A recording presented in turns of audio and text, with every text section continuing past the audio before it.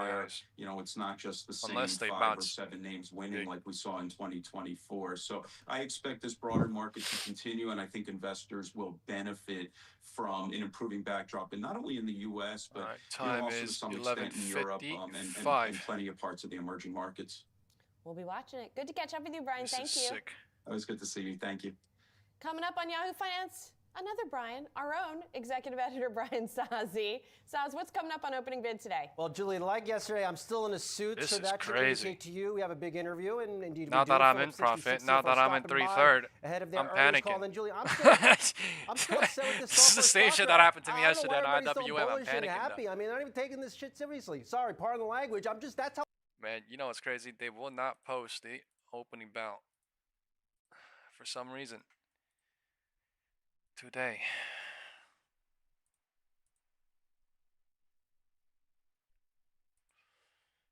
There's a whole lot that goes into hosting the Super Bowl. I don't mean at your house. I mean at a stadium. You need 2 great teams, a killer halftime guest, tons of food and amenities, and of course a mega-sized stadium to hold it all. The Super Bowl isn't just the most watched sporting event in America.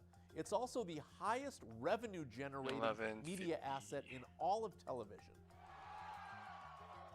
Last year's game attracted more than 127 million viewers, breaking its own record set just 1 year prior. Nationwide, It may be viewers zero of this DT year's Super Bowl cycling. are expected to spend a whopping $20.2 billion around festivities for the big game.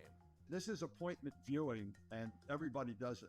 When it comes to the actual event, the Super Bowl itself brings in tens of thousands of people to its host cities every year, culminating in hundreds of millions of dollars pumped into the local economies. But what about the NFL?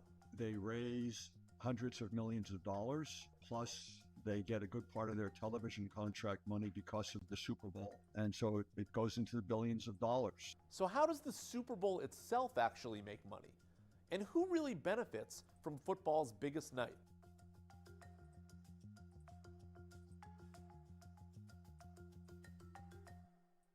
There are several direct revenue lines for the NFL, including ticket sales and sponsorships. In the 2024 season, sponsorships alone made up about 10% of the NFL's $22 billion in revenue. Corporations put down a great deal of money. And one of the things that corporations get, in addition to advertising and promotion of their products, is they get access to the NFL. Apple pays the NFL $50 million every year to sponsor the halftime show. That's money that goes directly into the NFL's pocket. But the biggest direct money maker for the actual game is ticketing and hospitality. Starting ticket prices for Super Bowl 60 are currently around $6,000, with premium tickets priced in excess of $15,000. They sell luxury suites. Levi Stadium has, I think it's 170 luxury suites, and they sell those for an average price of probably $1.4 million. That's another $240 million in revenue. Tickets and luxury boxes together, you're probably looking at close to $400 million in revenue. And there's very little overhead for the NFL. When it comes to things like infrastructure, security, transportation, usually the host city absorbs those costs. You don't automatically get an increase in tourism because you host the Super Bowl. It's possible that normal visitors, normal tourists will stay away from a host city with the expectation that it's a bad time to visit. But the biggest revenue source for the NFL is its media contracts. The NFL's current broadcasting agreements are worth more than $110 billion over an 11-year period. That's approximately $10 billion every year. ESPN alone pays the NFL $2.7 billion annually for broadcasting rights for Monday Night Football and 2 Super Bowls, next season's and the 2030 game. To put that number into perspective, ESPN's parent company, Disney, bought Marvel Studios in 2009 for $4 billion, or around $6.1 billion today, meaning in just 3 years, Disney will give the NFL more money than it paid for all of Marvel Studios. Now, current media contracts are good until 2033. Previous low of the days but now. NFL Commissioner Roger Goodell has said the league could renegotiate those deals as early as this coming year, meaning the NFL could see even more money from media companies in the coming years. The advertising basically goes to the network that's carrying the games. The NFL gets a little bit of advertising revenue. This year, on average, a 30-second Super Bowl ad costs about $8 million. And NBC ad chief Mark Marshall told me about 5 to 10 of those advertisements actually cost more than $10 million this year. That's a price many advertisers are still willing to pay. Fox saw a record $800 million in advertising revenue for Super Bowl 59 last year. Beyond the stadium, there's an entire secondary economy connected to the Super Bowl in terms of merchandise, licensing, and international broadcast revenue. Also, the explosion of sports gambling is another revenue stream for the NFL. Americans wagered an estimated $30 billion on NFL games alone this season. The Sports Betting Alliance predicts $1.7 billion will be wagered on the Super Bowl this year through the legal licensed sports books. They get money from the sports books for the data that's connected to the games. They get money from just the share of the revenue that the sports books take in. Some of them in the more modern stadiums are creating sports parlors so people can do prop betting while they're at the stadium in the sports parlors. Time is 12. Had a major impact on the revenue of the leagues. It has been a growing source, and it's certainly a source that the leagues continue to try to cultivate.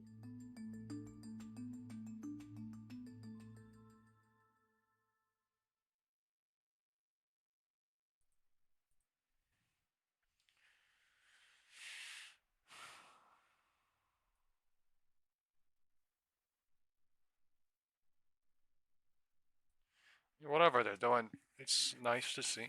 It's a bounce.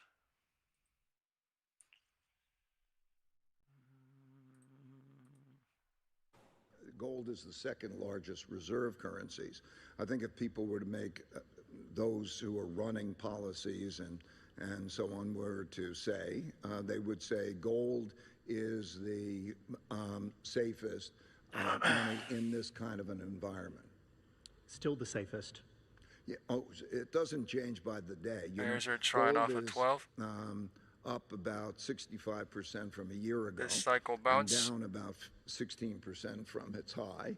And is that risk until there's a major cycle pullback and a bounce to break the 12 high? Go up and down, and should I buy it? And even instead, if they extend it higher, whether it's individuals, not but saying even it's more bearish, importantly, but perhaps the volume's central bullish banks for sure. But governments it's just or sovereign wealth funds should say what percentage of my strong green and then pulling back at the last second. What percentage of my portfolio should I have in gold? And think about that percentage. The last 10 seconds of the minutes. Price goes up and down. If it goes up too much, you sell. Making both sides hope to the max before that. Too much, but to keep a certain percentage, because it's a very effective diversifier to other parts of the portfolio. I think that it's best to say, if you didn't know what markets were going to do, what should my allocation be to different markets? And because gold is a diversifier, in other words, when the bad times come along, it does uniquely well, and when the good times are prosperous, it less so. It's an effective diversifier. So I would say that perspective. I'd say the most important thing is to have a well-diversified portfolio. So I'm not saying run out and buy gold and hot because the market's going to be hot, but more to think strategically about what is the right mix of assets to own, whether you are an individual or a central bank or a country or a sovereign wealth fund. Ray, you mentioned capital war. Do you believe that we are on the cusp of a capital war? So much of the market focus right now is on the president's trade and tariff agenda. We often talk about the implications of the trade war that we see unfolding. What about a capital war? We are on the brink. That means not in. Let's do a poll. But it means we First are poll quite of the day. close to, and it based would on be today's very move easy to into go this over week the brink into next week, into you a capital are war. bullish or bearish? Or this is making you feel? Because there are mutual fears. For example, if you were to take the conflict even over Greenland related to Europeans and the United States, there could be a fear that European holders of U.S.-denominated assets could have that they could be sanctioned in a sense. They might have a fear in one way or another, and there could be a reciprocal fear on the part of the United States that it could be not get the capital or not get the buy. This is very much similar, by the way, to the UK during the Suez crisis. So capital money matters, in world. Money buys the military equipment, money matters. And the strength of that money, the reserve currency, and also the willingness to use it. We have one person that said bullish. To make the purchases and so on, the ability to do that, but also the willingness to use it as a leverage. We're seeing capital controls and capital war taking place all over the world today, and who will experience that is questionable. So we are on the brink. That doesn't mean we are in or close, but it means that it's a logical concern. One who studies history volume is bullish. The 1 minute MAC, the RSI is in bull territory now. Foreign exchange controls, capital controls are normal. They're the normal things to happen in environments like that. And so naturally, in preparation for that, or to protect oneself against that happening, countries, sovereign wealth funds, central banks, and individuals are making those kinds of provisions. Why market so volatile? Isn't it nice? So how important are these jobs numbers to what you're looking at in terms of technical trends in stocks? Well, look, the economy actually in the U.S. has held up in much better shape, I think, than most of the world. So that's really not my concern. It has to do with a lot of the sector rotation and really bifurcation within technology that's caused a lot of meaningful deterioration in groups like software in recent months. We've seen the pullback in many of the cryptocurrencies, which has now spread to precious metals. And I think that's, we're setting up for probably a year of consolidation this year. So, the three key points is that the sector rotation is very real and is something that likely can start to spread to other areas of the market. Technology is not the leader anymore. We've seen energy and materials start to take, center stage in terms of our performance. The second is that the second year of any second term of a president historically has not been a great year. And we've seen that going back since Truman, Eisenhower, Reagan, Bush, Obama, Clinton. Many of these, it's a very, very difficult time. So we're in a midterm election year, and now we're going to have a change in Fed leadership also. So for many of us that look at this data, normally the max drawdown is about a 17% sell-off during times when a Fed governor comes into position. Wow. We saw that under Powell. We saw it in Yellen, Bernanke, and Greenspan. Greenspan, of course, was in the 87 crash right after he started. And so that, my thinking is, for those of us that like to study Fed language every single day, to have a new Fed governor where we have a whole new style of communication, is going to prove to probably be a challenge for the markets to just simply continue to go up as we've done in recent years. Look at metals year to date, Mark. Gold is up 15% year to date in this graphic. Silver is up 15.6% year to date. That's some return when you compare that to stocks, which are up about 1% in 2026. That's true. I mean, when you look at the de-dollarization, which has happened, and a rapid decline in the dollar, if you measure the stock market performance in gold, it's actually been pretty negative. And of course, many things in gold, because gold has gone straight up over the last few years. And so that can prove to be challenging. That causes a lot of, populist tendencies and K-shaped economy, as they say. Those that own assets like real estate and the stock market certainly prosper as the dollar falls. Looks good to me. But, SOXL bear or bull trap.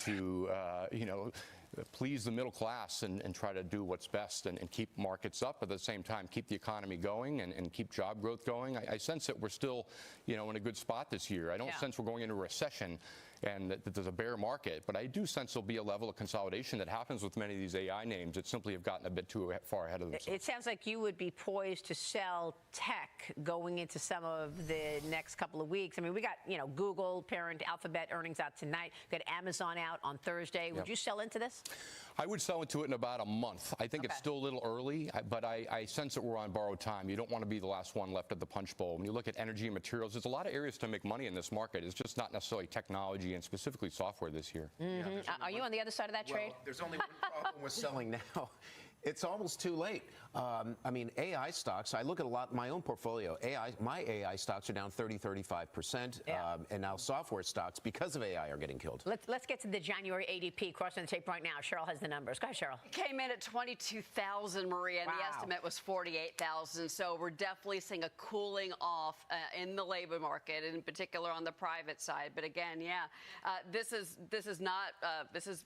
I mean, that's less than half of what we expected. Last month was 41,000. So there you go. This is all we're going to get because Friday's delayed, as you mentioned, Maria. Manufacturing, which is part of what President Trump was trying to change. He wants stuff to be made in this country again. So, so I'm not surprised that services saw greater growth in manufacturing. Mark, do you think this reaction is about the potential cut in interest rates? I mean, look, the jobs numbers come out. They're weaker than expected, coming in up 22,000 versus an estimate of 48,000. And we got the market up in the triple digits. Look, as a technical analyst, I think it's always been difficult to look at economic data, particularly lately after the government shutdown, and make heads or tails of exactly where we are. And the market's going to react whenever you see an adverse number that's different than what we expect. But overall, I don't sense it's going to be that problematic. We know Warsh is going to focus on inflation. That seems to be obviously coming down. What's interesting is that commodities have been slowly but surely starting to rise in recent months, and so is the trend your friend on commodities? Do you want to buy into this rally in hard assets? I do think that the first half of this year continues to bring about a rise. I mean, when you look at commodities, it's very heavily oil related, as probably Adam could tell you. But I think this crude rally is largely about Iran tension. That's probably gotten a bit ahead of itself. If we get to the mid to high 60s, we probably need to backtrack to the 50s. But I think energy outperforms this year. We know that energy is going to be a necessity for AI and fossil fuels, and that's going to be really different than what we've heard in recent years. And so this whole thinking of peak oil, I think, is not correct. And I like being long energy this year. And I think that, if we're going to do anything with Venezuela, we need to get crude materially higher. I like gold and silver for a bounce, but I don't think they hit new highs. So. Actually, reaction, your thoughts? No, I'm just sitting here thinking that the energy space will continue to do well because of the deregulation that's being put in place by this administration. But I'm also sitting here thinking how Democrats are going to jump on the talking point of the numbers today and how we're going to react. But I think the job growth is too slow and that the president's not doing enough. Exactly. Yeah. Well, I mean, look, this is also a conversation about literally historical as fuck, bro. People don't understand what's going on, bro. I literally do. I'm not in Tesla, but I just looked at it for a fucking second. I can tell it's doing some fucking crazy ass fucking multi-fucking day, like 30, 40, 60 is that what he's effectively going to do is pay for rate cuts I see AMD, I see Tesla, I see fucking NVIDIA, I see many things doing multi-day, multi-month shit. Multi-day, multi-month shit. This shit is not a fucking little fucking little. We need to get him confirmed. This shit is crazy. AMD down fucking 16%. Nobody in the world expected this shit. I don't care what anyone says. I'm gonna go to sleep saying no one in the world expected this shit on AMD, Mark, man. great to get your take on all of I this. didn't expect this shit on AMD. I was expecting 230, man. 220 at fucking market open at Hopium fucking 220. We were at 618 and I was thinking this shit was gonna pop. Like, this shit is some fucking monthly fucking daily shit, and AMD started it all. There. I now recognize the ranking member of our committee, Mrs. Waters of California, for 5 minutes for questions. AMD started it all. Secretary Besson. Or actually, NVIDIA started it all, and then Palantir continued it, and then AMD continued it. So this shit to me financial is stability. While you know that in ways you plan to deregulate a lot of Wall things just Street happened. and plant the seeds for another crisis, you said little about the a lot of things are inflation. I find this odd as the president and you have finally began discussing in the media There's a lot of how things the price of goods are way too high. Notably, you mentioned that tariffs There's a lot of need things to come coming. down to lower costs for Americans. So I have a few questions about this. As a former All these bears, and we're showing the gap again. manager in 2004, and I don't want you to go into any long details about this, but did you write a letter to investors raising concerns about the impact of tariffs, writing that, quote, tariffs are inflationary? It's so did you say one-sided. that at the time, yes or no? No. It really is. Okay, thank you. Okay. Earnings, we have a New York every Times earnings is article good. that, you know, Just think about that. agrees. Every earnings is good, and And they're last talking about on summer, Reddit. when Why you is every testified fucking before a earnings Senate good, and every committee, fucking you thing said, is and just I slowly quote, going down there from is the no top? inflation. Tariffs are not being passed on exactly to right. consumers. From the You top. were quite definitive, and even claimed that critics had, quote, tariff derangement syndrome. Well, I was wondering those how they were going to comments gap fill are up at there, but I mean, odds with the honestly, they statement did you it so made fast to with the investors pops. that tariffs are inflationary. Again, I want to be clear, so just let me ask you, are tariffs inflationary, yes or no? According to the San Francisco Federal Reserve, with 150 years of data, yes or no? Tariffs do not cause inflation. San Francisco Federal Reserve. Well, last November, as the Trump administration finally began to realize that affordability issues in America are not a hoax, you told Fox News that the government was going to reduce tariffs on goods like coffee and bananas. Last November, I gave you my heart. The very next day, you gave it away. This year, na-na-na-na, na-na-na-na-na, Christmas, Christmas.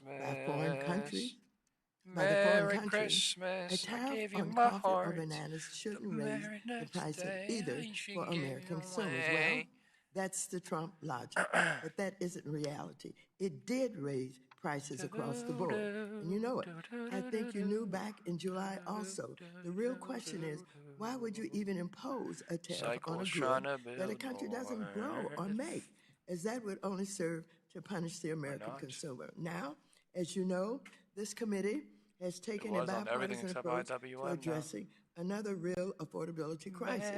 Housing rents are too high, there aren't enough houses. However, one clear reason that the housing crisis has grown worse is that you and the rest of the Trump administration levied tariffs on housing production goods like lumber and steel, as well as appliances. Can I just talk about my personal life for a little bit?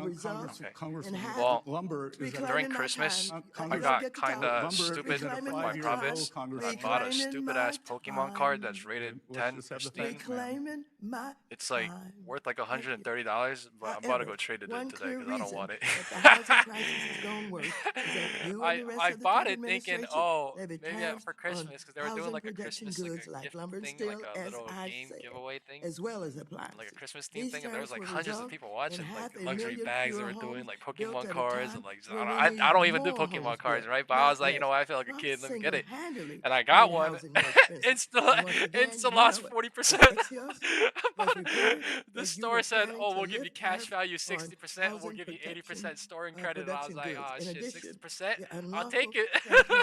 I was like, dude. But yeah, this Gyarados Pristine 10, terrorizing American communities has also harmed home it's cool, but like, across America. Who the fuck does Pokemon Secretary cards? Bissett, I mean, like, will you be the voice of reason in the administration and urge Trump to stop waging a war on American consumers and on housing or affordability and putting the economy at risk? Yes or no? You don't have to explain. Representative Will you be the voice? Will you be the voice?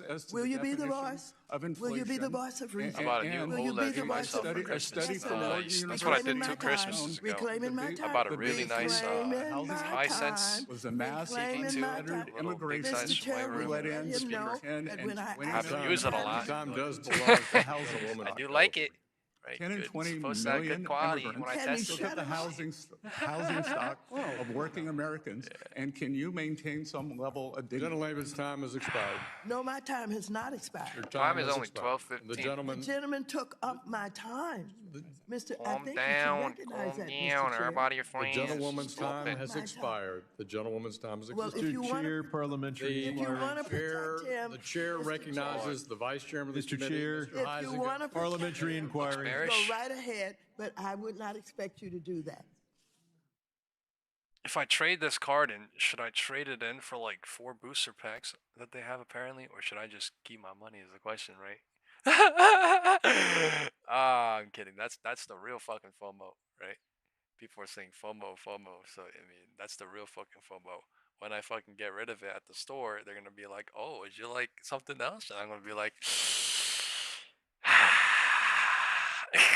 "Hell nah, hell nah." Oh shit. Has already taken a lot of comfort in the selection of Warsh. We just see macro tailwinds. It's really about the CapEx cycle, the global industrial renaissance. Keep the card, really? And whether or not rates move a little bit on the front end isn't really going to change these macro opportunities. And so I was having like a 15% thinking of like that too, 25%. And I was like, if I get rid of it now and this thing kind of goes up in like 2 years, what if like the answer that much? Because like it's a Gyarados 2026. If anyone knows anything about Pokemon cards, please let me know. Right? I don't know jack shit about Pokemon cards. Gyarados 2023. Right. Obviously, come November to the midterms. Pristine 10, CGC certified, guaranteed about company. The sources of funding, Maybe particularly here in Asia, so about 80% of funding is from the banks. And if you compare that to Europe, it's about 50%. And he says Pokemon values only go up. Can you know for me? This is Gyarados Pokemon 2023, Blastoise, now, if you're thinking about long-term, I mean, I eBayed it and it's like $140. If you're thinking about AI, they were like, "Oh, we'll give you the average short of it." end of the People saw it curve for or like race cheaper than that. in the near term isn't really going to change those macro tailwinds. Okay, what do you tell investors though, or people you meet who find out the Elias said, "Get the old, not the new stuff." You know, this whole there's like so AI many boom, new old it's stuff probably on still Pokemon. got Probably legs left. CapEx is still ramping, but you know they're pretty much up to here in terms of funding it by. Send it my way on what they offer. What does that mean? Including to private markets where I can't see a thing. You're a Pokemon person? Oh my God! Wait, hold up. We're my Pokemon Connect. Years in Asia, and like you said, we have all 200 Apollo partners here for this week in region, and we have our global partners offsite later this week. So we're so focused on the opportunity set to help companies invest and grow. As it relates to AI, I think the front end of the curve is pretty clear. So the changes, the cash flows, there's a lot of certainty on the front end. Oh, so send it to me my way for free so I can give it to my son. That's and so we're aligning ourselves to that. By being in credit or in hybrid, we're focused on the short end. That's really where we've made the majority of our investments, whether you look at Valor or where you look at financing data centers like we've been doing. We Gold miners, really ETF bearish, ETF times 2. Because we do think the longer term is uncertain. Wow. Sherry, come in on this.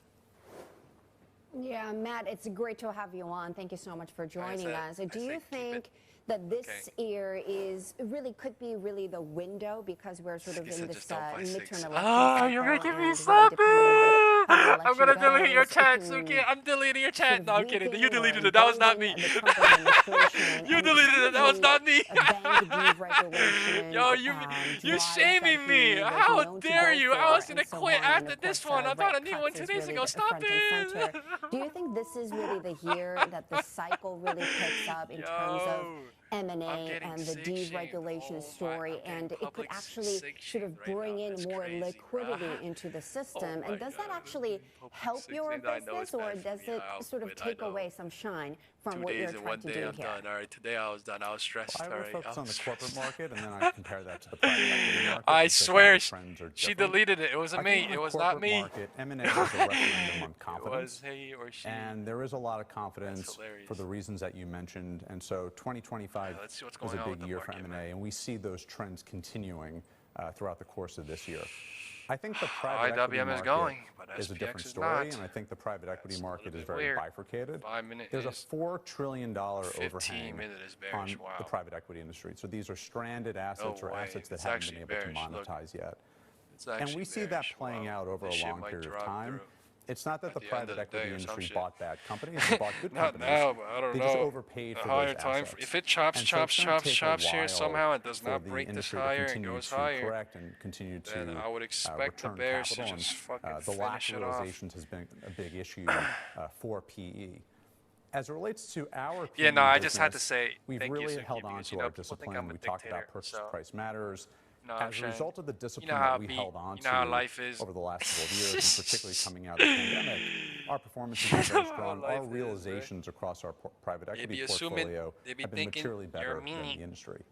Across the entire business, we do think that the M&A market is going to create opportunities for us, whether it's financing companies with credit solutions or hybrid solutions, or continued growth in our private equity business. For anything. What kind of market moment do you think it will be when SpaceX, for example, goes public? Because I wonder, because it's been sort of locking up a lot of money for such a long time, it could be a major distribution event, and perhaps that liquidity gets put back into the market. Do you have a line on that? And you don't have to, comment on SpaceX only, but we are hearing whispers about major tech juggernauts actually getting ready for their IPO This is still moment. chopping at the floor. For us, I think it's more about our investors and thinking that they should have exposure to public equities and to private markets assets as well. If you look at the public equity markets, particularly in the U.S., massively concentrated. So 8,000 public companies have gone to 4,000. 10 stocks really generated a lot of the gains last year, represented about 40% of the returns to the S&P. And even though the S&P was up 18% last year, a third of companies actually lost value. So damn bearish and so today. the public equity markets play a role in investors' portfolios, but we think the private markets offer longer excess return over longer periods of time, more diversification, and is very much a complement to people's public markets exposure. Full retracement and you mentioned, you used the word discipline to describe how you're approaching, especially when it comes to the private equity market.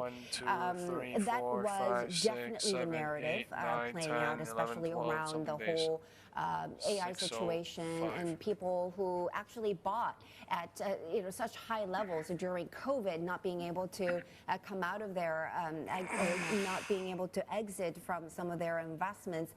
Thank you so much for hitting the like button today, folks. We are almost at 90 likes. Let's push the likes to 100. Do you still need to exercise that discipline to pick up some of these investments, or hit the like button do you if you have think not already. Valuations has come off quite a bit because of a lot of the bubble talk that actually happened over the last few months?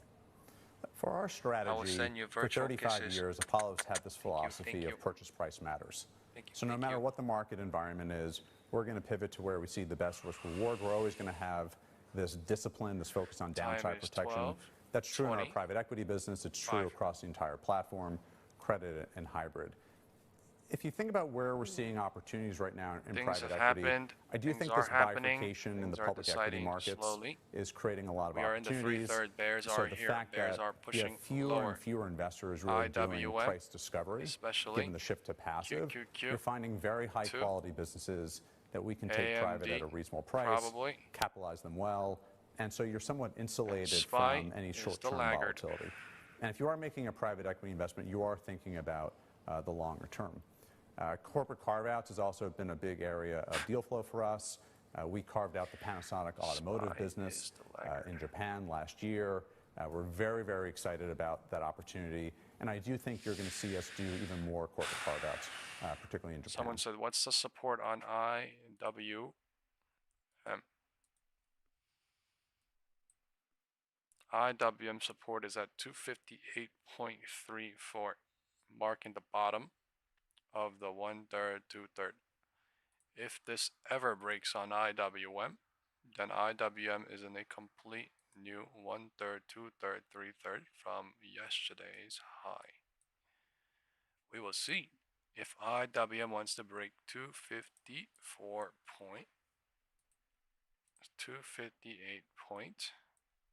It looks like they're fucking doing it. I mean, 258.41. QQQ LOD testing. SPY is bearish. Bears are in control. Welcome back to Morning Trade Live. It's time now for the big picture. So let's welcome in the team from Charles Schwab. We've got Nathan Peterson, Director of Derivatives Analysis at Schwab Center for Financial Research. I'm up 43% on my SPY puts into 686 now.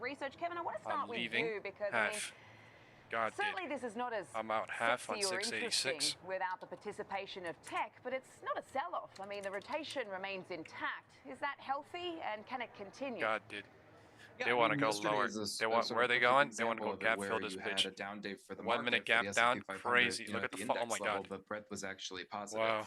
Look at this fucking bitch. SPX 1 minute gap. Pretty rough day if you were just looking. SPX fucking 1 minute gap. That's fucking insane. A lot better. Wow. 3/3 fucking played out huge. It is sort of part and parcel of what the market Look has at the 3/3 continued to today. look like, not just year to date, but over the past several months, where today. there has been, as you mentioned, this rotation, down the cap spectrum, but even within the S&P, within other sectors outside of tech and what is considered traditional AI, divergence cleared on all things. Trade. The tough part about that, and why it doesn't feel as interesting at the index level, is because Tech, communication services, and consumer discretionary make up 55% of the S&P 500. So if you don't have any of those sectors, while all this shit is happening, my shit going up too. That's the crazy part. And really leading, then even though the rest of the index could be doing well, your overall index gains won't look as strong. So I think it's sort of another, I think, sort of additive to the argument about diversification across and within sectors where you could be benefiting a lot from some of the moves that we've seen, even if you're outside of tech and communication services, just as an example. Yeah, I mean, the S&P 500 equal weight is up almost 1% right now. We're certainly continuing to see that rotation into areas like materials, for instance, financials as well gaining today. Energy is up. Nate, just getting to you, obviously, what do you make of some of this rotation? Today is a god day. It's a tale of two markets. I mean, you're kind of painting the picture, both Kevin and you, Sam, in terms of the S&P equal weight up 1%. It's really this DeepSeek moment for software as a service. You get these the frequency of these announcements where AI, whether it's Claude or Anthropic, whatever company that's out there that's able to swiftly create some type of a comparable business model to some of these types of services that have been out there for a while. If you look, let's look at the IGV, for example. That's the iShares software ETF.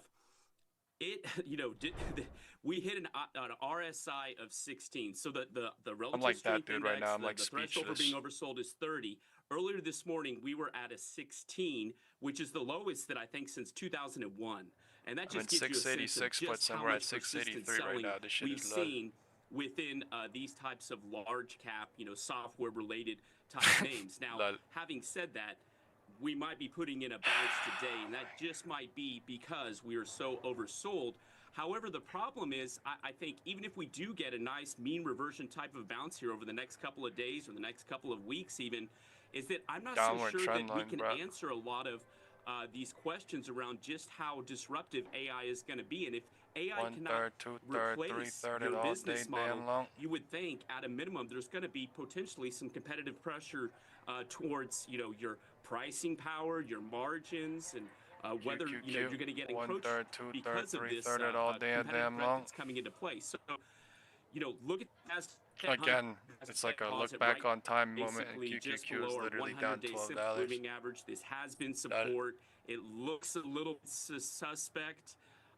So it might. I'm not sure how long we're going to have this play out in terms of the concerns around AI. The economy looks strong, and if you go to that relative safety play, they're going to industrials, power, memory, whatever the infrastructure play can be, that money flow is going to the relative safety.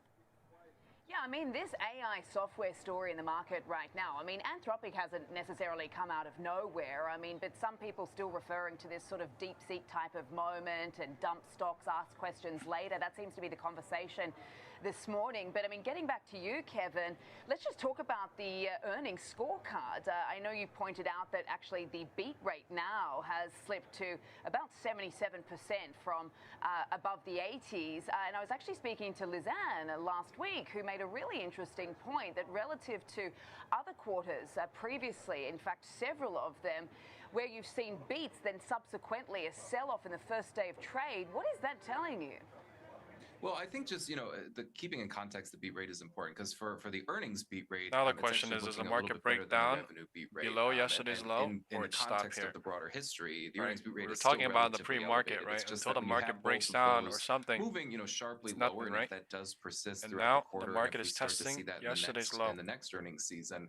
That has been consistent sometimes with more weakness in the market. The last time that we saw that testing yesterday's low, deciding what to do. So volume is it's a little bit of an interesting thought experiment and exercise because 2022, that bear market was, disproportionately driven by 1 minute gap on SPX particularly exists. the Mag 7. If you took those components out of the market, the drop actually gap wasn't on that SPX severe. So exists. it's sort of a similar backdrop to today in terms of those bigger companies that are weighing on the index. If you take those out, the index actually looked, relatively solid, as you were just showing with the equal weighted S&P 500. So I think that's something to keep in mind with this earnings season, especially because bulls are hoping on that gap and getting fucked. Of the segment, There just hasn't been a lot of excitement Bears for are hoping this companies in shit terms goes of lower. their share price reaction, even if they're beating on earnings That's what's or going revenue on. or both. So I think that's where this that trifecta instant adding in the fucking minute, guidance in this piece instant really fucking comes second, into play, that's but what's also going some on of these right now. external factors around whether it is the rotation trade that's being, sort of more in the driver's seat, but also anything in the AI space in particular in terms of CapEx spend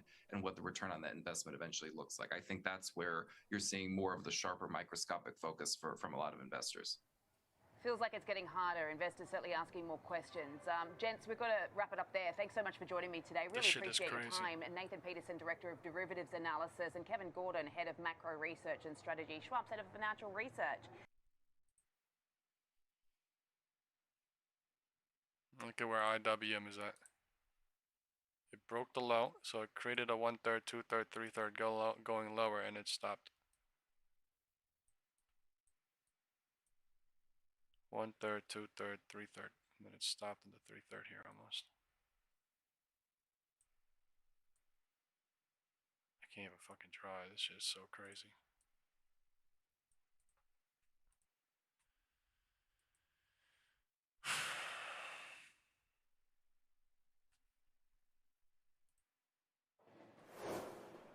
Software names getting hit again today after the sell-off yesterday amid these fears of AI disrupting the industry.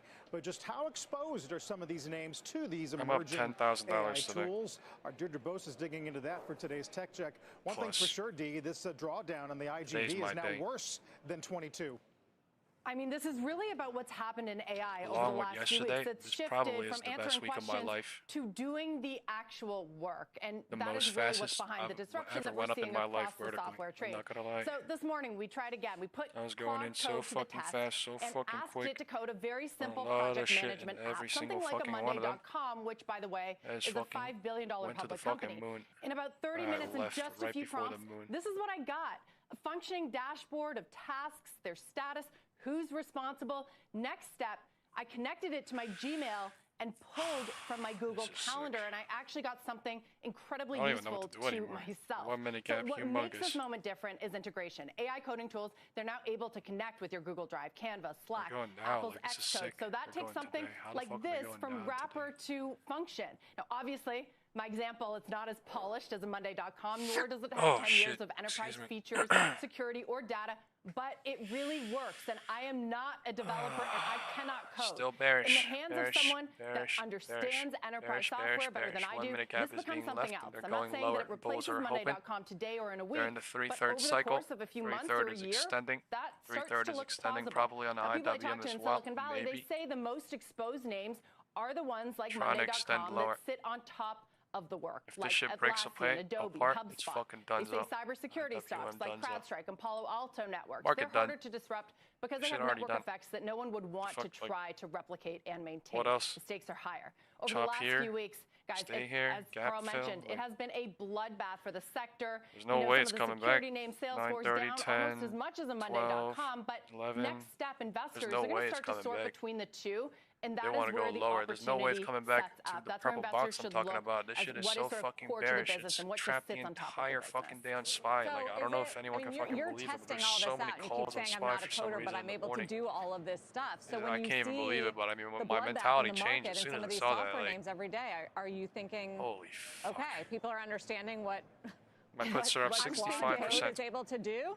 Yes, I'm thinking, one, I'm not a coder. Two, this is the worst that these tools are ever going to be. So what does that look like in the future? I mean, obviously it's going to get better. And I would just say in the last few weeks since I've been playing around with these tools, I'm absolutely blown away. And I don't think that that's something that has reached, That's the me right now. I'm wider absolutely public or even fucking Wall blown Street away. in a- Nvidia in is a down, or significant AMD is enough down way so far. 17%. The fact that I can just spin 17%, up folks. something that looks Minus and works like a 17% Monday.com day today. for myself. All right, I in just really an have hour to this change my morning. I mean, fucking it stream started as a title fun to idea, and I'm like 17%. more shocked than I'm anyone really sorry. that it actually worked. And I think changed it these about moments fucking are 4 going to times. keep coming, not just From for me, but for 15 other to people who cannot code. 16.5 to Yeah, 17. these plugins that you might only use now once. 17. Here we are. They'll be custom made AMD for you 17% at that down. moment, Tech bear and surprise. it kind of throws a lot of cold Right, water on today's why you stream would is, subscribe to an existing Does application everybody over time. does Some everybody serious agree with the existential title questions stream? being asked Like, in this the shit is software fucking space. tech bear Thanks surprise, very right? much. Deirdre Bose.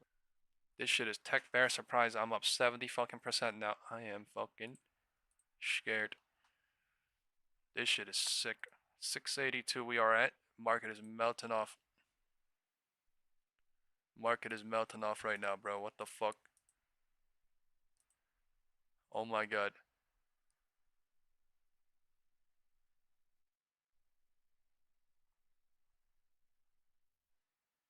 Oh my god.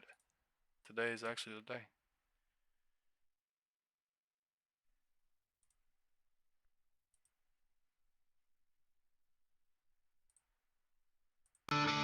We're back on Morning Trade Live. Alphabet will be in focus this afternoon when the mega cap tech titan putting us so there.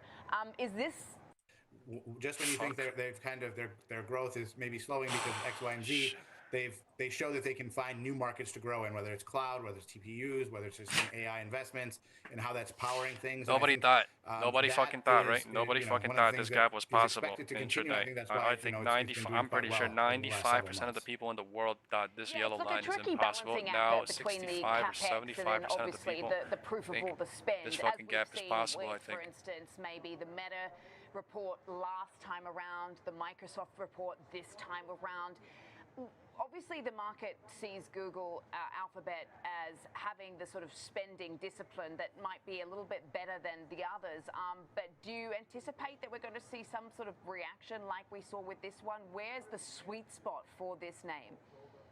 Yeah, it's hard to say because every time that I've thought, wow, this is a lot of CapEx spending, the next quarter is even more, and they up it again. And I think we saw that with Meta as well, kind of with the guidance that they put out. And so, you know,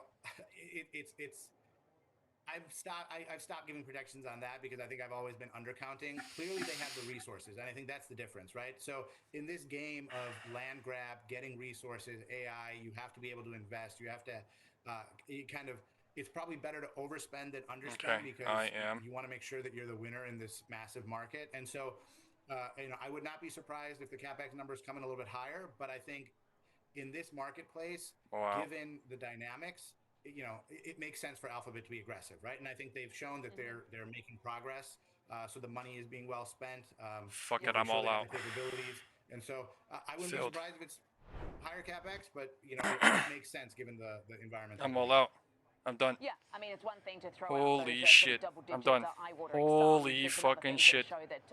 Holy fucking shit. As well. We'll be watching. Really appreciate the preview, Juwan. Thanks so much for joining us today. That is the Media Entertainment Director, S&P Global Ratings.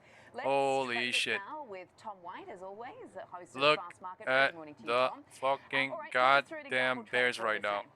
Yeah, this is a dicey one here, Sam, just because the bar is so high in this report. And we've seen that repeatedly out of tech where the bar is high going into a report. Maybe they beat on EPS, top-line revenue, maybe even guide a little bit higher, but the stocks could still get punished. Maybe there's some profit-taking going on there. So you got to be careful with this one. The option market, this is the 3/3, fuck it. Plus or minus 12 either way, about 6%. 1 minute gap. In the shares, the stock's just below those all-time highs. We're going to focus on cloud growth. Is that still above the 30% level? Then YouTube advertising, search advertising, which is still supposed to be over double digits. So there's a lot of minutia in this report. So I got to be careful. Staying risk defined, I think, is key. But I looked at something that takes advantage of if we do see a pullback in the shares, and maybe it's not on the fundamentals, maybe it's just on profit taking. I looked at a bearish put diagonal here if you think this is sell off about that one standard deviation. So I went out to the February 20th monthly options that expire in 16 days and bought the slightly in the money 340 strike put. That's got that higher negative delta. AMD, I cannot believe it, and then man. against it, in the This near is term, the granddaddy of all granddaddy, 17.45. We're going to sell the 320 I would have never believed, right? AMD was the one to go 20% down, right? And never NVIDIA. But the day after fucking it's probably trading just over $11 right now. Stock has pulled back a little bit. But the debt you pay is going to be your risk on this one. And you can see there from the risk profile, anything below about 335 is going to be potential profitability on this trade, with the apex of what you can make or max profitability is going to be at near that 320 strike, which aligns with about that one standard deviation move that the option market's pricing in. Now, one of the key reasons of a $20 wide bearish put diagonal, and you're only paying almost half of the cost of the width of it, is because of those volatility levels within the option series. So in the February 20th monthly options where you're buying that 340 strike put, you're buying about a 48% implied volatility on aggregate. And then in the near term February 6th options where you're selling that 320 put, you're selling about 100% implied volatility on aggregate. So that vol dispersion lowers the entry point price on this, but you definitely need a slight move to the downside to start getting into profitability, and you'll have that potential to roll that short option a couple times, creating more credits, increasing potential profitability, but just slightly bearish outlook here on Google Alphabet in this example trade.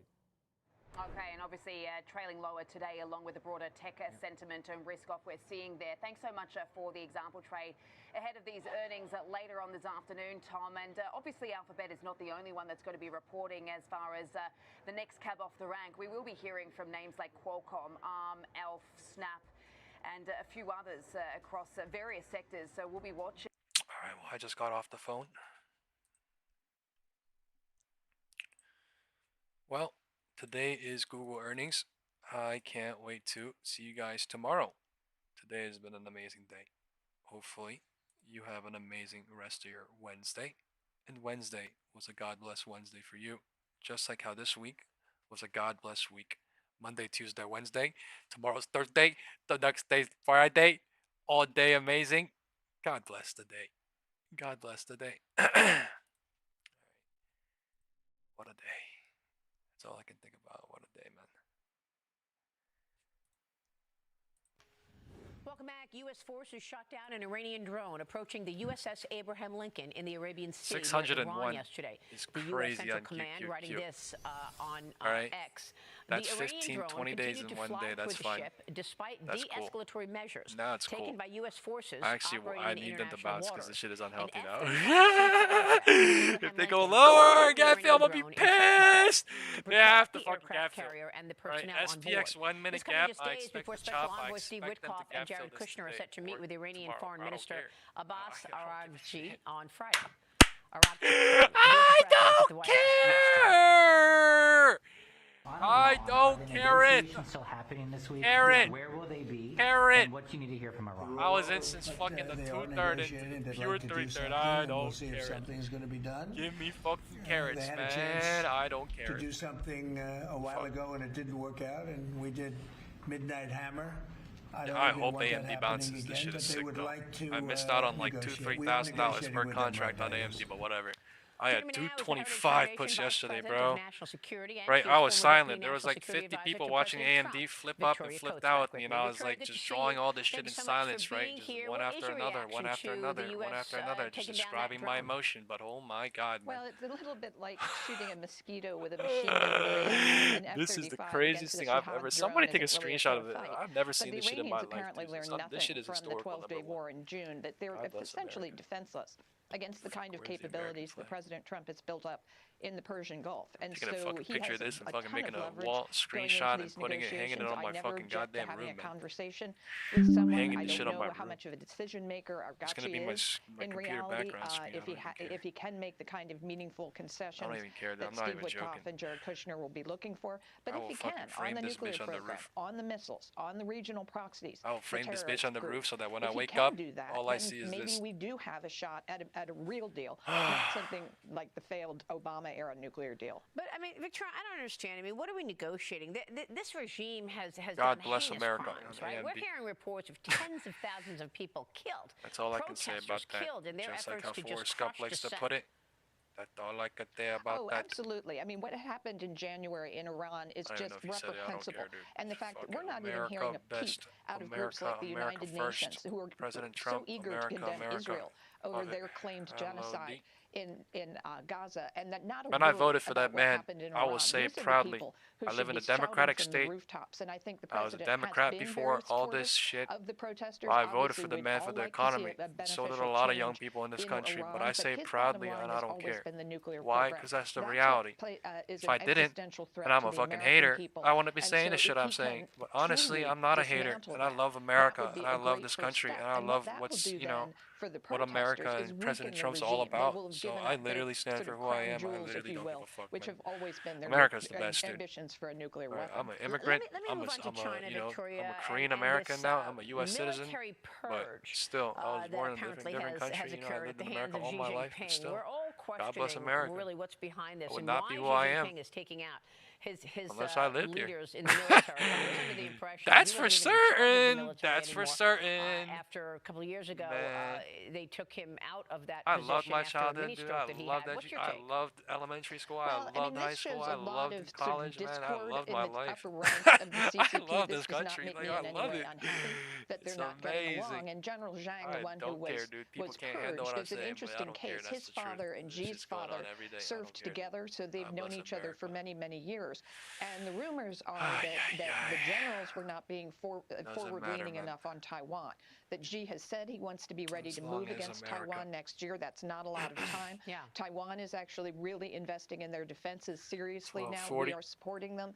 They're making that much, much more difficult. And I think Xi felt that General Zhang just wasn't being aggressive enough when he took him out. 6,875. And I love 1225 level on SPY is around in terms of the Panama Canal. The Supreme Court of Panama annulled a contract for the Hong Kong company CK Hutchinson to operate the two ports at the Panama Canal, at either end of the Panama Canal, handing President Trump a pretty good victory for his security ambitions. China's Hong Kong and Macau Affairs Office claimed the ruling is, quote, absurd, shameful, and pathetic. And they are vowing to defend the interests of China and these Chinese companies who are running those ports. But the Panama Supreme Court called it unconstitutional. Your reaction? Well, I'm sure the CCP does think the rule of law is absurd. That's something they don't pay a great deal of attention to. But there's no appeal here. This is the Supreme Court of Panama. They can't do anything about it. And there's another element to this, Maria. Neighboring Bolivia, President La Paz, their new president, who's finally taking that country away from communism, is just canceled a zinc processing plant contract for $350 million with China. So this is really beginning to happen. Wow, really interesting stuff. We know that when President Trump visited there, all the signs were in Chinese, so China was truly dominating and trying to dominate that port area, right? Mm-hmm. No, and that's where all the trade happens. So it's enormously important they could disable the canal. Yeah. Victoria, it's great to have you as always. Thanks so much. Thank you, Maria. All right, Victoria Coates. Stay with us. We'll be right back. Man, that's FOMO. That's actually FOMO.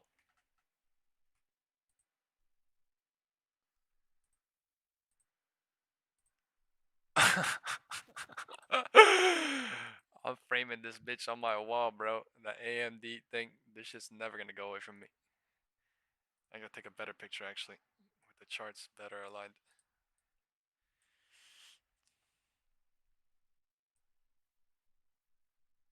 Shit, it looked cooler when I had it up there. Fuck it, shit looks cool enough. Let's go.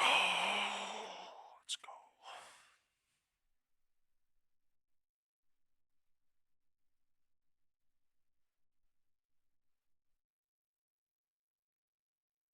Man, I want the market to have a big, butterful night. I want the market to bounce a little bit and have a big, beautiful, sleepy night. Not a sleepless night.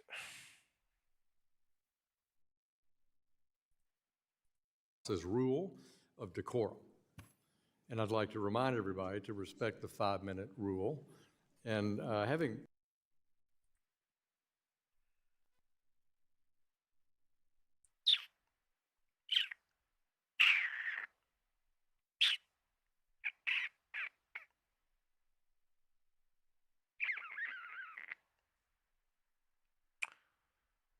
What a boring day.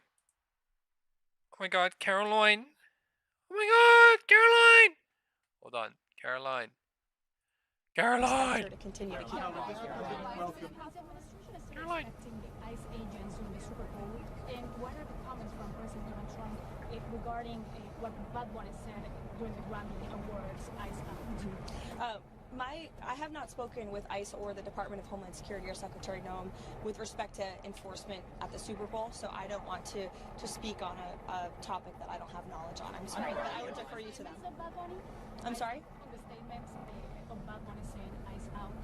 Yeah, I mean, look, I think it's very ironic and frankly sad to see celebrities who live in gated communities with private security, with millions of dollars to spend protecting themselves, trying to just demonize, law enforcement, public servants who work for the United States government to enforce our nation's laws.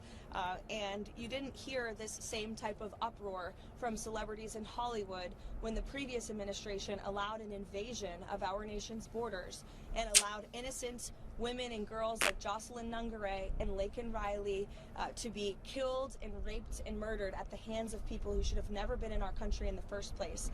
And now you have law enforcement who are simply trying to do their jobs to remove violent predators like those who took the lives of innocent Americans. There was no uproar from Hollywood and the elitist crowd at the Grammys then, but there is now, and I think that speaks to the unfortunate irony that we're seeing in I Hollywood. hope this shit bounces here, so I feel smart and not FOMO.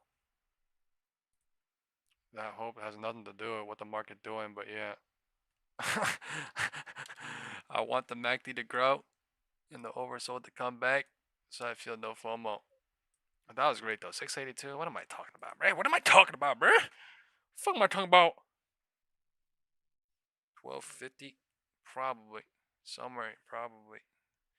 Ain't no way it breaks 680, right? Today?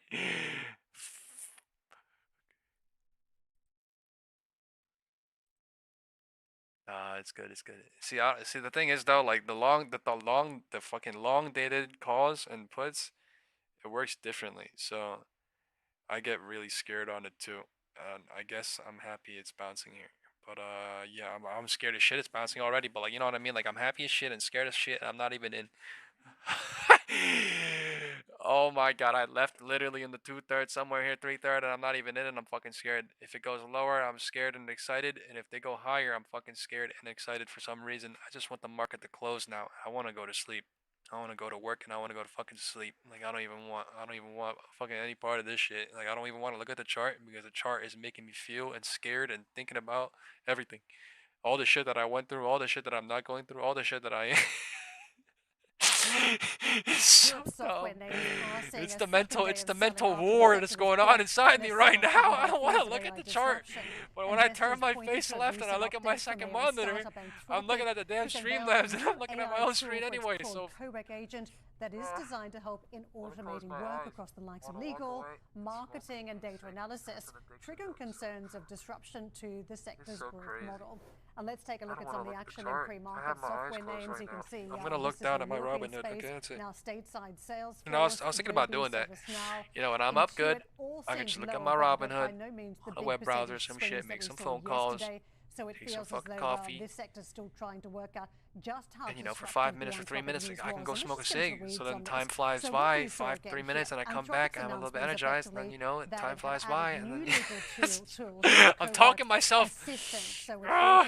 You hear myself cracking this wood. Research tasks. It had other plugins as well. The market was looking at what that meant for customer services, all sorts of research elsewhere. And if you look at the stocks that sell off effectively across the board, from PayPal, Expedia to stop the stream for the day. We forgive you. Stop it, Sean. Come on now. All right, stop it, Sean. When everybody excited, when everybody euphoric, when everybody unfocused, don't forget, this is just a company disruption level. And earlier in the year in Davos, Sean said, I like the video. We're at 90. Can we get to 100? Can we pretty please? You know, for a fact, there's only always 35, 45 people coming and going every day, never hitting the like. How do we know this? Because of, you know, people saying they watched 2 channels starting yesterday, right? Check the channel activity maybe, and you see that they're here and not there. Just impact the margin story. Maybe 2 days out of the 3 weeks. We've heard a lot about the 2 days out of 4 weeks that you basically can tell clearly, right? On white-collar jobs and professional services. And I mean, I appreciate the views, but it's just, you know, I would really, really love it if you can hit the like button when you're here anyway, and, you know, what you're hearing and what you like is being said about life. Why not hit the like button? You know, to listen to good things about life and to, you know, I don't know if you disagree with it or not, but like, you know, to be like, oh, nah, I'm not gonna do this numerically because it's just a like then, you know, that's tools when tools already exist. So I wonder if there is then, that does not make sense with respect to one of the greatest minds on the planet. I truly believe that, you know, good-hearted people and normal people and all that, like, understand like where I'm coming from, and like I know I'm coming off as complaining a little bit here and there, but you know, you understand, right? Because it's very hard to get likes. Like you hear me asking for likes every day, right? Like I used to be at 100, 120 easily back in the day, but like it's very hard. An internal combustion engine which takes away the need for a horse. Then the horse doesn't become ubiquitous in society, which was exactly what happened between 1870 I wouldn't want to hear it every day too, but I mean, you know, if somebody doesn't remind anyone who does. I don't have a moderator, I don't have anyone, so. This co-worker Claude. But thank you so much. Thank you so much. Could potentially destroy the livelihoods of those companies and the lawyers themselves. But the point is the same. Bouncing off of 600.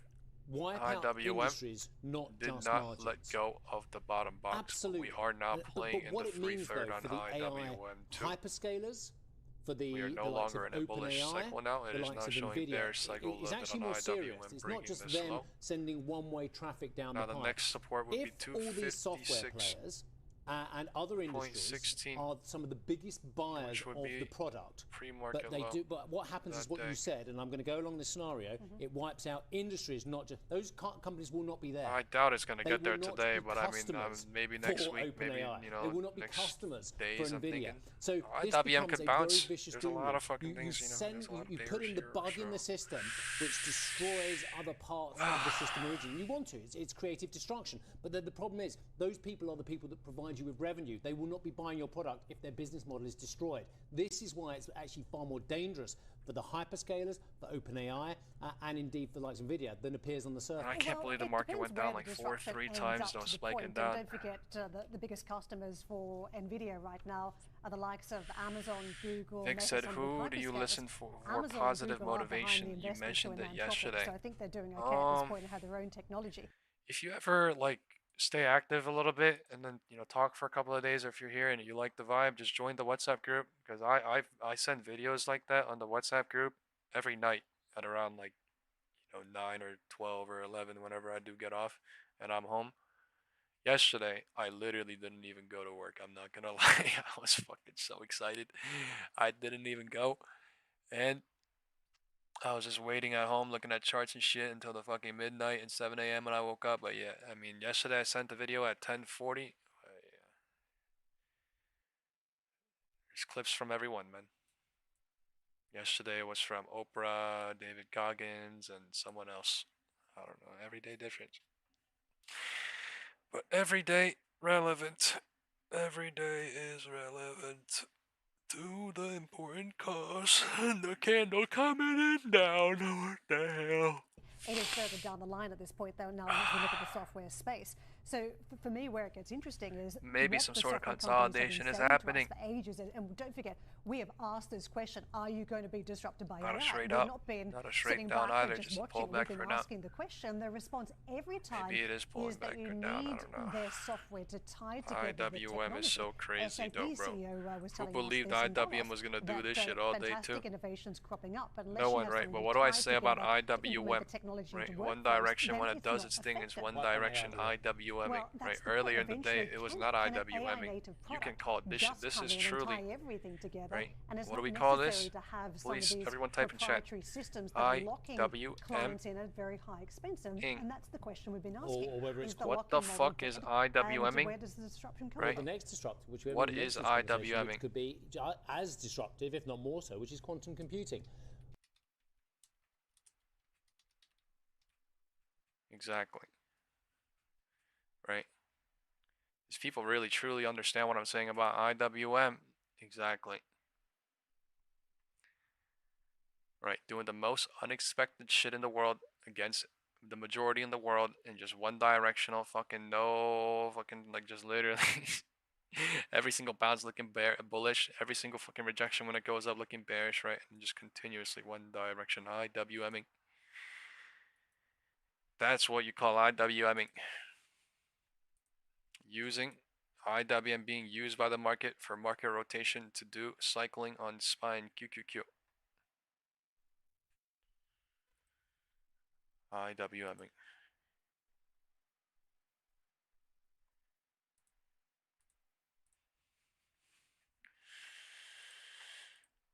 IWM definitely has reasons, but it's just the reasons are just so hard to catch on. Sanctions are meant to choke off oil supply, but a hidden fleet is covertly keeping prices lower than they should be. The shadow fleet is a concealed network of tankers that move sanctioned oil. The vessels operate by obscuring locations, routes, and even ownership. I already saw a YouTube video on this though, so I don't want to watch it. I want to turn on an economic video. I want to go for a break, smoke break for 4 minutes.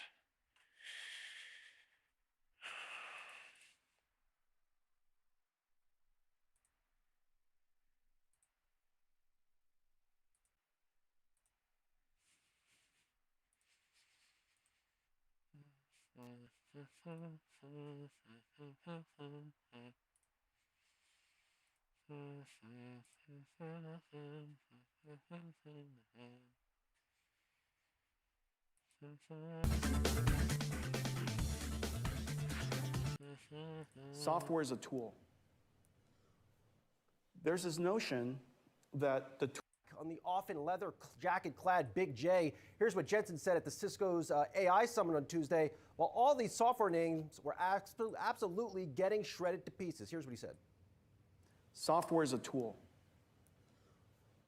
There's this notion that the tool in the software industry is in decline and will be replaced by AI. You could tell because there's a whole bunch of software companies whose stock prices are under a lot of pressure. Because somehow AI is going to replace them. It is the most illogical thing in the world, and time will prove itself. If I had Jensen's bank out too, I'd be cool, calm, and collected on a white couch. At this crucial moment for tech investors, though, the market could care less what Jensen has to say on this topic. Sure, Jensen is often the one that stirs the drink in markets, in part because NVIDIA is the one that stirs the drink in markets. But the market fully believes software companies such as Salesforce, Workday, Thomson Reuters, SAP, and ServiceNow have their terminal values at risk because of quick developing advancements in AI. What, you think Anthropic and the brother and sister leadership combo of Dario and Daniela Amodei won't lean in more into these AI tools to try and render software companies obsolete? Their only goal is to drive value higher for Anthropic investors.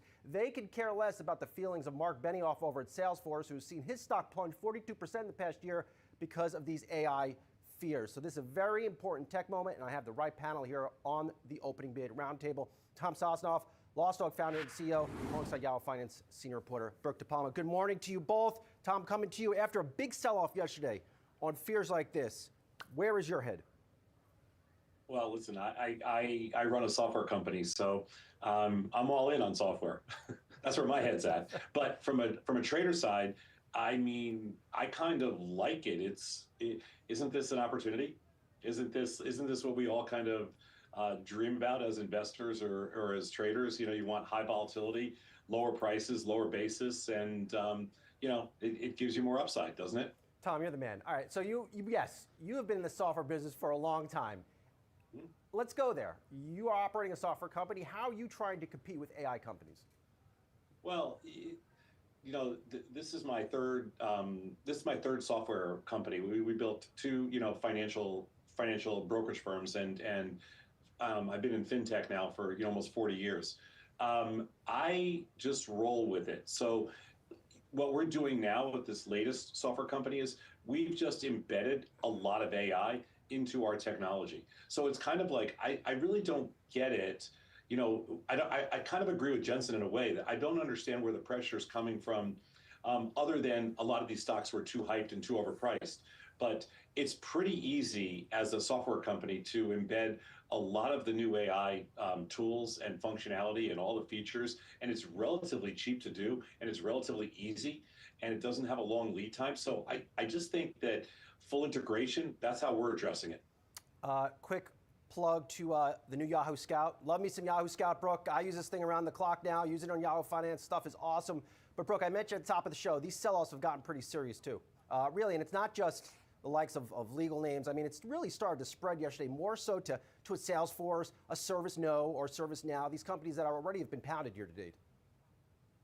Yes, certainly. As you showed earlier within the show, all these software stocks largely in the red to kick off today's trading session. And also earlier this week, Piper Sandler downgraded a few stocks there, Adobe, Freshworks, Vertex, and that really sort of gained momentum as we're making our way into this middle of the week. And on top of that, too, a lot of this rhetoric that we're hearing from the street is kind of like, I told you so. JP Morgan out with a note this morning saying that over the past 3 years, they've been warning their clients that this could happen, that the AI is essentially coming for software here. They essentially said within the note that it's changing fast, that it could seriously change the landscape of software companies, and that these companies even need to evolve even more so than what they already have been trying to do. And on top of that, too, they even said that they ran multiple quote-unquote death of software webinars to get investors ahead of this. And so was there a bubble within the software? Like Tom said, were these valuations a little too hot for the street to handle? And now we're seeing a pullback as investors try to digest and understand where these software stocks stand as we move forward in a world where AI has just become more and more prominent towards the end of 2025 and really ramping up, and serious implications moving into 2026. Tom, back to you. Look, these companies, software companies that got hit double digits yesterday, they're not going out of business today or tomorrow. But what is your buy signal on a company, let's say for Thomson Reuters? I mean, they're so dominant in their field, and I'm just not to single them out, but companies like that, what do you need to see as a trader? Well, there's a couple things. So as a trader, you want to see and again, not everybody follows volatility, but what you really want to see is some capitulation.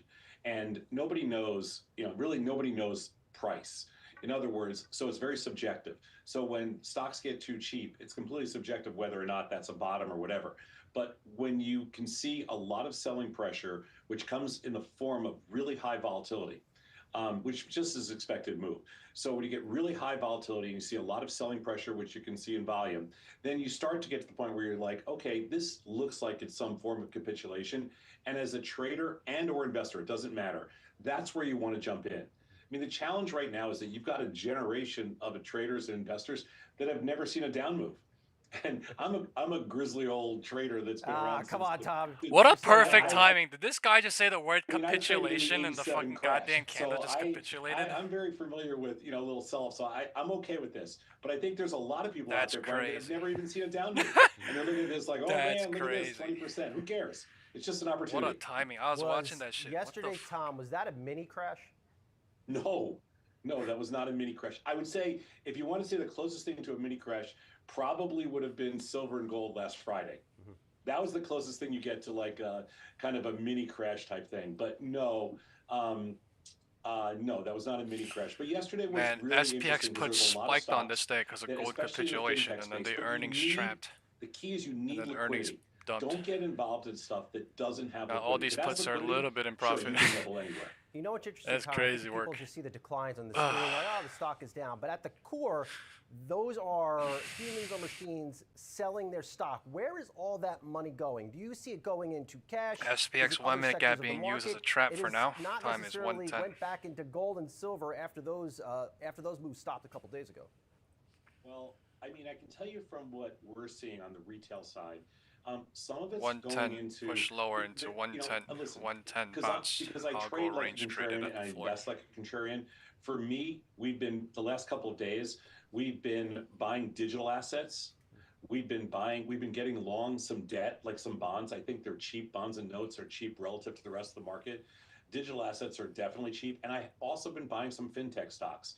Like there are stocks out there, like example for Robinhood and things like that are very liquid, is so that have gotten damn really cheap. And there's plenty of stocks now that have lost, you know, in That some is so cases, sick. even stocks I don't even like Previous to buy, low like today, Oracle, perfect you know, they're touch. down, whatever, 60% off their highs. It's like some crazy kind of numbers out there It's a that, sick that joke. are finally getting interesting. What I found so interesting about the actions yesterday, and I'm still Oh watching my it today, God. it's Walmart. Previous so while we're low seeing today, these software perfect stocks get touch. absolutely smashed to pieces, you have Walmart crossing that $1 trillion market cap level. I don't know if investors realize, I mean, Walmart's a tech play at this point, and they sure have a lot of software internally at that company. And Brian, I think that them relisting to the NASDAQ, where I am right now, really signifies that they intend to compete with Amazon, that they do want to be looked at as a tech player moving forward, and also a pretty significant move that they really are the first retailer to cross that $1 trillion threshold. You know, $1 trillion club, we think of NVIDIA and Microsoft and Amazon, not That necessarily easily? Walmart, but now think about the market cap and the momentum The guy that they've just said gotten, fucking especially within their capitulation valuation and that really over the easily? past No few way, bro. years, as not only have they made We already major advancements capitulated. in automation, now It's most crazy. recently AI and technology when it comes to delivery What and is convenience. this? But on top of that, they've been doing Tiny really ass well cycle when it created comes to at the just floor what pivot their point. whole play was, seeing out what the consumer wants right now, low prices and convenience, and that's gained the attention of high-income shoppers, and it continues to as we make way into this year. Brooke, let's stay on the consumer because I went off the rails about 2 minutes after those Chipotle results hit. Put out a post on X, 3 reasons why it was just a terrible quarter. And I didn't leave that earnings call from Chipotle last night feeling too confident. I'm going to continue to beat this drum. All right, let's do the second poll need of the day. a dollar menu. They can keep their menu super expensive as it is now. Just carve me out a portion where I can get a taco for $1. And that's all I need, and I think that'd be a stock In your catalyst. personal opinion, what is coming next I mean, Brian, don't based get on too the excited candles just yet alone? because it's typical to what Chipotle View normally SPX says. 1 minute They cap plan above to increase or prices new about LOD? 1 to 2%. That's like the typical cadence. And also, Scott Boatwright, the CEO at Chipotle, did tell investors on the call that they have this consumer where 60% of their core consumer makes over $100,000. They also said that that consumer is really seeking out high protein, and also if they feel like the value's worth it, they're willing to splurge. And so in that sort of case, it SPX seems 1 minute like gap they were above trying to make the or case that not only the new floor. do they have We are the almost in the ability middle. to raise prices, but now they're looking for more ways to cater this consumer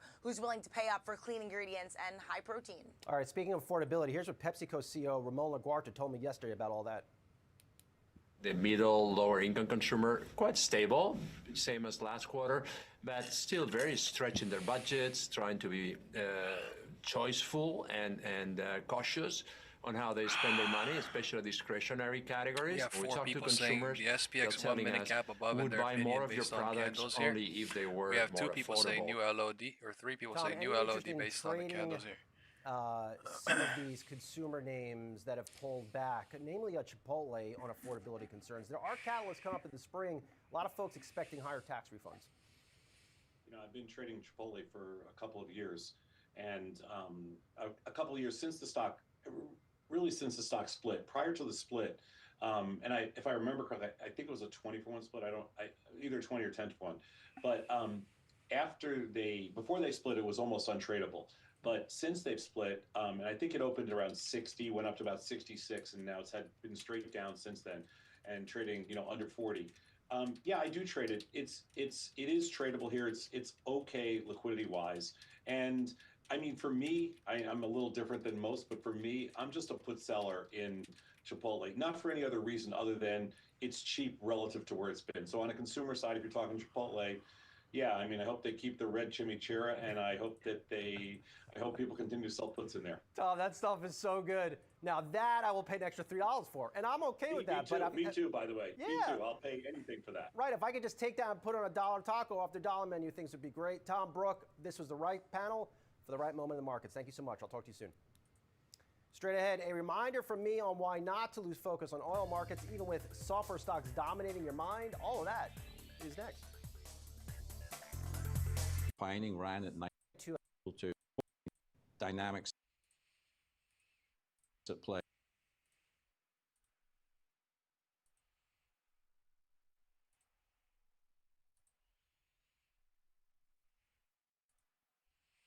Google earnings today. I was thinking the market waiting for that, but I guess no waiting.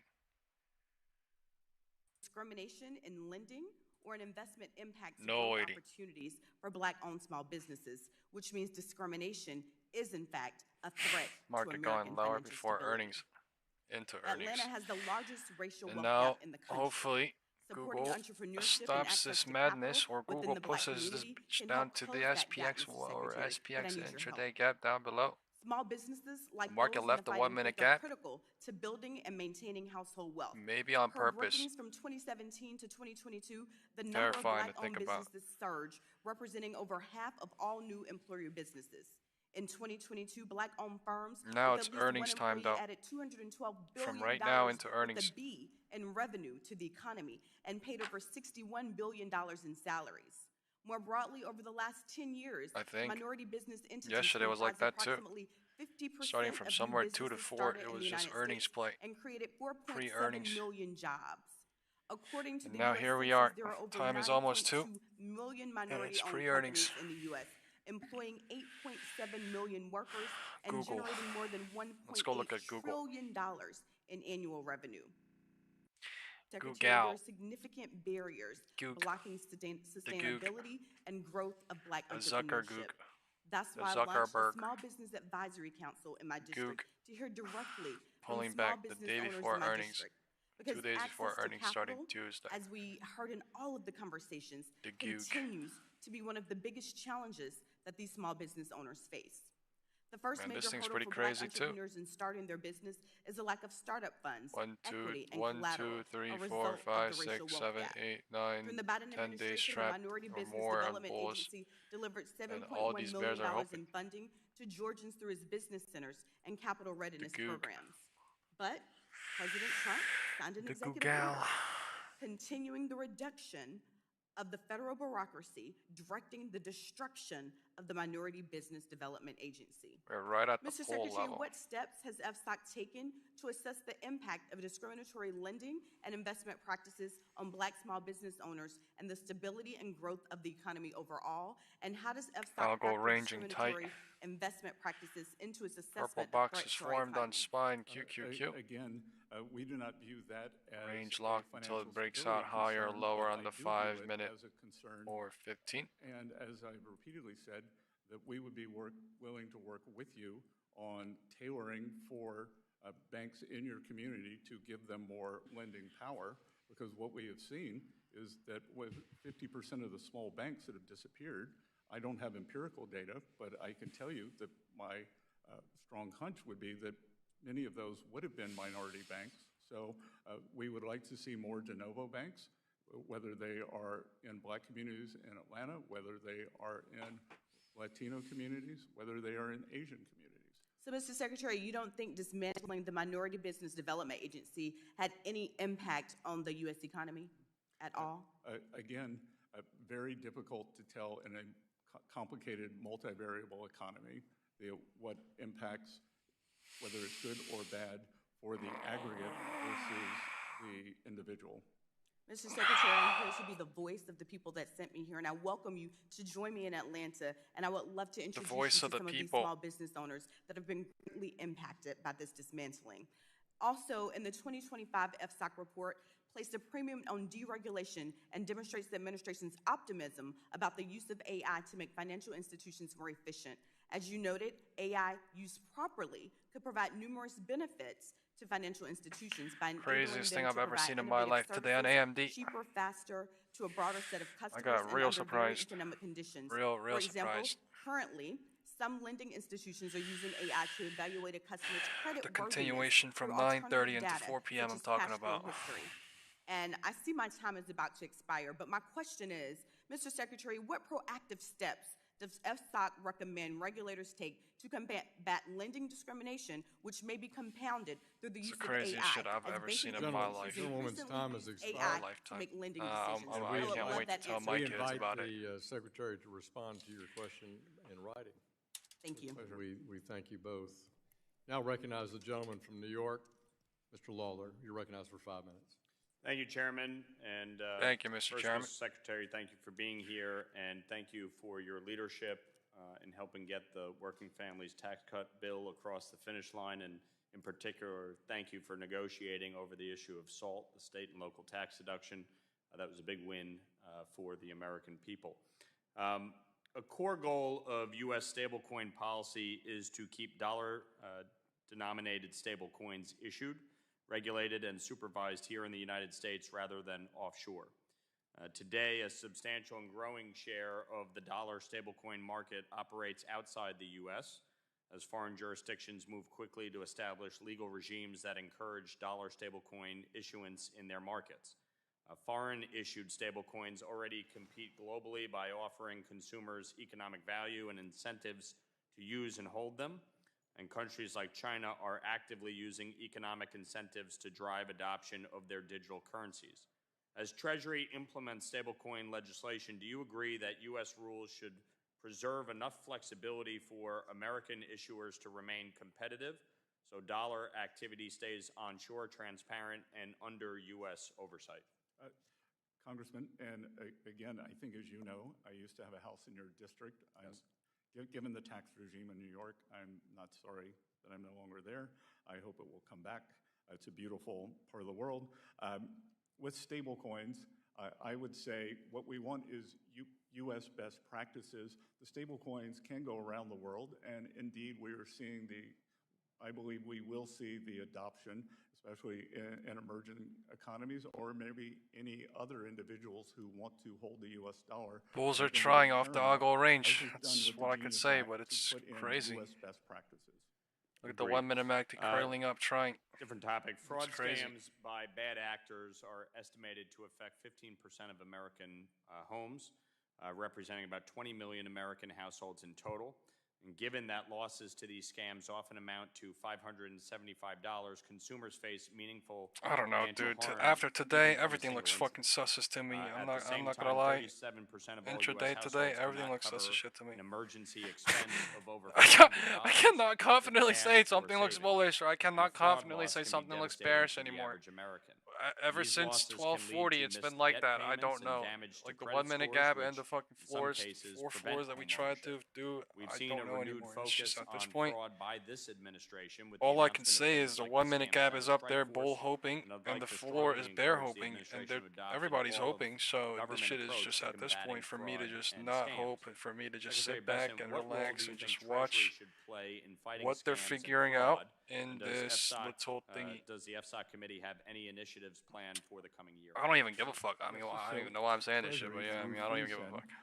Was part of the group who took down the big scam centers in Asia. We were very focused on places like Laos, like Burma, like North Korea, and made a new floor into Iran. And the 120 is that it's used to use for nefarious. Why? Once the money's stolen, not only the market is bouncing. Been hurt. Oh, this isn't the 3/3. That's why. So we are constantly 3/3 cycle is extending ever since it broke this low right here, right? So 1/3, 2/3, 3/3 cycle building and building since yesterday now.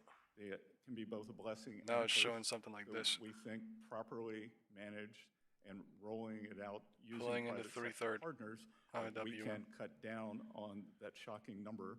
1/3, 2/3 bounce, 1/3, 2/3, 3/3, 3/3 of the 3/3, and pulling into 3/3. Because it will make malign actors more able to pull off bigger scams.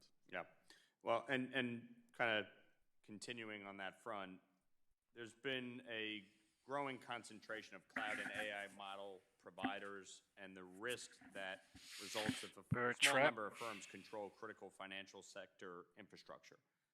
How is FSOC assessing the financial stability implications of this concentration? A little bit, particularly in scenarios of an outage, cyber incident, or foreign-based remote access vulnerability. 1/3, 2/3, trading off at 1252. I had introduced legislation that we passed recently through committee. The Remote Access Security Act ended up passing Candle the House trying to with break strong out above the bipartisan purple support. box.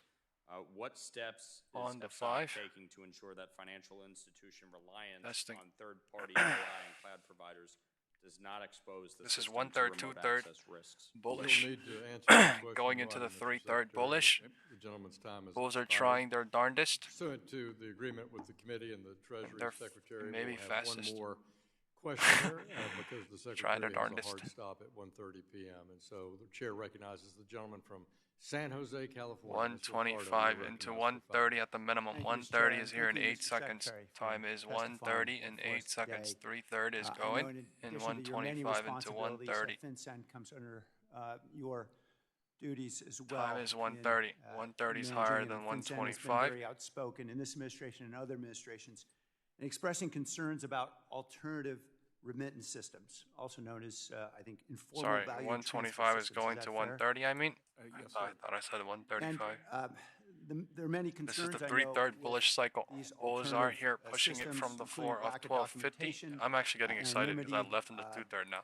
So bullish, bullish, bullish, trying in the 3/3. And in fact, in particular, Small Chinese cycle money building. laundering organizations have been very effective at utilizing these trapped to systems 3/3 to acquire back to access to U.S. currency in the various bottom ways of for whatever nefarious means. that shit is. I guess this is really plain. Laundering organizations, which originally 130. began IWM helping the bullish cycle too. Look at the MACD under 1 minute. Actually, almost the most bullish it's been all day. Oh my god, excuse me, I had a fucking bootleg coat, and it's, oh my god, the 1 minute gap on SPX. I appreciate that Let's see and I it fill. support that. I understand there has been some research, including Time is published by the 1:30. The Government Accountability Office. 125 went higher in at 2016 some and sort other of studies as support well level that to the found that algo range fines higher. and I'm just trying to fill this obstacles to shit now. remittances are not very effective at stopping the flow of remittances through in the aggregate. IWM and in MACD fact, still bullish, tend to push QQQ MACD these still remittances bullish, SPY and away QQQ from looking both legitimate, bullish. You could do it. companies and It's right remittance here. systems into these alternative systems. Are you familiar with Anything some of above that, I don't know literature? anymore. This is the 1/3, 2/3, 3/3 now. This administration last year, through I'll H.R. find out. 1, imposed a tax on remittances in Section 4475. You're familiar with that, is that right? I am. And as you know, many residents of the United States depend enormously on these remittances, in many cases to keep their families alive in foreign countries, because it's pretty darn difficult to immigrate to the United States these days.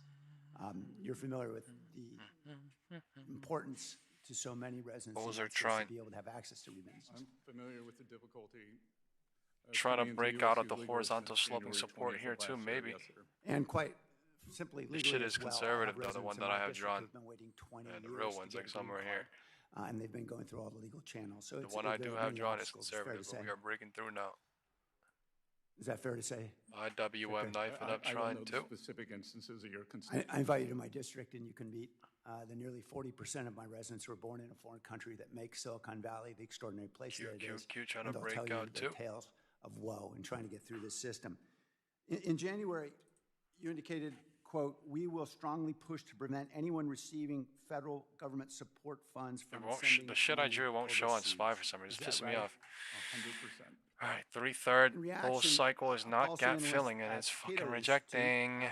said, Let's see quote, if this is a bear that trap. Let's these see if kinds it's of a bull actions trap. building, SPY quote, candle is building a coming. legacy of Top financial of the algo surveillance and range. control. Algo range of 110. You recall that?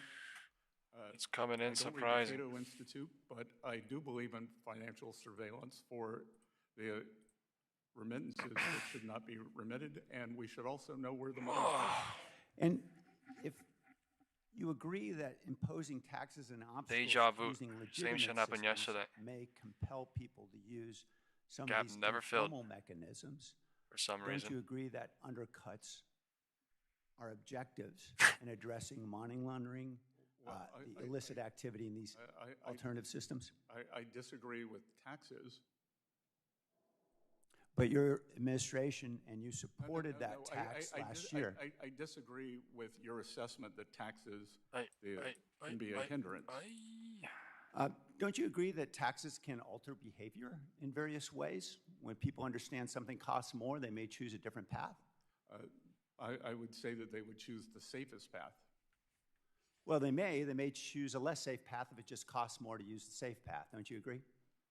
I believe that anyone who has legitimate income, is in the U.S. legally, and is sending money home through gains where they have paid taxes, they would choose the safest path.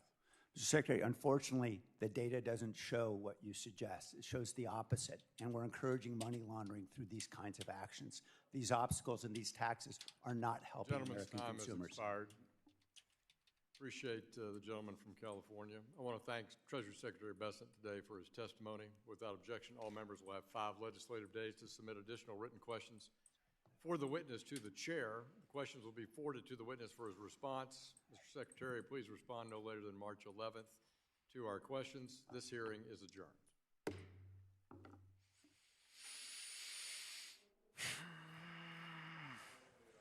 Time is 1:35 and 35 seconds. Bears are pushing.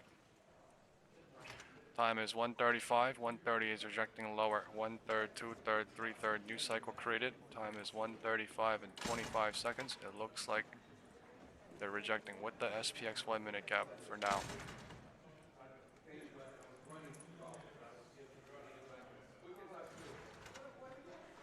In 10 seconds, it is 1:35.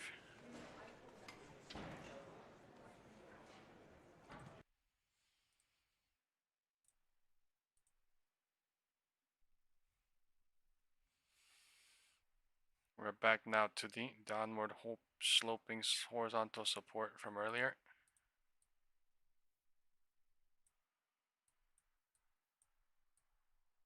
Time is 1:35. 3/3 bearish cycle. That's a crazy touch. It just looks like a crazy candle on SPY, but there's setups going on QQQ. There's setups going on IWM and SPX all at the same time. Everything is showing a fake out breakout, an algo range breakout, and a 3/3 bull trap. This is 1/3, 2/3 bearish going into 3/3. Bears are testing the floor yet again. Crazy ass cycle, but yeah, it looks like to me that's what they're doing.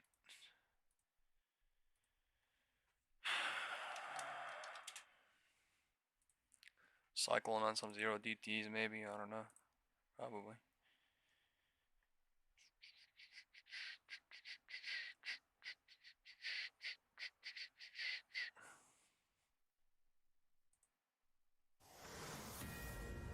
Negotiating, they'd like to do something, and we'll see if something is going to be done. They had a chance to do something a while ago, and it didn't work out, and we did Midnight Hammer. I don't think they want that happening again, but they would like to negotiate. We are negotiating with them right now. Yes. So, and those negotiations are going to happen on Friday. Steve Witkoff, Jared Kushner among that party for the United States. Here's what's happening in the last 24, 48 hours or so. You got Iran here in the middle of the map, okay?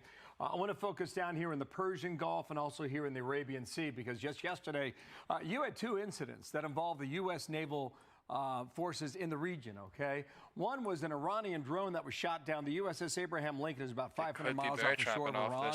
So the Lincoln thought that this drone was impeding on their activity. That was shot from the sky. Then you had a U.S. flagged vessel range is trying to break out to create a new bull cycle off of 135 trying. That was tucked up right here at the bottom of the Persian Gulf and the Strait of Hormuz. What's happening in the area? Okay, so this is about the area where the drone was shot down. This is the USS Abraham Lincoln. Clearly, you can see all over this map. The naval assets on behalf of the United States Navy are significant right now in the Gulf, especially with the Lincoln just arriving there a few days ago. This is a choke point, right? It's one of the most important choke points in the world when it comes to transporting oil. All right, Strait of Hormuz, okay? You got 21 miles wide at its most narrow point, but the shipping lane is even smaller. It's only 2 miles wide. Previous low that they turn into resistance that are traveling in this area, they are well aware of each other as they pass one another and work their way either up into the Persian Gulf or out to the Gulf of Oman. Hugh Hewitt's with me now, Fox News contributor. Hewitt, here's what this is a sense I gather here. The Iranians wanted to move the talks. The U.S. said, okay, we'll do that. 135 algo ranging on IWM. The president talks every day about, he's stopped 8 wars. I don't get the sense that he wants to start a new one. And I think the Iranians know that. Time is 1:40. Where does that leave the situation as of now? 30 seconds. Good morning, Bill. I think President Trump is acting very calmly, very rationally, but I believe the opposite is true of Iran. desperate nations like desperate people do irrational things. It is irrational to attack the Lincoln. It is irrational to attack a U.S. flag tanker when the United States Navy's got presence everywhere. And then yesterday and today, the news agency associated with the regime in Iran began publishing pictures of American bases in the area. It's another threat. This regime has been near crumbling since Midnight Hammer, and when the protests began in December, it got desperate. It murdered 30,000 or more of its own people. Videos came out this morning about the brutality of those attacks. So I think Special Envoy Witkoff is going to offer the Iranians the Assad option. You can leave, we'll let you leave, but you've got to leave because this regime is so evil, so fanatical. President Trump knows exactly what he's doing. I can't count the number of times he said the JCPOA was the worst deal ever done. Been saying that for 10 years. I can't imagine he's going to enter into JCPOA 2.0. And so I think it's really a showdown in Oman where the president is going to communicate through Mr. Witkoff and Jared Kushner. You have one option, which is to leave and then let us destroy your missiles because it's a dangerous, wounded beast, and they are acting completely crazy, not like someone that wants to negotiate. Oh, look, it looks like there was a 1 minute gap here. You see that? Wall Street Journal editorial board puts it this way, just today in the paper. Right. The price of oil is lower today than it was at the start of the 12-day war in June. And the U.S.'s options to mitigate disruptions. Iran's regime and its proxies are at their weakest, and its people are waiting. Mr. Trump has forged his opportunity, and this is his moment to seize it. So we wonder and wait whether or not this happens. Right? Whether or not, if you're right, the regime capitulates. Hugh, as long as I've been alive, I have never been convinced that the leaders in Iran would agree to a deal like that. You're right about that, but this is different in that Donald Trump has already shown them the willingness that has not existed in the United States since 1979 to smash them in ways that they never imagined being hit. So when President Trump acts very nicely yesterday in the Oval, what they have to realize is he can hit everything with the B-2s. They've got all of our assets there, the Lincoln there. So I believe that the Ayatollah Khamenei is not particularly rational, and we're hoping for regime decapitation from within the regime, because there are a lot of people who don't want to be dead inside the IRGC, and the Ayatollah is walking them down a corner to being dead. So here's the president of Iran, kind of new to the job, frankly. He said, I've instructed my Minister of Foreign Affairs, provided that a suitable environment exists, one free from threats and unreasonable expectations, to pursue fair and equitable negotiations, guided by the principles of dignity, prudence, and expediency. He doesn't have the final word. The supreme leader does. No, Bill, he's got as much authority as you and I do.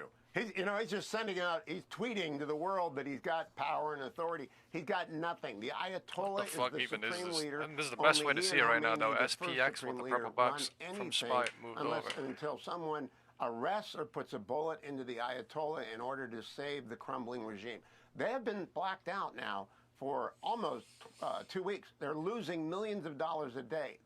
Their banks are collapsing. It's time for them to quit. We shall see. Hugh, thanks for coming on. The instant analysis as the events unfold today. Thank you, sir. Thank you, Bill. All right, Dana. Hey everyone, I'm Emily Campagno. Catch me and my co-hosts Harris Faulkner and Kaylee McEnany on Out. You just said so.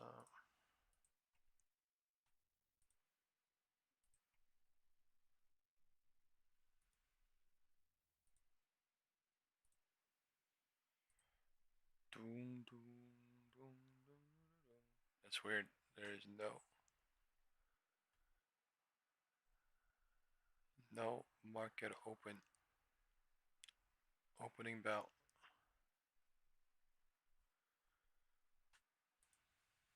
Welcome back to Worldwide Exchange. The software sector taking a beating on growing worries over whether AI will chip away at the competitive moat the sector has tried to build against the advancement of generative AI tools. Private equity firms, which have invested heavily in software in recent years, also suffering in the sell-off yesterday. But let's get the perspective on that and so much more from someone who's been at the top of the investment game for many years. Joining me now is Steve Pagliuca, Senior Advisor to the private equity team at Bain Capital, Chairman and CEO of PAGS Group, a single-family office. He's at the World Governments Summit in Dubai and joins me now. Steve, it is great to have you on the show. Welcome, welcome. Great to be here, Morgan. So let's start right there, because there is a lot to cover. But this AI eating software narrative seems to be back in full effect in the market right now. Your thoughts? I think there's some truth to that, but as markets go, there's probably a bit of an overreaction. You know, software as a service has been a great business for the last 20 years. I'm fighting my inner temptations to log the video right now change that, for a day. and it'll erode, you know, certain customer renewals and so fucking mainly crazy you risky. probably have a high We're at retention rate. But 173. getting extra seats is going to be hard Fighting because my AI is filling in inner for that. demons right now. You can kind of design your own programs now, so some things will go in-house where you're paying outside software for it. Fuck Google. But I think the market's probably overreacted because some of that software is really embedded, and it'll have a high retention rate. And I'm certain some of that will come back. Valuations were very, very high in the first place, so they might have gone down anyway. So I think the market's probably overreacted. Gotta let it do its thing. Yeah, and of course we've seen this play out with the alternative investment managers that are publicly traded and the private markets companies that are publicly traded as well too. A lot of focus on private equity, which owns a lot of software companies too. So when we talk about valuations, not only in the public markets, how does this play out in the private markets? Well, I think many of those private equity companies that are public actually have a big diversified portfolio. So again, that's probably an overreaction. Companies like Blackstone, Carlyle that are public are actually have good portfolios and low default rates and are doing very well. So yes, the RSI not even stopping. There are certain firms that have over-reliance on that, not but even most of those stopping. firms are Crazy ass diversified. shit like this. So I'd really look into their underlying asset base before I bought into the fact that they should have dropped like this. They're probably, big value oh hell no! Yeah. Do you think it forces some reconsiderations in terms of exit strategies around some of these software companies that are held by private equity firms? It might slow it down a little bit because obviously the valuations were very, very high because of high renewal rates and high growth rates, selling more seats. Hell no. As that slows down, you know, you'll have an issue. No. But I think they can make a comeback and, in fact, incorporate, like many companies, incorporate crazy. AI into their systems. I am not even fucking going to entertain myself on that shit. If you step back, SPX 1 minute gap trying to fill. Growth opportunity going on in the USA and globally because we are building effectively the digital railway of the future, up and down like the spending's enormous. And the spending is not I don't know why this gap won't fill. Because could not that tell spending you. is existential to the companies that are doing it, really like Microsoft and Google, because they will have to win the AI race. And to win that race, they have to invest enormous amounts of money in infrastructure, data centers, and we're counting that in the trillions now. So there really hasn't been a time, maybe you have to go way back to the railways, where people are spending effectively trillions of dollars over the next 3 or 4 years. And that's only the direct spending. There's going to be lots of indirect spending on energy sources, people that build the plants and build the facilities, chip companies, tech companies I'm on the board of have seen orders double and triple because these AI providers and data centers need all these chips. So you're seeing a massive investment that's going to buoy the economy.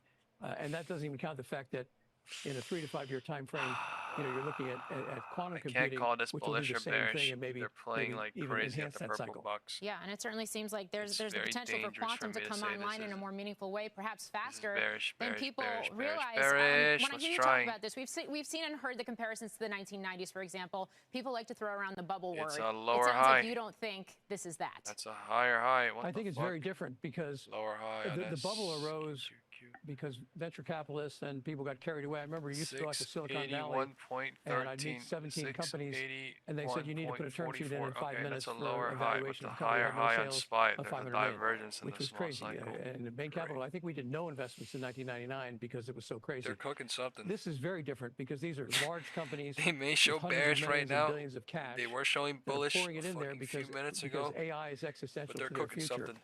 So that's not going to stop. Maybe they're cooking everything. I don't know, but they're cooking something. And then that's ratcheted to their suppliers as well. So it's very different than 1999. Obviously, there's going to be some misallocations of capital and some winners and losers. But in the end, you're going to develop a global infrastructure that is far different than what we have today. And it's going to retool business in general throughout the world. and actually increase productivity, which I think is the key to success. Let's get back now to our conversation with Steve Pagliuca. He's senior advisor to the private equity team at Bain Capital, chairman and CEO of the Pags Group family office, also the co-owner of the Italian Serie A football club Atalanta. And Steve, it's great to speak with you and to have you on the show. We just talked quite a bit about AI disruption. One thing we haven't talked about is what that means for biotech, which is an area that you are heavily focused on. Absolutely. Biotech is going to benefit greatly by AI, and it's already doing that now, where you can do simulations and fold proteins on a digital basis, which used to take months or years, and you can do that in days now. That's going to lead to breakthroughs in cancer treatments, in health and wellness, and it's all great for all of us. I mean, I'm not getting any younger, and so I'm cheering on the sidelines for these companies to come up with things that make us live better, live longer. So I think it's a huge market opportunity. And AI, when you combine AI with, I think, the advent of quantum computing, that power is going to allow us to harness the genome, use all the studies that have been done in the past, and bring out drugs faster, quicker, and cheaper. So it's great for the world and great for society. When do you think we realize the full potential of that technology combination when it comes to drug discovery? Are we still a few years away, or are we already starting to see it take root now? We're starting to see it take root, especially with the protein folding and simulations. It'll take probably 3 to 10 years for it to come full force, but already they're seeing some successes and great progress in the area.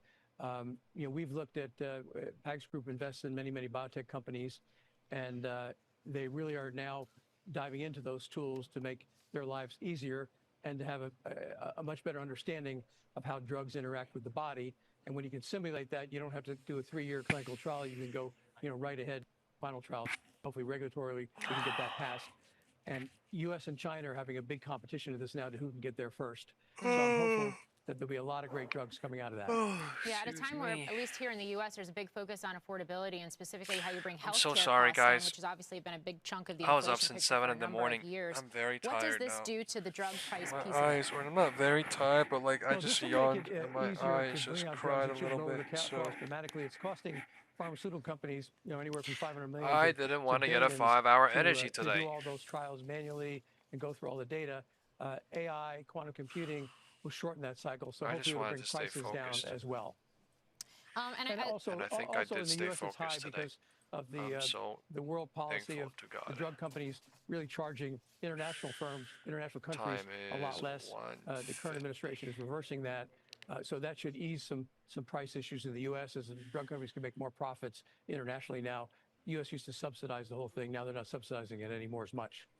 Bro, I was And practicing before we not get to feeling sports, FOMO and you are at fucking the World leaving on Government AMD. Summit in Like Dubai. literally since Ray Dalio yesterday. making some news overnight where he warned Since that about we a could be on year. the brink of a capital When they war. reached But in 225, general, when I you was look like, yo, at if they talk do, about I AI's was just thinking myself at 225. I was thinking myself at 222. I was thinking myself at 220. Shit, I was thinking myself at 220. You know what I mean? And then they were at 218, and I was like, oh hell no, I can't do this shit no more. My heart, Well, what my I'm John. hearing is, You know what I'm saying? My heart, my John. All these And then they countries just are went looking whoop. at some decoupling Whoop. from global trade for key specific Whoop. strategic items like Jesus chips Christ. and lithium and materials for things that the Jesus country Christ. needs. I think there was a wake-up Crazy call work. during COVID when the U.S. couldn't get masks. They were all Time is produced in other 150. countries, and we couldn't Small get ass masks for our own cycles are people. happening. Very, And so very the whole trapped. supply Small chain cycles are happening. is being With a lot of restructured. bull strapped, with And a I lot think of that's a bear good thing. strapped. Now, the interesting thing is, who does that benefit the most, the kind of strategic decoupling? It's China and the U.S. because they are giant markets on their own. So this is going to hurt 150 is going the lower. It European looks like they're countries going or lower the into EU if they don't get 155. together The as bears one, are and they really strong aren't one now. at this point in time. The bottom of the purple box. So the countries that have benefited Bottom on of a the relative purple box basis is are the US and China because they 6,848. already have scale markets. SPY. And they're moving down the curve of 682.45 reallocating these supply chains so they'll have those strategic 1/3, zones inside 2/3, those countries. 3/3 is now cooking on Once SPY that too. process happens, I think we'll have a pickup in global trade again. Shit is so and scary things though will with go the more gap back up to there. normal. All right, I'm going to shift here now to sports because you were a co-owner. The worst thing they could do is go down here, get every bear enticed, and then go Stepping away get from that, though, I mentioned Atalanta. Serie excuse me. A Italian That would soccer fucking team burn as well. everything. But I Bidding mean, for they the don't have to do that. They don't have to fill the WNBA gap Sun today. too, They which can I'd fill love it an update on tomorrow or that the day after process that or as next well. week or something. But in terms of But sports valuations, I there's guess, how no would you gaps assess up this here marketplace anymore right now and where we intraday are or in terms of intraminute, valuations? except this gap now. Well, So if sports they do go valuations have lower exploded, into this week, and if they do and go lower why is that? tomorrow, It's if they do because go lower today, when we bought then the now we Celtics know there's a gap in at 2003, you could count 6,875, fans this in yellow maybe the line. tens of thousands or 50s of Right, thousands. this gap that we filled You had 2 kind of times, local right, broadcasts or and once, national right broadcasts. here, The technology has 6,875. changed dramatically. There's a 1 minute gap where you're now, now exactly streaming where it all is. over the I don't think world. that's a coincidence. And, The market's and some of the leaving big it there soccer on teams are purpose counting on fans in setup. the It's billions not now, filling and it that's right happening now, with the so they want to NBA, fill the it NBA later. coming to Europe, expanding to Africa. That's the And vibe so I'm getting. sports has been globalized This shit's a essentially by the humongous. technology. This shit's a And fucking fans can get closer to the humongous players gap. because you can have content Humongous. 24/7 delivered to your If they don't fill cell this phone shit device. today, they're gonna fill it later. If you step back, Best the believe. most highly rated I television believe in the programs market that it will. right now are 9 in the top Now 10 I'm not are even sure about sports the gap events below. because they're the only ones that Why? can There's 2 aggregate a gaps. giant We are where? audience. There's a In battle between the 2 gaps, between new media, and the Googles of the near world, the top, Amazons, right near the one up Netflix, there, not and the old one at the media, bottom. So if we and they do have to have reject and those go rights. LOD, The then rights we're near the one at the prices have bottom. And showing exploded, bearish, sure, and that's but I driven mean the until it valuations of does, clubs it's up. near the one And on Adam top. Silver's done a fantastic job at the Right. at the NBA, Risk is capitalizing on that fucking for all the NBA 50,000. owners. If it And wasn't it's a great 10,000 product. The already, same thing in soccer. So 3/3 I'm end very of the day, fortunate to have been right before invested 2 in p.m. basketball. 2 p.m. is here and in 10 minutes. football/soccer. Shh. Thank you for the video, sir. All right. 2 p.m. is here in 10 minutes. And they are bear trapping trying already. Let's see if it really does play out. 150. I mean, I was expecting lower, to be honest, but I mean, who the fuck, what do I know, right? Maybe everyone in the world thinking fucking... Pulling back just about 0.5%. The Nasdaq down about 1.5%. Small caps down more than 1%, but the Dow actually up over 0.5%. We're going to hit on some Dow names actually hitting new records in just a bit. But first, What Joe, a I think we wild got to start market off with the right now. software weakness I that am we're glad seeing. I'm and not what it's been doing to any the part broader of it right market, some now. of this What weakness, the the idea of f- is AI this shit? disruption. We all thought AI would disrupt things. I guess we didn't think it would be software. What do you make of this? The fact that it continues, and today Palantir actually caught up in the selling as well, down double digits, along with a bunch of other names in the software space. Well, as it relates to Palantir, after earnings yesterday, I was somewhat disappointed in terms of the price reaction. I would have thought it would have had more of a significant bounce. I think the investment community maybe has a degree of fatigue surrounding AI and all the tailwinds and stories that we heard towards the end of the year. But I think for the market itself, look, we've gone to a lot of different places, but if you just look at the S&P 500, we're literally in the same place we were on October 29th. So the market just continues this internal rotation, and as the internal rotation is happening, the volatility is kind of elevating. I don't think this is much about, okay, we're seeing a significant overall decline in the broad indexes. It's more about the rotation. It started last year. Software went into the semis. Then it went from large cap to small. You've seen it rotate in terms of the sectors, tech going into industrials and energy and materials. And specifically as it relates today, this is the interesting rotation. Today, the rotation is momentum into quality. If you look at the various momentum ETFs today, you're going to see a precipitous decline in each one of those momentum strategies. So a single momentum strategy right now is not working. You need kind of a little bit of that overlay on top of it. That's why we have the quality overlay that acts as a shock absorber. AMD double But bottom, right now, reverting up. it's momentum. It's the momentum factor rotating into the quality factor, and that is weighing on a Shit lot is of so the leaders terrifying, from though. 2025. How in the world? Liz, momentum is WM. obviously slowing down, as Joe just pointing out. The MTUM What is this? ETF down over 3.5%. We're also, you and I were talking before the show about the SPMO ETF. We drew this as shit well, somewhere here, pulling but like back it's today. staying The idea of continuously this momentum shift, 135. it seems from the AI economy to the real economy. We're going to hit on some of those Dow names. Is that healthy for the market? Is that something investors should just lean into? This shit is not healthy. Well, No, so it's let's healthy. go back It's to software consolidating. for a second, and then I'll answer Holy the question crap. about momentum broadly. But software right now is really a sentiment trade that's going on, and there's a lot of indiscriminate selling going on throughout the space. Yes, there was an This announcement. weird candle that at 135 is an algo range disruptor right in now. the software industry right now, but it's not going to disrupt everything that is golden in, let's box call it here. the IGV software ETF, right? We still have cybersecurity names in there. We've got a lot of stuff in that software ETF. This is going to look confusing, but I mean, I have to draw it. I cannot not draw it at this point. A lot of the selling will get to a point where it's overdone. If I believe I see something, I'm drawing the fuck out of it. Find out that this ended up being a As decent if I'm in art opportunity. class. Will software get disrupted and will things change? For sure, but nothing has changed yet, and nothing's really changed in the macro picture as of now. So I think some of the selling is just getting a little ahead of itself. Maybe. As for the momentum factor, I mean, obviously some of what's Look at the going volume growing. under the Bulls are here. is Bulls weighing turn on maybe, momentum, but it was bull, bear, bull, bear, bull, bear, bull, bear. Like how in the fuck does anyone follow this shit? There's an ETF out there, COWZ. Look at the MACD just going in and out, in and out, in and out, in and out right now. Quality was going to be something that investors started to pay closer attention to. Things like fundamentals, and that's why we're buying certain stocks. It looked like it was going to go down to the purple box, right? And then what the fuck? Balance? Earnings have been revised higher by 10% since September, but the group is in a 30% drawdown. The fundamentals aren't matching up with the price action there. But I think in a lot of other parts of the market, the fundamentals are starting to match up with price action. And that's what you're seeing with a little bit of this quality appetite. You know, you're talking about sentiment, obviously, which is really hard to gauge. It's hard to get a handle on. B of A, for example, came out and said SAP 135, yeah, 135, 135, yeah. They have so much proprietary data that this sell-off isn't going to, they shouldn't be as impacted by the sell-off because of their business. As an investor, should you be trying to find those names right now, gap or wait filled. for it to settle out and then buy Looks the names like that it. are lower, or try to buy now and figure it out? Gap filled, gap filled, gap filled, gap filled. SPX, 1 minute gap My final filled. trade was the software ETF, and that has not That gone is well the since most. then, 'cause that I was 2 literally weeks said ago. they go down here So and I then bouncing from the apologize for floor is anybody the that got in worst at that fucking point way and to is do this living shit, through right? this And they right fucking now, really did the but worst when this fucking happens, possible when way to do something this so shit. That's big, crazy. a parabolic move to the downside happens, it's not the time to freak out and sell the I thought it was gonna And go like I down talked here about, with the we've way had they were some doing this shit, broad-based but no. selling. Since then, What I think the it's a little actual indiscriminate. just So happened? is it time to 0.5 go fib? hunting for specific names? Since it's been Wow. indiscriminate selling, I actually think that a more broad-based ETF would be a decent That's entry the most point once craziest things thing have I've ever bottomed. seen, too. Bottoming takes a while, End of day. right? We might hit what I would call a near-term Right, end of bottom day. at some point in the near Look at this future. shit.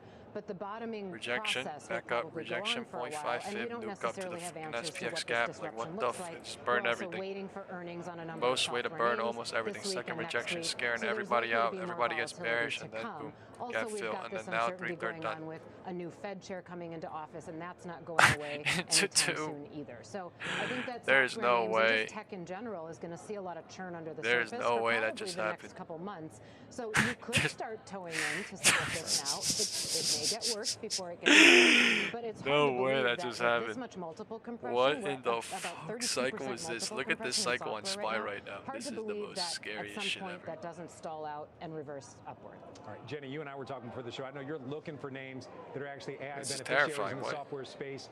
How's that hunt going? Would you advise other people try to make a call right now about buying into the software space on this weakness? I don't think you do it right now, but I think the work and the research process has to start immediately, and there's opportunity. All I know, to Liz's point, when there's this level of carnage, there are babies being thrown out What with the is this bathwater on and opportunities being QQQ2 in created. 5 minutes? There's two parts, though, Liz, Or in 10 minutes now. where I disagree a little bit with you on, which is I 5 is actually 2. don't think the way to play it is through an ETF, because I think there are companies out there that will go to zero. And I think there are companies out there If that it are fucking 50% somehow off of where dumps they here, should be right now, I will and will literally probably just sit see that here return. and I laugh don't my know which ass they off. are. Companies can go to zero in the public market or private market? No, I think in the I'll public just laugh my market, ass off. and I'm not saying like It's gonna S&P pull back to the 500, yellow box but somehow, it's been though. interesting. So I was telling Frank, we like this I part was will just laugh for fun. my But ass off, yesterday, just for fun, we said, here's a list of all the S&P 500 companies, and loaded them into ChatGPT and Claude just to see how the two would differ, and say, should this be an AI beneficiary or hurt by AI? And then the second question we asked was, does Claude code benefit or hurt? Now, there is a lot of conflicted self-interest on the Claude responses on the Claude code part, but there was so much conflicting ambiguity, even on the ChatGPT and Claude side of it, that it was interesting to me that there was not consensus. Now, we've been doing work on these names for the last few weeks completely, and Liz, where I also disagree a little bit is, you're right, there's tremendous multiple compression, but we still think there's not enough multiple compression on many of them. So if you look at a Datadog, for example, Datadog seems like it should be a beneficiary from all of this. It has had multiple compression. It still trades at like 300 times earnings. Or you take, what is it, like Palantir's still at 100 and change times earnings. Who else was I looking at? There's like another one that's really compelling, but it's at 99 times earnings. So even with multiple compression, there is not the margin of safety broadly I drew this shit literally somewhere here when we were in going bullish. And the ambiguity that AI and Claude Code has introduced in this space. But again, the research process is not going to be short with these, so you start it today. I'm with you completely that there's opportunity. I would just rather, go on individual stocks. Over to you. Are you starting to research, looking for possibly names to buy? Are you writing off this sector completely? How are you viewing the broader space and the impact it's having on the broader market? Yeah, I mean, for me, Frank, it almost feels like a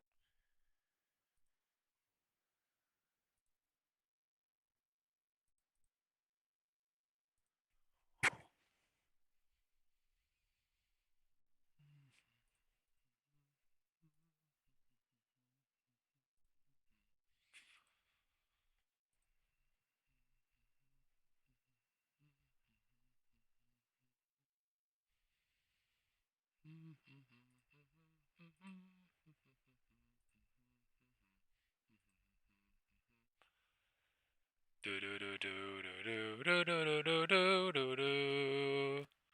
Do you hear it buzzing and listen? Da da da da da da da da da da da da. Do do do do do do do do do do.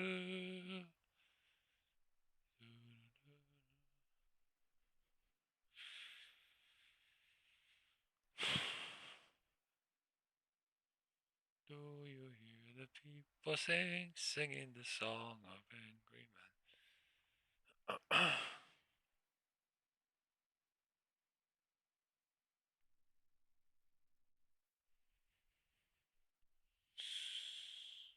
What in the hell is this? I'm watching the news right now. I'm not looking at the channel or chart. I'm talking about the news. This is some weird ass news came out.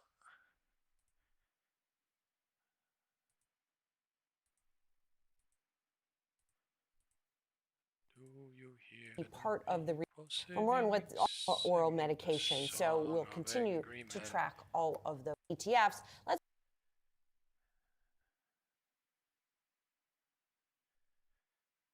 Do you see the people singing the song of angry men?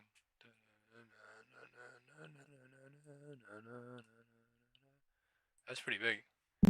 Let's bring in Mike Willis, Cyber Hornet ETF's co-founder and CEO for this week's ETF report, brought to you by Invesco QQQ. Mike, thank you so much for being here. Obviously, this is what happens in crypto periodically, right? But now, as it's happening, it's got more participation than ever before. So what do you think the implications are from the drop that we are seeing in Bitcoin prices?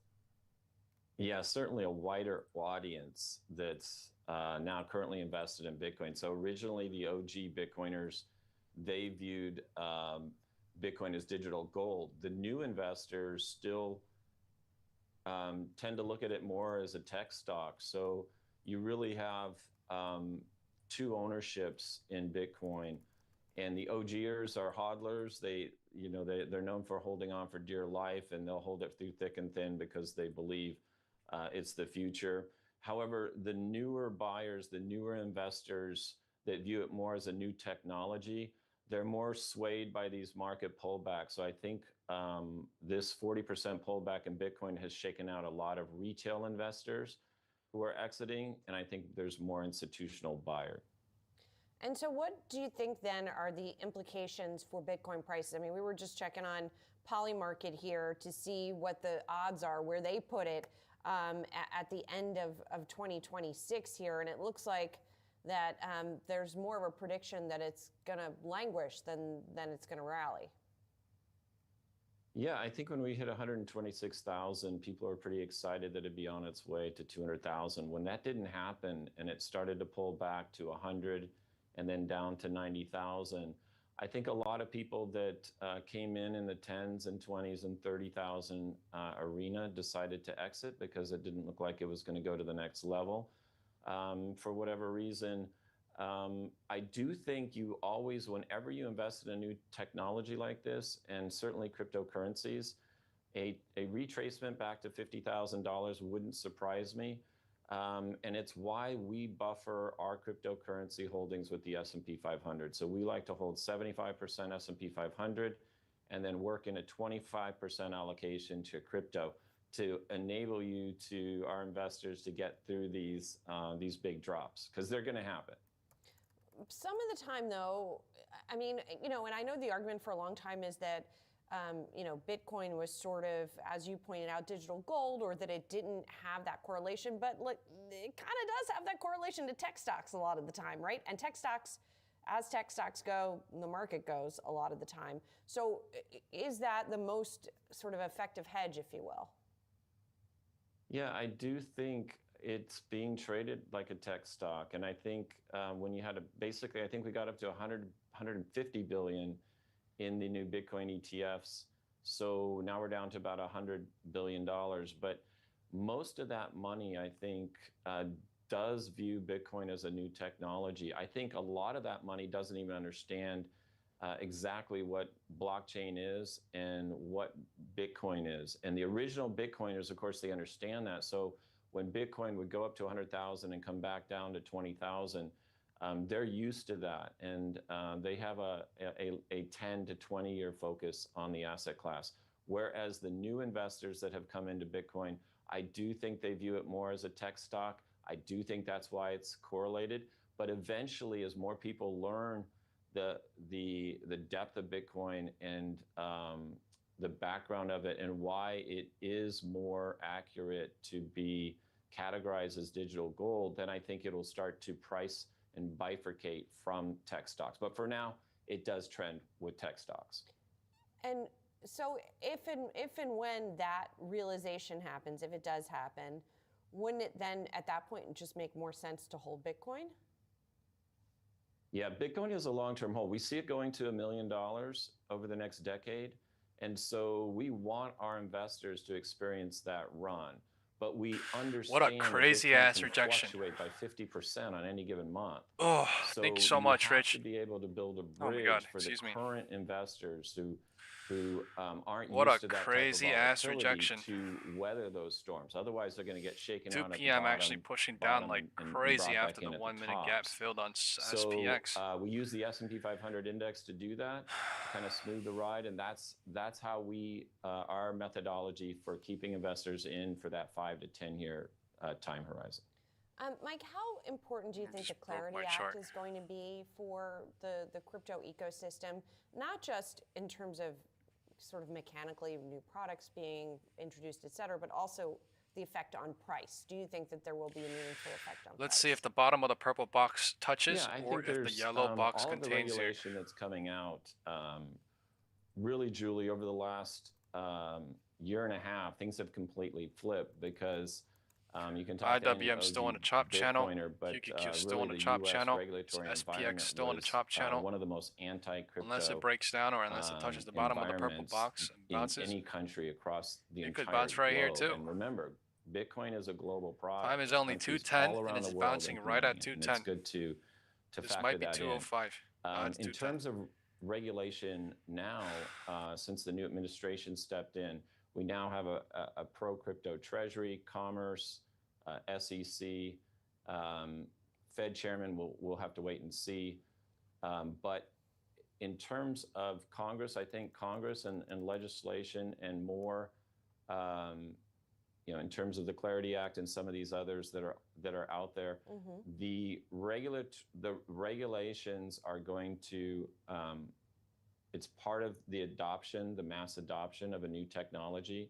And I think it has to happen. And even moving the SEC regulation more over to the CFTC, the Commodities Futures Trading Commission, because they're viewing it more as a commodity, is also a good step. Mike, thanks so much. Appreciate it. All right. Thank you, Julie. And you can scan the QR code on your screen to check out Yahoo Finance's Prediction Markets Hub. It's powered by Polymarket. That's it for Market Catalyst. What do you make of this combination?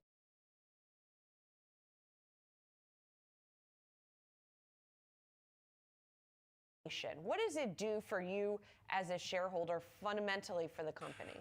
We happen to be a shareholder in both SpaceX and XAI. So, I do think it's the right move long term. It does cost a lot of money to build a data center in space, but because of the nonstop 24 hours energy from solar and you could cool these data centers much more efficiently in space. So about 3 to 4 year period, you will get back that cost, and at that point going forward, you're operating at a much more efficient cost basis than you would on land. I mean, so effectively 5-minute volume is bullish. MACD RSI is in bear territory. Bank for XAI to be spending all of that money.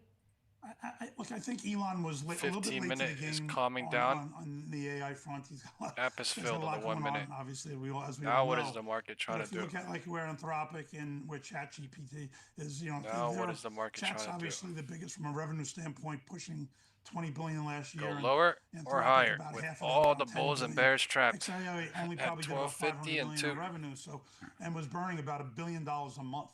So I think Musk was looking at that burn, wanted to reduce that burn, and was looking a little bit longer term and said, look, I got a lot of catching up to do. If I could start building these data centers in space and be one of the first ones to do this, a few years from now when the coin flips, he'll have a lot of data centers that'll be extremely efficient.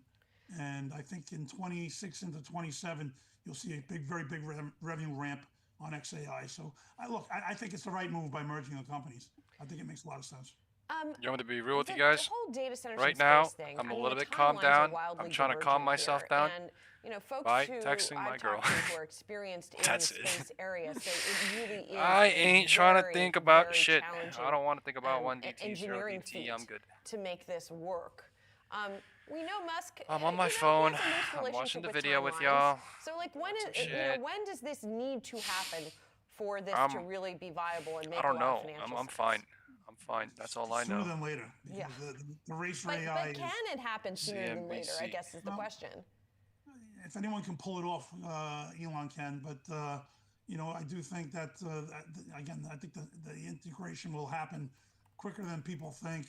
Wow. People I now guess talking QQQ about fell the 2%. IPO that he I didn't even know. Put a very bold statement out on QQQ's down 2.1% right June now. of this year, and that was before he announced that he was going to be merging XAI into the company. Well, I was right. I did say earlier in the week on Monday or Tuesday that I believe QQQ will go down more than SPX. That's a monumental task in itself, getting public by June with these two companies. But as far as putting a data center in space, I guess I was right. With that Falcon rocket, if anyone can pull it off, I think Elon will be the first one to do it. And if the first one works, you can bet your bottom dollar he's down putting a lot more up there very quickly. SPY is down 0.73. Let's talk a little bit more about the IPO, right? Because there's sort of we got our space race and then we got our IPO race, because it seems like people are waiting for SpaceX, of course, to go public. OpenAI would be the other big one that people are waiting for this year. Polymarket puts the odds of SpaceX going public first at pretty high, 72%, the last time we checked here. Does it matter? AMD down 17% today. Do you think SpaceX today. is going to go first, and does it matter who goes first? I definitely think SpaceX is going to go first before OpenAI, and I think Anthropic will probably go first before. Yeah, IWM. I just don't think that OpenAI has. Things aren't really too bullish, but it did together get in order filled up. to put a filing together soon. They got a lot going on. They had a lot of management defections that a lot of people left there and actually went over to Anthropic. We have Anthropic in our portfolio. That's our biggest position.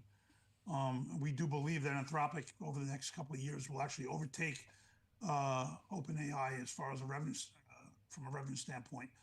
OpenAI right now is very large with a consumer base, but which is as you know can jump from one platform to another very quickly. They really don't have any allegiance to anybody. Anthropic chose to Damn, look at the story they're coming out now. They don't have allegiance to anybody. Who's doing good out of everybody? NVIDIA, AMD, who? Nobody. Embed systems into their restrictive. Oh, They God. tend not to jump. So What I happened do to think the that, you know, OpenAI? in the market right now, OpenAI! it's already $10 billion doing, investment? more What revenue in the happened? enterprise space than OpenAI. So I do think that the future, there's going to be, there's not going to be one winner. This is a gigantic space. Artificial intelligence, you need to look at like almost like a new platform, almost like the iPhone. You know, there's going to be many businesses that are, you know, we don't even know about yet, but we will know quickly that are going to thrive over the evolution of OpenAI, the same way DoorDash and let's say Uber, they'd offer the smartphone. They couldn't have done it without the smartphone. And you're going to see a bunch of new businesses that couldn't be here because they didn't have OpenAI, and they're going to evolve very quickly. So it's an exciting times. It's a new, you know, this is a new platform that's going to generate a lot of business across many new businesses. And Joe, when we talk about these companies going public, I mean, the time, I mean, you know this very well being in this business, it's unprecedented in terms of the size of these private companies and the number of different shareholders in these private companies, right? So I'm curious, are people itching to get out, right? Once these companies go public, they're probably going to see a pop, and then once the lockup ends, are we going to see pretty significant selling because people have ridden these things up for quite a while now? I don't think so. I'm a believer that you're going to see, and I think you're already starting to see some of the smart institutional money starting to rotate out of what's worked over the last 10 years, right? The Mag 7. Those stocks are under pressure, you know, and you know, I do think that the money's got to come from somewhere. When you talk about the size of these offerings, these are unprecedented raises and valuations that have never been seen before. Man, how is SPY 0.75% red and IWM is minus 1.8%? Really no business in a couple of years for a company to be able to do. What is holding SPY up right now? You know, we've never seen that before.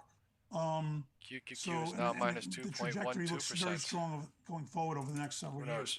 So I do think that what you're going to do is see shareholders, you know, do quite the opposite. Who knows? Rotate out. Maybe the godly amount of puts on SPX, I don't know, and since gold capitulation days, last Thursday, last Friday. Right, and it's probably going to be very AI centric. I do think that these are the companies that will outperform, not just, you know. What even is bullish in the market right now? Can someone go look around? You know, year over year, let us know what industries are bullish right now, financials or XRP, whatever. Commodities. These are the companies that you're going to want to be in. Consumer staples. Unfortunately, the same way it was. It may be consumer staples. I don't know. Concentration is concerned.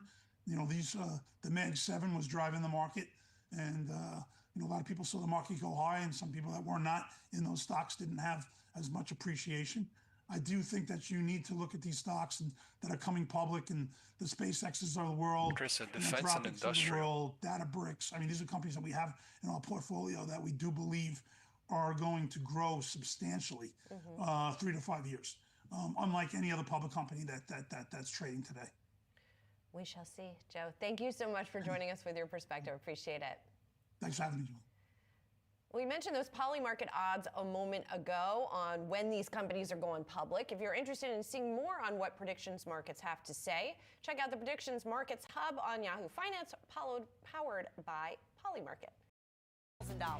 The analyst said it sees multiple reasons for top-line momentum. That includes pantry loading ahead of those winter storms we saw, price volatility for gold and silver, plus headlines around the new Nike Kirkland signature collaboration.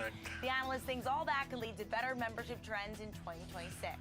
The average price target on the street right now is $1,000 and $1,044. Last up, let's take a look at Affirm because Morgan Stanley upgraded the stock to overweight, saying the recent sell-off provides an attractive entry. Never would I have imagined Dow Jones back at the fucking trend like a line, weakening but yeah, thank you consumer for or that, slowing Chris. growth are a bit overstated, with no signs of deterioration among Affirm's borrowers. Actually. There are now 27 buys, 8 holds, and no sells on the street. Keep it right here on Yahoo Finance. We'll be tracking all the latest market moves and top calls throughout today's trading session. Wow. Shares of PayPal falling sharply after earnings for the fourth quarter came in short of the street's expectations. The company also announced a leadership change with HP Inc. CEO and PayPal chair Enrique Lores set to take over as CEO. Speaking to Yahoo Finance earlier today, Lores said his goals are to, quote, improve our performance and grow our share in branded checkout, adding that the company, quote, have not been able to make the progress we wanted. Branded checkout growth was just 1% in the fourth quarter, down from 6% a year earlier. Paul Golding is joining us now, Macquarie Capital Senior Equity Research Analyst, to talk more about this. Paul, so a lot to talk about, obviously, from here. Let's start with this new CEO, Enrique Lores, who was the chairman of the company. That'd be a good job to have, senior market analyst. What do you think this is a good choice, and what does he need to do here at PayPal? Yeah, thanks for having me on, Julie. So first off, the company under Alex Chriss had undertaken a sort of a transformation plan here after Dan Schulman had been CEO. And part of that was around moving away from some of the dilutive enterprise volumes that were weighing on take rate.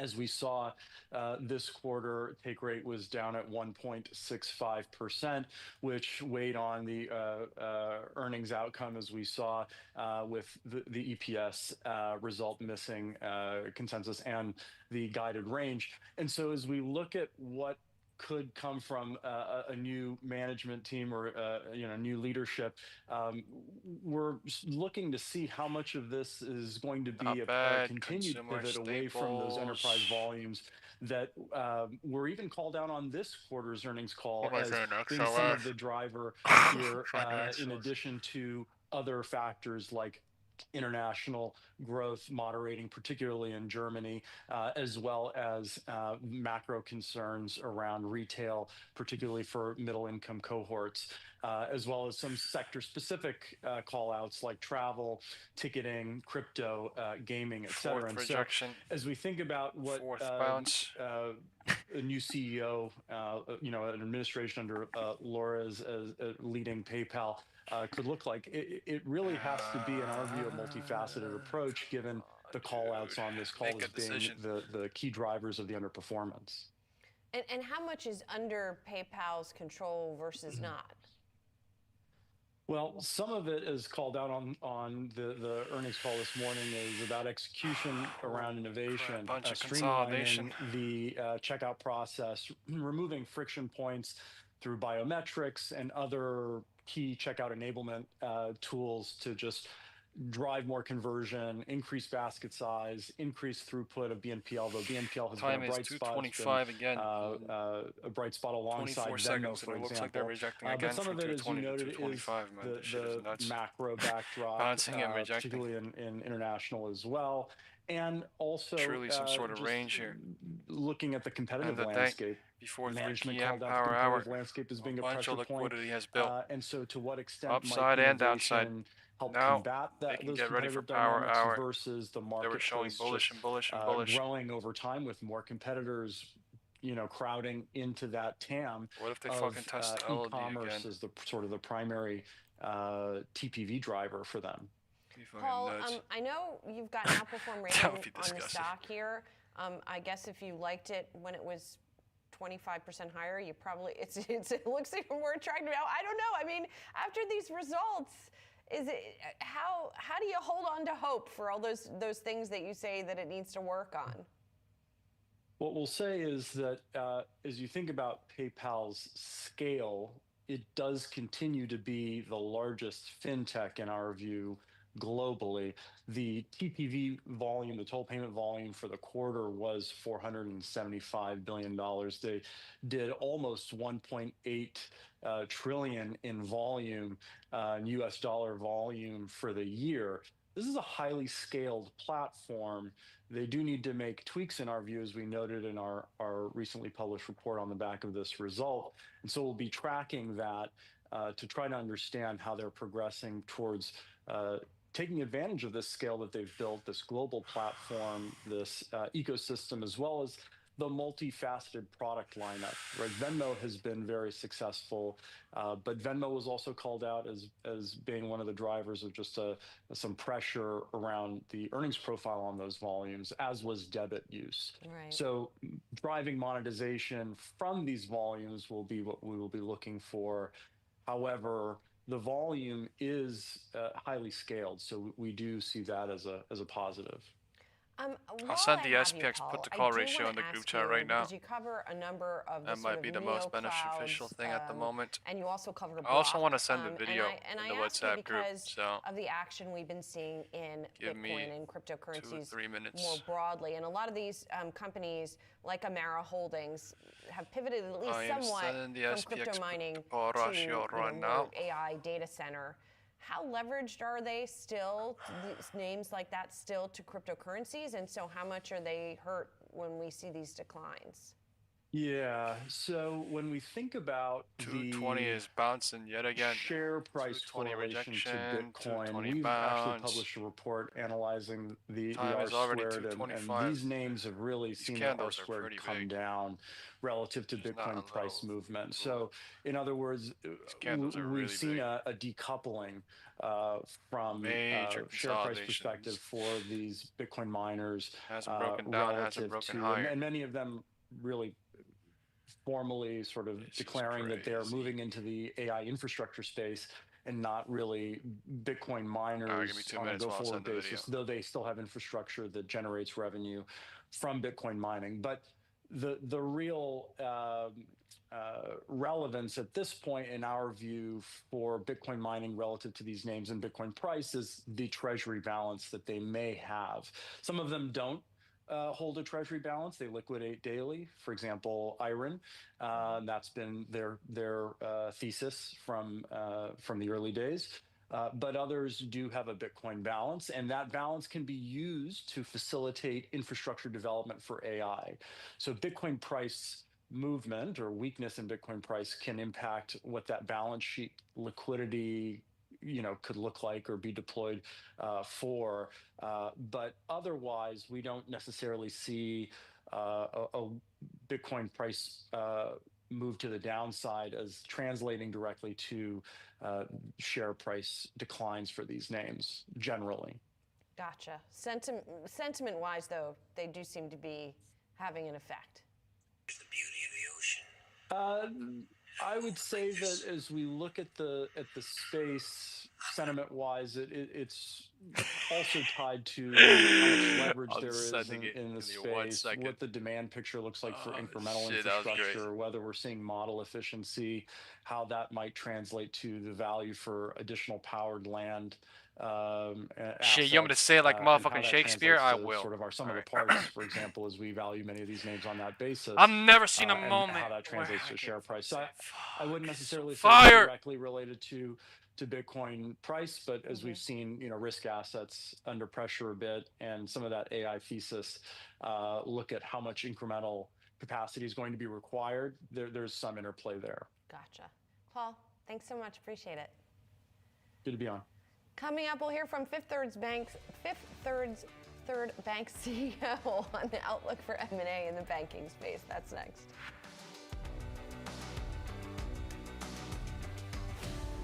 Fifth Third Bank completed its takeover of Comerica, making it the 9th largest U.S. bank. CEO Tim Spence sat down with Yahoo Finance to talk about how the newly emerged company is planning to expand in the coming years. It's so fire, bro. I'm hoping that you can characterize this as both the regional bank that's absolutely crushing it and the comeback kid. So, I mean, we'll play it at the end of the stream if we're allowed to. Right? Now that we are at a point where we are one company, is to operate like one company. We did really nice progress as recently as over the weekend. We converted Comerica's swap dealer, so their capital markets platform is trading on Fifth Third's platform as of this morning. Comerica got all Comerica clients now benefit from a one-notch upgrade since Fifth Third's credit rating was one notch higher, which will be helpful in everything for the market for letters of credit, investment policies and corporate deposit gathering. And then I think in a even more exciting from my perspective, Comerica and Fifth Third client-facing bankers are going to be able to go to market today with a much broader range of capabilities. That's a fucking Shakespearean Star Wars fucking background, sun fucking dropping in the fucking, background. And within 2 weeks, more than 1 million pieces of mail dropping on what will be probably 14 IWM to is actually going million bullish here. direct Time is marketing, 2:30. Outreaches for the remainder Off of the this lows year of in 120 Comerica's on footprint IWM. in Texas and Arizona and California. So big day for everybody here. I'm just excited to get to go on volumes offense. bullish. Tim, I expect some sort of a breakout follow on me old school a IWM little bit, but now. I love that you're opening up bank branches, and you just mentioned it. You're really focusing on Texas, Not like really. Dallas and Houston. Why is that the case, and why are you still QQQ's opening bearish up bank today, but branches MACD in on the the age of 5 digital? minutes helping. Yeah. XPX is on now trying a to. combined basis, as of this Run morning, with Fifth Third and IWM. Comerica have a Bulls presence are in in control. 17 of the Bulls 20 are coming. fastest growing metro Let's see where areas they in the go. country. So we've incredible footprint that we're going to be Today's able to grow entire into. Fifth Third's had Fibonacci. great success in what I think of as a three-legged stool in the Southeast. So the combination of bank branches built in the right locations, crazy. Time is award-winning 2:30. technology That's products. So fucking Fifth crazy. Third's mobile app won the JD Power Award for regional bank much mobile do they app spend this time past here? year. And then really strong direct marketing and client service, which is analytically driven and both direct 2 mail and p.m. digital looked like it was going to push channels. down, and it did. So 210 it'll and be the 210 same just playbook reverted the across whole the move Southeast. The to Texas markets are unique because they're among the fastest growing in the U.S. and among the largest markets. And Comerica had a really excellent beachhead there, have not had the opportunity to invest in the branch infrastructure over the course of the past several years, and we have a proven playbook. Our branches, the new branches we've opened across the Southeast, are generating on average 50% more deposits than our peers' branches are within the first 3 years that they're open. So I think it'd be blue sky for us in the state of Texas. Tim, over the past 5 years, I've heard so much about the need for regional banks to consolidate. One bank needs to buy another, but I would say this deal was one of the first of what could be more to come. Do you see more regional banks consolidating this year? And if so, why? Yeah, I mean, that's a great question. I think that people have forecasted the consolidation of the banking sector for a lot of years based on, I think, a couple of simple facts. One, the banking business is the least consolidated sector in the U.S., and it's the least consolidated banking sector in the world. The U.S. banking sector is. So it does make sense that over time you'll see this continuation of the trend that started with the rollback of the interstate banking bans to fewer banks. That said, I don't think it just has to be through consolidation. Like, one of the things I'm most proud of is that Fifth Third has been able to generate GDP plus organic growth over the course of the past several years. Like, if you just look at where we're going to be at the end of 2026, between the organic growth we've been able to generate and the addition of Comerica and One of these is faking out. MB Either Financial, gold or dust is like, faking the bank out. is going to have basically doubled its total assets and its return on tangible common equity this market since move right here. 2016. So That's it's what been I'm a nice noticing right now, story too. of Time is nominal 2:30. GDP plus growth on the top line and a very significant increase in profitability, a return on tangible common equity from 10.5 to, we're saying we'll get to north of 19% in the fourth quarter of 2026. I'm sure you've had some time to digest this news of a nomination for Kevin Warsh to succeed Jerome Powell as Fed chair. Warsh has not hidden his fact that he wants to remake how the Federal Reserve operates. How would a remake of the Federal Reserve impact a bank like yours? Yeah, I mean, I'm going to leave the the prognostication on policy to the experts here. What I do think, though, is quite encouraging is I think the nominee for Fed chair has been clear that he believes that the Fed has a very significant role to play in monetary policy, but that fiscal policy needs to be the purview of politicians. I think one of the greatest threats to not just the banking sector, but to the U.S. economy in general is the fact that we've run these structural deficits for a very long time. And to the extent that we are in an environment where we're going to get a productivity lift from AI, and that means we can maybe have lower rates on the front end of the curve, but also some steepness to the curve as the Fed winds down its balance sheet. Like, that's a pretty golden environment for banks. Rates above absolute, at absolute levels above zero on the front end, and some steepness to the curve would be awesome for our industry. You've spoken a lot, Tim, in the past about cryptocurrency and its rise and importance. How much of a threat is crypto to the banking system at this point in its life? And I imagine it's going to get more important should that Clarity Act finally pass. Yeah, I mean, I'm quite hopeful that we get the Clarity Act as a complement to the Genius Act earlier. Like you said, I'm a big believer that like you wake up every morning when you have a new technology and you can choose to be excited or afraid. Time is And 2:35. our belief Wow, at Fifth bulls are Third actually is that we're pushing better off when we embrace Bulls new are technology. pushing So crazy. we have been very bullish, in particular on stablecoins and the party role now, that 2:35. stablecoins can play as a Third payment bullish rail. party. I think in terms of the Oh my threat to the gosh, look banking at sector, it IWM. really comes It actually down broke to out. Look, whether I was like, oh, they we might break out. recognize that if it They looks did. like a Look at bank and it IWM acts MACD going like a bank, 235. it needs to be regulated like a bank, right? And the concerns that the sector on a has bullish cycle expressed over off whether the it's floor special of purpose charters 1250 now showing or the degree to which some of the crypto 235. companies are openly attempting to circumvent the principles that were behind the Genius Act in the way that they operate without having to be regulated like banks. That's where the issue We were at becomes. 600 We're prepared though, to compete so I with mean, anybody. 600 is wild. It just has to be on a level playing field. QQQ went Coming down up, so as much, SpaceX SPY and went down so XAI little. merge. What could this mean for a potential blockbuster IPO? We'll talk Rich about said the outlook for that financials and is the up IPO. 0.6 something percent. I think financials, damn, that makes a lot of sense. Thank you for saying that in this critical time. You know, that's the type of shit I like to see. Some actual fucking, you know, real smart deduction, reasonable shit, logical shit. Oh man, right now based on news, but actually what's happening right now.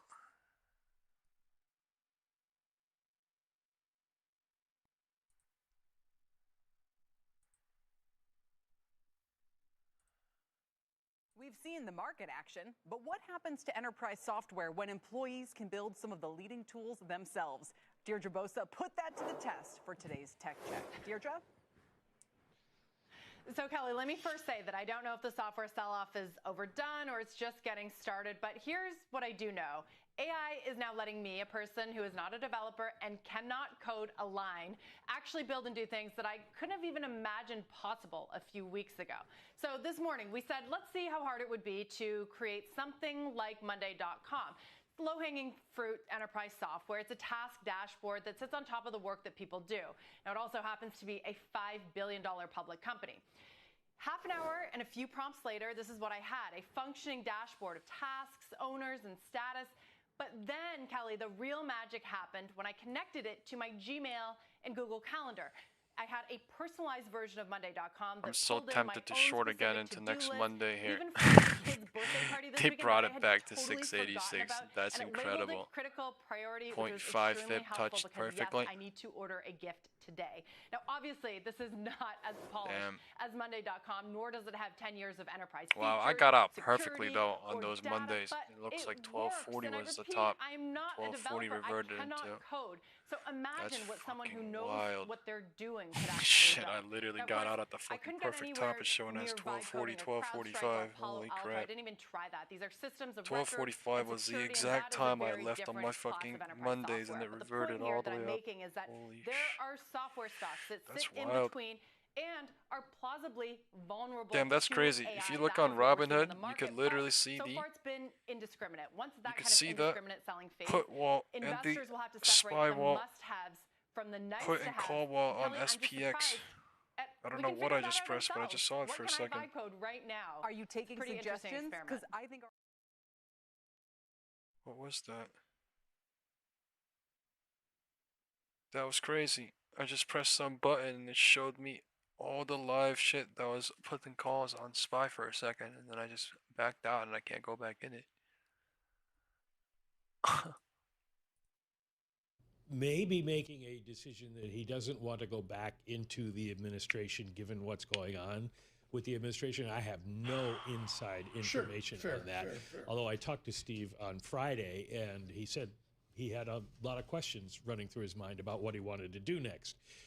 He is going to be staying on the Fed until a successor to that seat is confirmed, which is likely going to be Kevin Warsh. But I don't think he knows what he's going to do after that. Now, if you've been chairman of the Council of Economic Advisors and a member of the Board of Governors of the Federal Reserve, you're not going to have trouble finding a job. So I suspect that he will have options. Okay. What is his role at the Fed these days? I know he's pushing for lower rates. He's that lower dot, but he's on Bloomberg television often. He's on other financial media often. His views seem pretty reasonable. I mean, how does the market view him? The market views him. I mean, there are people who agree with his views, but he is kind of on the extreme end of the idea of how much you could cut rates, and he's based so much of his argument on the whole AI and productivity aspect of it that is not proven out. I mean, you can make a case for it, but you don't know when it's going to happen. You don't know how much it's going to happen. So he's not taken, I don't want to say he's not taken seriously in the sense that he is a certainly qualified economist and has a PhD and all that, but he's not seen as an influencer. I think his job has been a little bit more to go out in public on the administration's behalf and try to influence public thinking, but the markets are going to do their own weighing of the arguments. Across the nation and worldwide this morning, Michael McKee with us, driving all of our economics coverage. He's got an easy Friday with no jobs report. Government shutdown. Wait, the government's re-shut down. Can they now do the jobs report? No, they can't do the jobs report because it wasn't finished. We're today expecting them to announce when they will. Redo it. But I do have to, shameless plug here. Of course, we will be in Atlanta on Friday, talking with the outgoing Atlanta Fed President Raphael Bostic. So, very good. Very good. I looked, Mike, at this, and I hate the parlor game. What is the parlor game betting on Warsh right now? What's the summary of your analysis of the street bet? Well, the street is betting that he will be confirmed and that he will come in and lean dovish, to control my left hand from my right hand and my right hand from my left hand on top of my head. Also accept the idea that the economy may not call for it right now, and that the president's view of cutting rates to 1% I almost fucking did go in one of those red candles, the I last think red candles before it spiked up just now. So Kevin's background and the things he said I'm trying to before fucking about control the my dangers left of hand from my inflation. right hand right now. People aren't too worried that he's going to bring about inflation. They're going to be much more interested in what he tries to do with the balance sheet.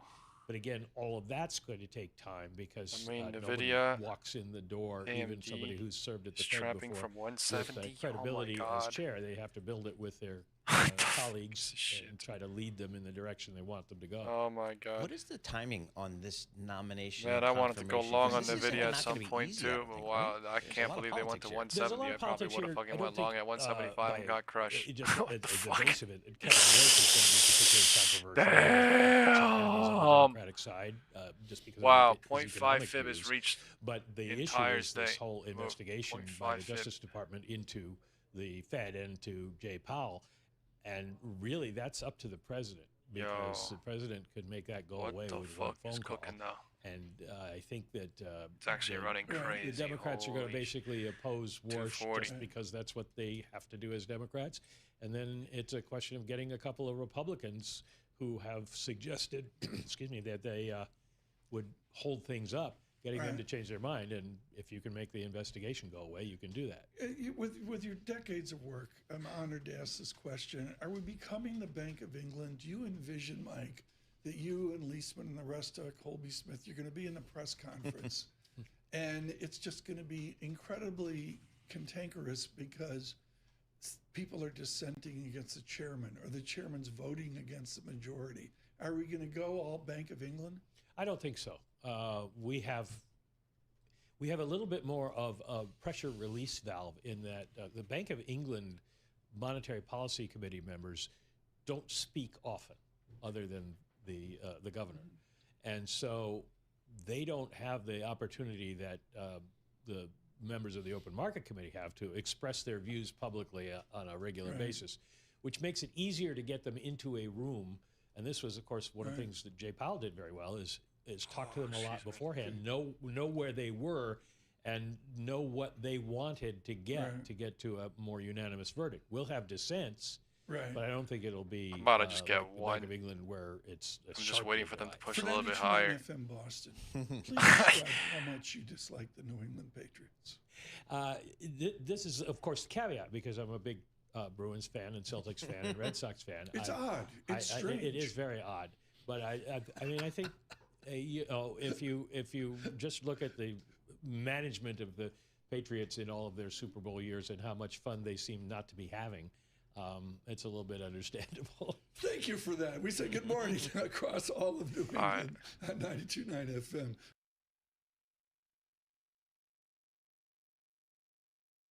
I'm in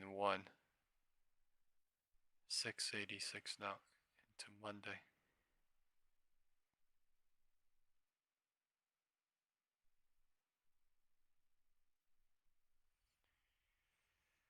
And here comes the fucking nightmares. I just got it on that green candle. I'm terrified. And here comes the nightmares. Shit. I want to watch SPY. And SPY is back at 686.5.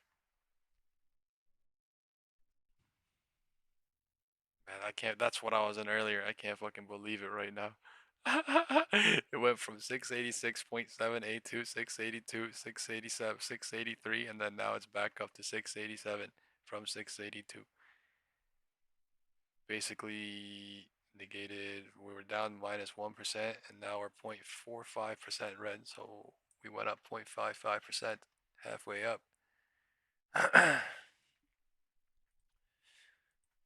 Halfway up. Our 360 round. For that, let's bring in our panel to discuss. We have Google Uber. earnings and Uber Shares earnings under today. pressure after the company reported weaker than expected earnings. Right now, trading down about 3.75%. Joining us now to help us break down these numbers, David Clement, North American Affairs Manager at Consumer Choice Center, and Jamie Myers, analyst at Laffer Tangler Investments. Thank you both for being with us. Jamie, let's start with you. What were some of your key takeaways from the report we got from Uber today? Hey, good morning. Thanks for having me. Key takeaways that things are still going well. Still zero Uber is DTs a member of our Best Ideas portfolio. going We higher, also man. own I should have waited. Fuck. bonds in that portfolio, but I mean, overall gross bookings accelerated. Wow. They were up 22%. Trips were up. Mobility was up. Delivery was up. And I think we've learned something over the last few years, and that's people want delivery, whether it's Uber, Walmart, McDonald's. That's what they want. But I mean, the important thing is that management sees things accelerating in 2026, and it's going to be broad-based. Advertising continues to compound. That's a $2 billion business now. And the important thing remains that, management's optimistic. The fears being driven into the stock are from the AV market, the autonomous vehicle, and, we think that those will be dispelled over time. And David, Jamie just mentioned that we saw the bookings and the EBITDA beat, but we did see EPS come in light. We saw guidance come in light here. Do you also view things as going well, like Jamie does? Yeah, to be honest, I do. I mean, trip growth. 687 now on even if SPY. you look at the rural growth, 50 cents which higher. is relatively new. And I think what's the most interesting about the projection moving forward is the subscription base in Uber One and some of the metrics on the number of Uber users who haven't yet. Someone said if I close my eyes, the candles available aren't real. through What Uber. the And so fuck there's are an, you talking there's an about, immense bro? What? potential to tap into consumers. If I close my eyes, the candles aren't real. What kind of what? That is the funniest shit ever.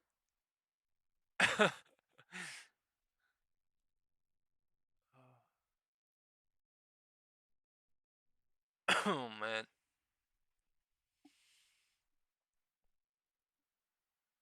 $6,900. Yo. That's so crazy.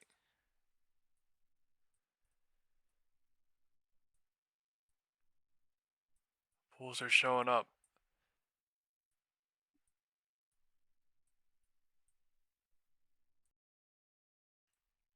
All the liquidity down here being used now. 0 DTE, 1 DTE. Showing the gap. And then pulling back. Upwards.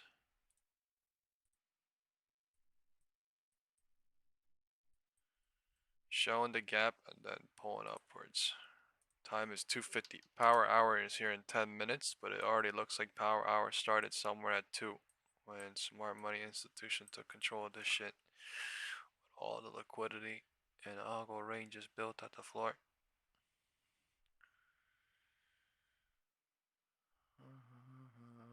Baby, like, oh my god, so many eyes. Oh, oh, oh, oh, oh, oh, oh, oh, oh, oh, oh, oh, oh, oh, oh, oh, my god. Oh, wow, wow, wow. I expect some sort of massive confusion here. This is the 0.5 fib. Above. Everything's bullish looking now from being bearish looking. And now everybody is getting cycled on and burnt on, and they're getting confused on. Whoa, oh, so market's at a crucial point. Oh, oh, oh, oh, oh, oh, oh, oh, oh, oh my god. Oh, oh, oh. Technology officer at Palantir says the US must use AI as a slingshot against China or face economic defeat. Shom Sankar is Palantir's chief technology officer and vice president, and he joins me now. Before we begin, I must tell our viewers that Fox News Media is currently working with Palantir to build a suite of custom AI tools. Okay, Shom, why must we use AI as a slingshot against China? I think the promise of AI is really that it can empower the American worker.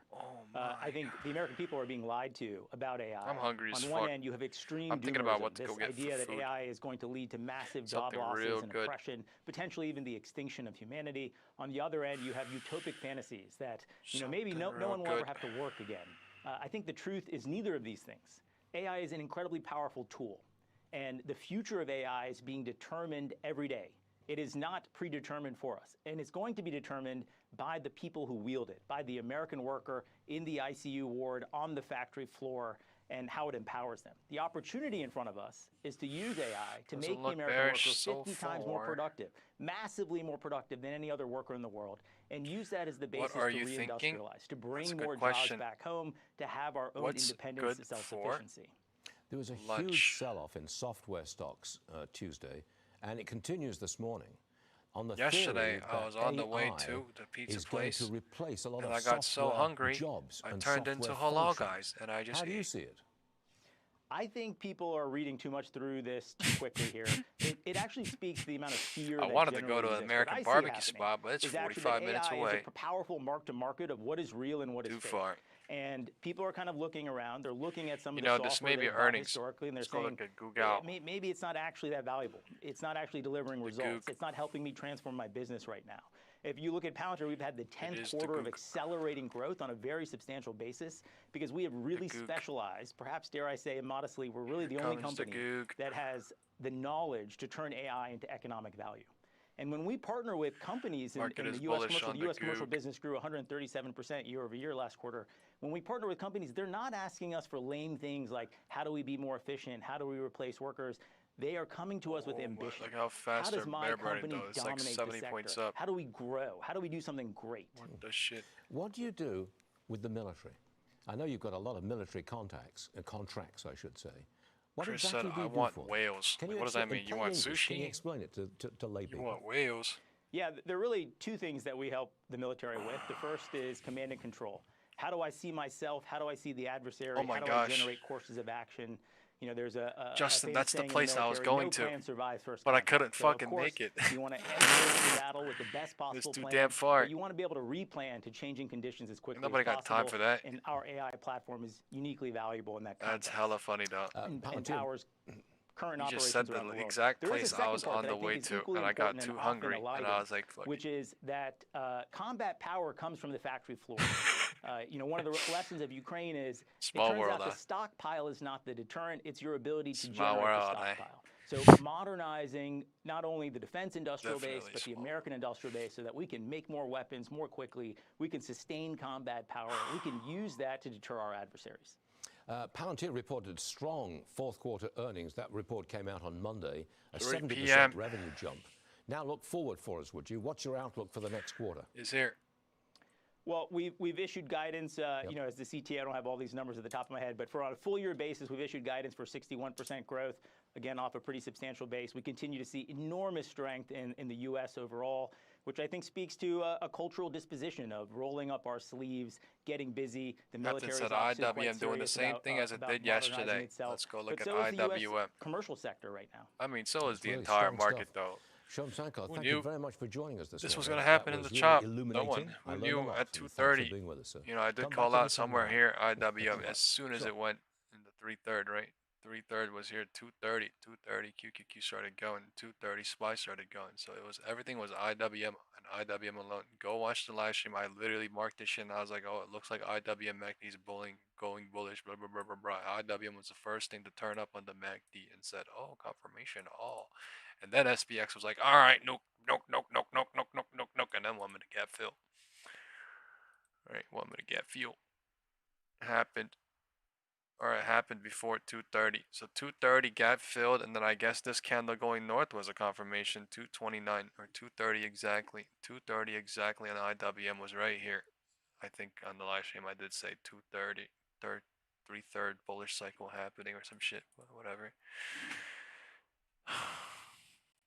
This is definitely pre-earnings, so whatever is happening now is not going to matter after earnings. Chair recognizes the gentleman from Texas, Mr. Green, who's the ranking member of our Oversight and Investigation Subcommittee. Mr. Green, you're recognized for 5 minutes. People ate Thank crap you, Mr. on Chairman. not DJT, but Mr. Secretary, Donald J. I Trump ask Queen. that you recall Trump Queen. Liberation Day, the day that President Trump announced tariffs. I ask that you recall that when he made this announcement, there was a sharp decline in the stock market. In fact, when he made the announcement, the NASDAQ experienced a 6% decline, the S&P 500 a decline of 11%. I ask that you also remember that some days later, the president announced that he was going to pause those tariffs. And when he indicated that he would pause the tariffs, the market then moved up. Do you recall these things, Mr. Secretary? I recall them very well, Congressman. Thank you. It feels so weird. And I ask that have you so also much recall, fucking please, this Mr. shit, Secretary, dumbass dust. that Dust. hours before the president announced the pause, he indicated by way of Truth Social, he has more than 50% ownership in Truth Gold. Social. Where's gold? I was It's watching a gold great earlier. time to Dow buy Jones is still bullish. XLF DJT. is still bullish. SPX That is was still bullish. Announcement. AMD on is Truth probably Social. bullish now. Nvidia bullish. And in so IWM doing, QQQ. Truth Social had a value. Bullshit or not, moved everything up. is pointing north for now. In fact, 0 DT. Truth Social, which the president has a majority ownership, went up by $415 million. Now, here's what's interesting in this scenario. When he made that announcement and said it's a great time to buy DJT, So 695 that open happens tomorrow, to be SPY. the symbol for his stock, DJT. I ask you kindly, and as one professional to another, Mr. Treasury Secretary, do you think that this should be investigated, the president's stock being linked to his Truth Social message, and that stock having gone up by some $415 million in a And this single is how they day, do it though. They in cook a up the single puts. day, and this is a stock that And they was doing fucking very poorly. kill the cause, and then prior they to bring the that, cause hadn't back done in, hadn't had a lot so of they can success. play into earnings or tomorrow. Do you think that this should be This is investigated? the same shit that happened yesterday. No, sir. Wow. Kindly explain to me why we would not investigate the president making such an announcement as it relates to his stock and then reaping some $415 million as a potential capital. Well, all Americans benefited from the rebound in the markets that day, and in fact, the rebound in the market after that was the fastest in market history. Yes, it was. But here's what's interesting about your statement. You did not note, Mr. Secretary, that DJT had probably the sharpest increase on that day, 415 million, and that the president said buy DJT And that's what happened. I'm unfamiliar with the exact text. Did he say buy DJT? Yes, sir. Did he said Yes, sir. Exact text. now is a good time to buy and have a salutation DJT. Yes, sir. DJT immediately following, now is a good time to buy. Well, those are his initials, as you said. They are his initials. But it's also, do you agree that those are the symbol, that's the symbol for his stock? I believe it is. Okay. And do you believe that such a thing? Do you believe? Should not be investigated? Is that what you're telling the American people? Sir, I believe that anything that is widely disseminated is widely disseminated and available to everyone. Well, it was available to everyone, but what he said related to his stock could relate to something else, but to his stock. And here's the point, Mr. President, Secretary. Here's the point. I believe that any other president making this kind of move is almost a hustle. I don't want to say that about the president, but making this kind of move Time is 3. would at least be investigated. If you're going to allow the president, Someone said going green today is a joke. openly and notoriously, Oh my $415 million. Now time is 3, and half the people in the world thinking green, and half the people in the world thinking no soup. He is the most craziest shit. Hustling the Most United craziest States stock shit. market. I yield back. Gentlemen's times yield back. Someone said 675 SPY tomorrow. Yo, our chat is the most comedy shit ever sometimes. The most fucking polar fucking opposites. Yo, it's fucking hilarious. Yo, it's great. It's great. It's fucking amazing. It's so fucking funny. Wow.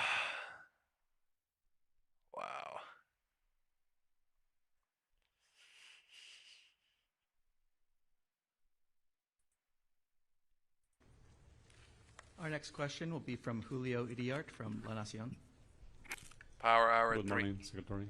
Specifically, what role can Argentina play in this agreement on critical minerals? And also, I would like to ask if U.S. is in talks with Argentina for send their immigrants deported from third countries. Thank you so much. Yeah, on the second point, I would say, look, we have conversations about countries willing to accept third-party nationals, but we don't have any deal or anything lined up. I know it's been a subject of media leaks. There's no way I would have sometimes gotten that shit right. with malicious intent, but certainly Argentina is a great partner across the board, and at the end of the day, we have tremendous faith, confidence in our relationship with President Milei and his team, and he will always act in the best interest of the people of Argentina and the national interest of his country, and so we appreciate that. And on the first point, Argentina is not just has the capability from a natural resources standpoint to be a key partner in critical minerals for the world, not just for the United States, for the world in a way that's good for Argentina. It also has expertise in processing, and which I think is also going to be critically important. All right, so both good. Thank you, geology Jason. and Jason the said that, geographical and he location laughed. and So the I'm glad I expertise, didn't have to they've put the already laughing taken emoji on the tremendous steps. AMD One of our chart. All featured right, I'm speakers glad was you're the Session one 1. laughing. And Mr. Pierno was there because of Argentina's one of the global leaders in this regard. So both because of the resources available and because of the ability to invest and the Time is expertise they have in 3:05. processing, I think Argentina is going to be a key partner for the world, not just for the United States, and certainly being located in the Western Hemisphere is of strategic value, both to Argentina, but obviously to the United States as well. Argentina. Estados Unidos. America.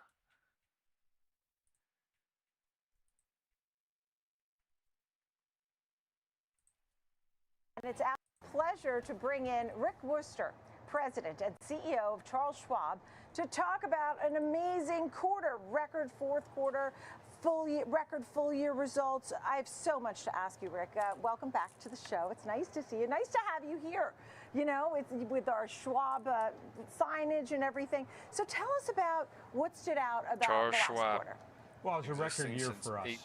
We grew well. We had $519 billion of net new assets that clients brought to the firm. one of the things that we loved about it was we saw growth across every one of our retail investor segments, age groups, wealth groups. So we really are helping clients across the board, which is exciting to see. And it was a year in which we really deepened our client relationships the as well. only time it's we did bullish more in today, trading, we Mac, did more shows. in wealth, lending.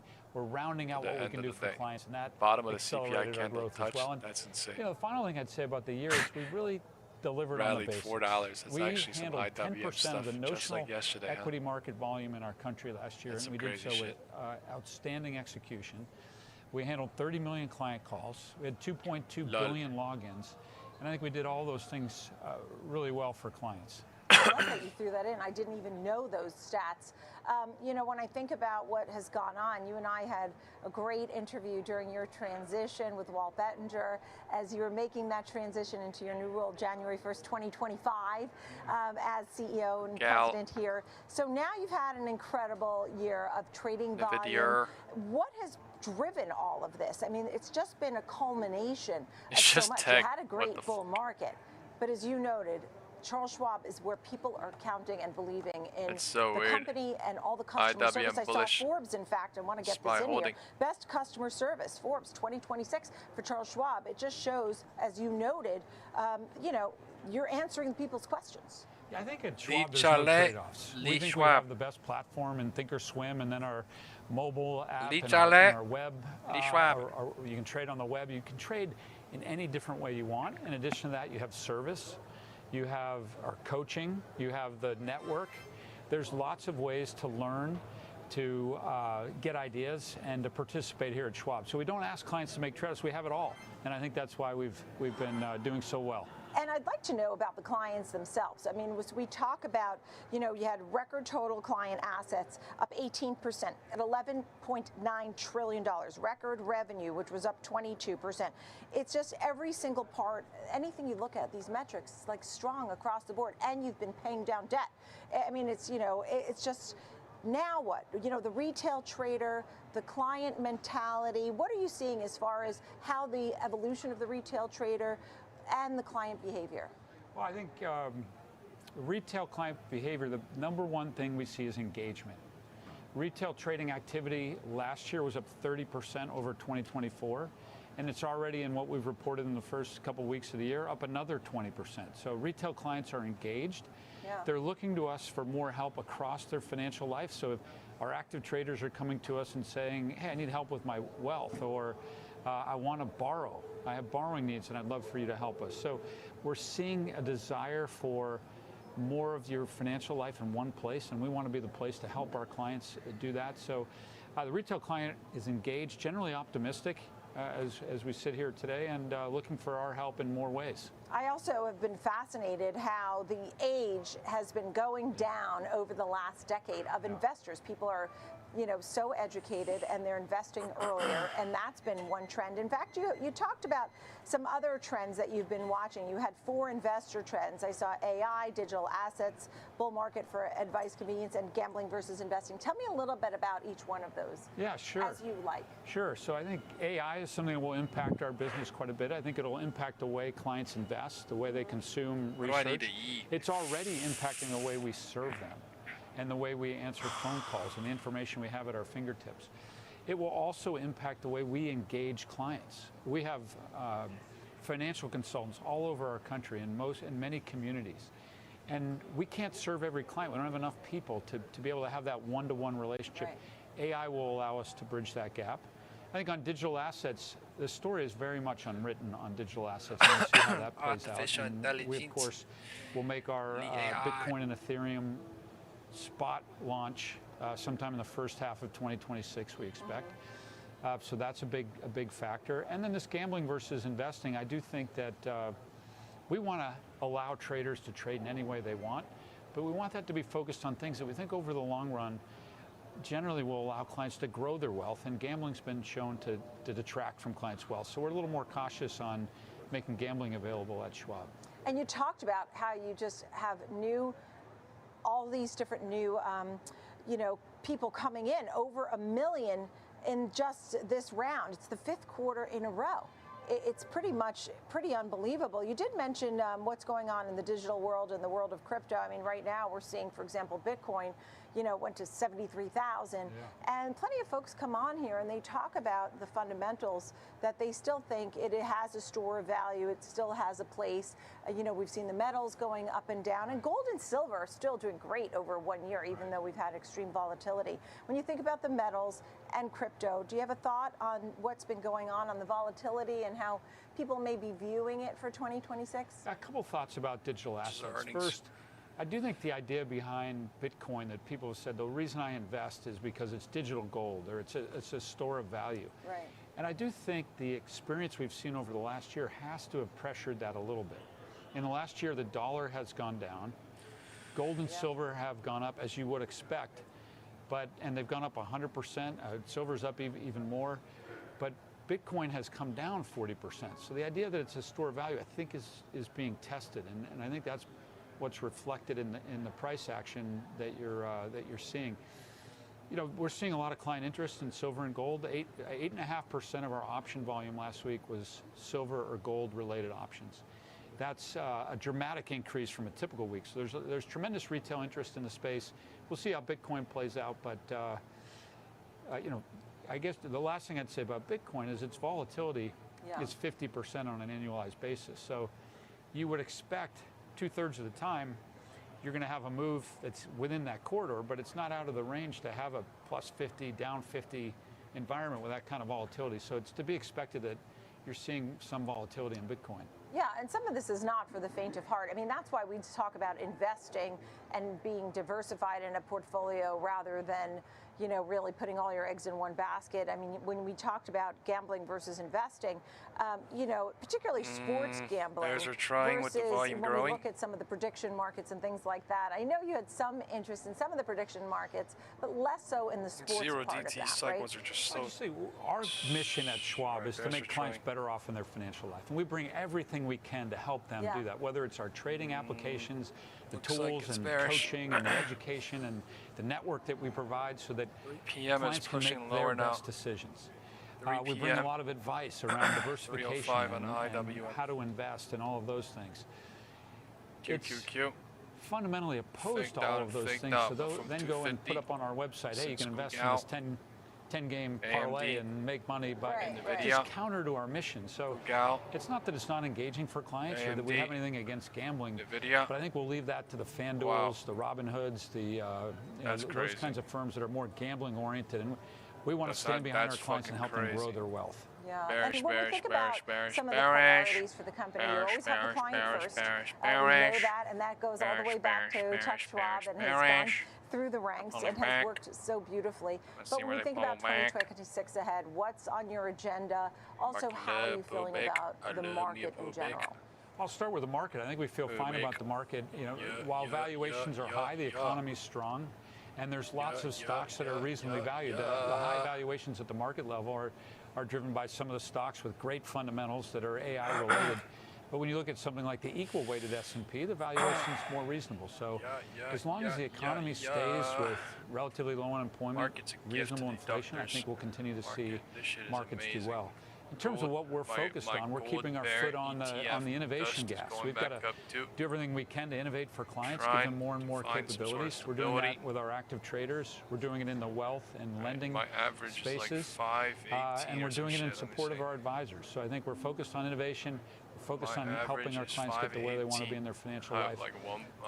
What we get up every day and focus on is how do we make a difference in our clients' life? How do we bring everything that we can do at Schwab to bear to help clients make the right financial decisions for them, not just what they're going to invest in, but their entire financial life. Yeah, and you're going to have a big transition of generational wealth now. From baby boomers to, Gen X, and I know you're scooping up all those young folks who are now Gen Z, who you'll have on for a long time, a great position in social media, in TikTok, and all these things. So people are much more aware about investing, and with all the tools that you provide, it's been incredible. I mean, Charles Schwab just continues to grow, and record after record.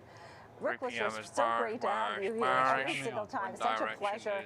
And we continue to follow the Charles Schwab story. Rick Wooster, President and CEO. So it's like, Charles Schwab.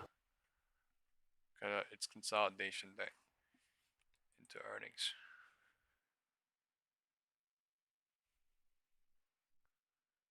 This shit is consolidation day into earnings.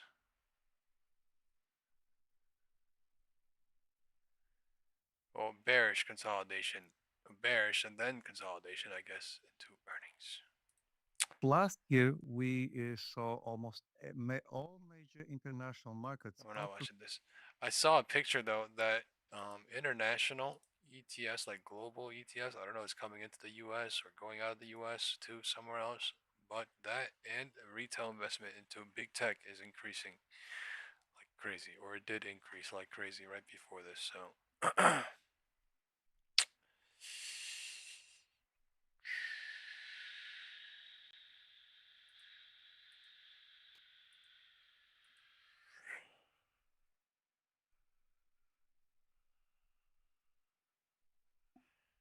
Is it bearish? Is it bullish? Nobody knows yet. Market deciding. Higher time frame options are deciding too, looks like. Software stocks have become ground zero for investors' anxiety over the possible disruption coming from AI. The software sector as a whole has lost about 30% of its value in just the last 3 months, with those losses accelerating this week, even despite some relatively strong earnings from leaders such as Salesforce.com, such as Microsoft. Now, the main concern here is that either free or cheap coding tools being every rolled single out bounce, by every the single likes of rejection coming in Anthropic all through its together on the cloud market. service may displace a lot of paid-for software applications and even infrastructure software. People are being able to code and replace a lot of the software tools that they now use, or at least the fear is that they will be able to do that simply by asking Claude to create something like that. Now, one of the reasons the damage has been so severe to software stocks is that previously, for many, many years, it was such a great business. Investors loved the very long-term recurring revenues that Looks like came we have another from algo range. We're companies trading and within individuals another algo paying range. for long-term licenses based on how many Right employees at are using these tools. the Now, SPX one of the results here box. is that many of these large software stocks are starting to look very inexpensive Starting relative to to their look own nasty, history, but if I mean, in I don't fact have the current charts levels in of line revenue mode, but it's and okay. cash flow and Everything earnings will be okay. can hold up. That, of course, is the my, big I almost question. just dropped Right something now, all crazy. the excitement in AI is mostly in Alphabet, which is seen as having a lead in its large language model and its consumer monetization strategy, as well as, of course, the chips, in particular the memory chips right now that are going to be needed for this build-out. Finally, many software companies felt as if their valuations were Looks like a kind bull of trap. cushioned by the Advanced possibility level. down the road Looks that they crazy. could be acquired, that private equity could buy these companies because of their recurring cash flow. Now, that's Bearish, now under bearish, doubt bearish, because a lot of the private bearish, capital bearish. companies are being hurt. So 0.5 right now, it's Fibonacci a matter is of a in play. contrarian bet, Maybe. and when cheap has become cheap enough for investors with a long-term time horizon to perhaps wade into this area. Today?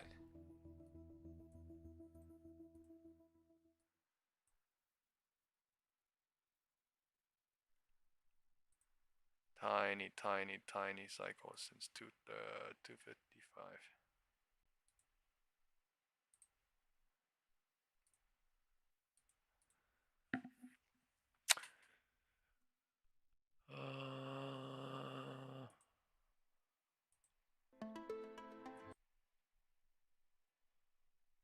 Damn, can we see this? Blackwell GPUs are inside server racks all over the world. NVIDIA has catapulted from gaming giant to the very core of generative AI, training Jump models, ahead. running the workloads, ever I've to only reach watched a $5 small trillion part. valuation. Thanks to its original gaming engine, the GPU, becoming king of AI chips. So what exactly optimizes a chip for AI? GPU in this case was really purpose-built to deliver parallel. OpenAI. When you think about rendering an image or in a scene, This guy's you getting need to blocked, calculate bro. all those pixels What a fucking at once. weirdo. And so AI really lends itself to taking Keeps asking advantage some of that troll-ass capability. question because he's To channel understand hopping, how bro. GPUs became synonymous with AI, let's go back to 2012, to what many consider AI's big bang moment, AlexNet. It was a new, incredibly accurate neural network that obliterated the competition during a prominent image recognition contest. Turns out the same parallel processing used by NVIDIA GPUs to render lifelike graphics is also great for training neural networks, where a computer learns from data rather than relying on a programmer's code. The researchers took a GPU and said, I'm going to hack it to get it to expose the parallel computation capabilities to unlock that performance for the deep learning use case. While AI workloads are usually accelerated on a GPU or custom ASIC, it still often needs a host central processing unit, CPU. like the Grace in NVIDIA's Grace Blackwell server rack system. But while a CPU has a small number of powerful cores running sequential general-purpose tasks, GPUs have thousands of smaller cores, more narrowly focused on parallel math like matrix multiplication, used to process multidimensional data structures known as tensors. This ability to perform many operations simultaneously I got a knock on my makes door. GPUs ideal for the two main phases of AI computation, training and inference. Training is teaching the AI model to learn from patterns in large amounts of data, while inference uses the AI to make decisions based on new information, the way AI shows up in everyday applications. Whether it's the way you buy your coffee on your Starbucks app, or how you interact with Salesforce for work, or speaking to us through our earpods, that is being done through inference.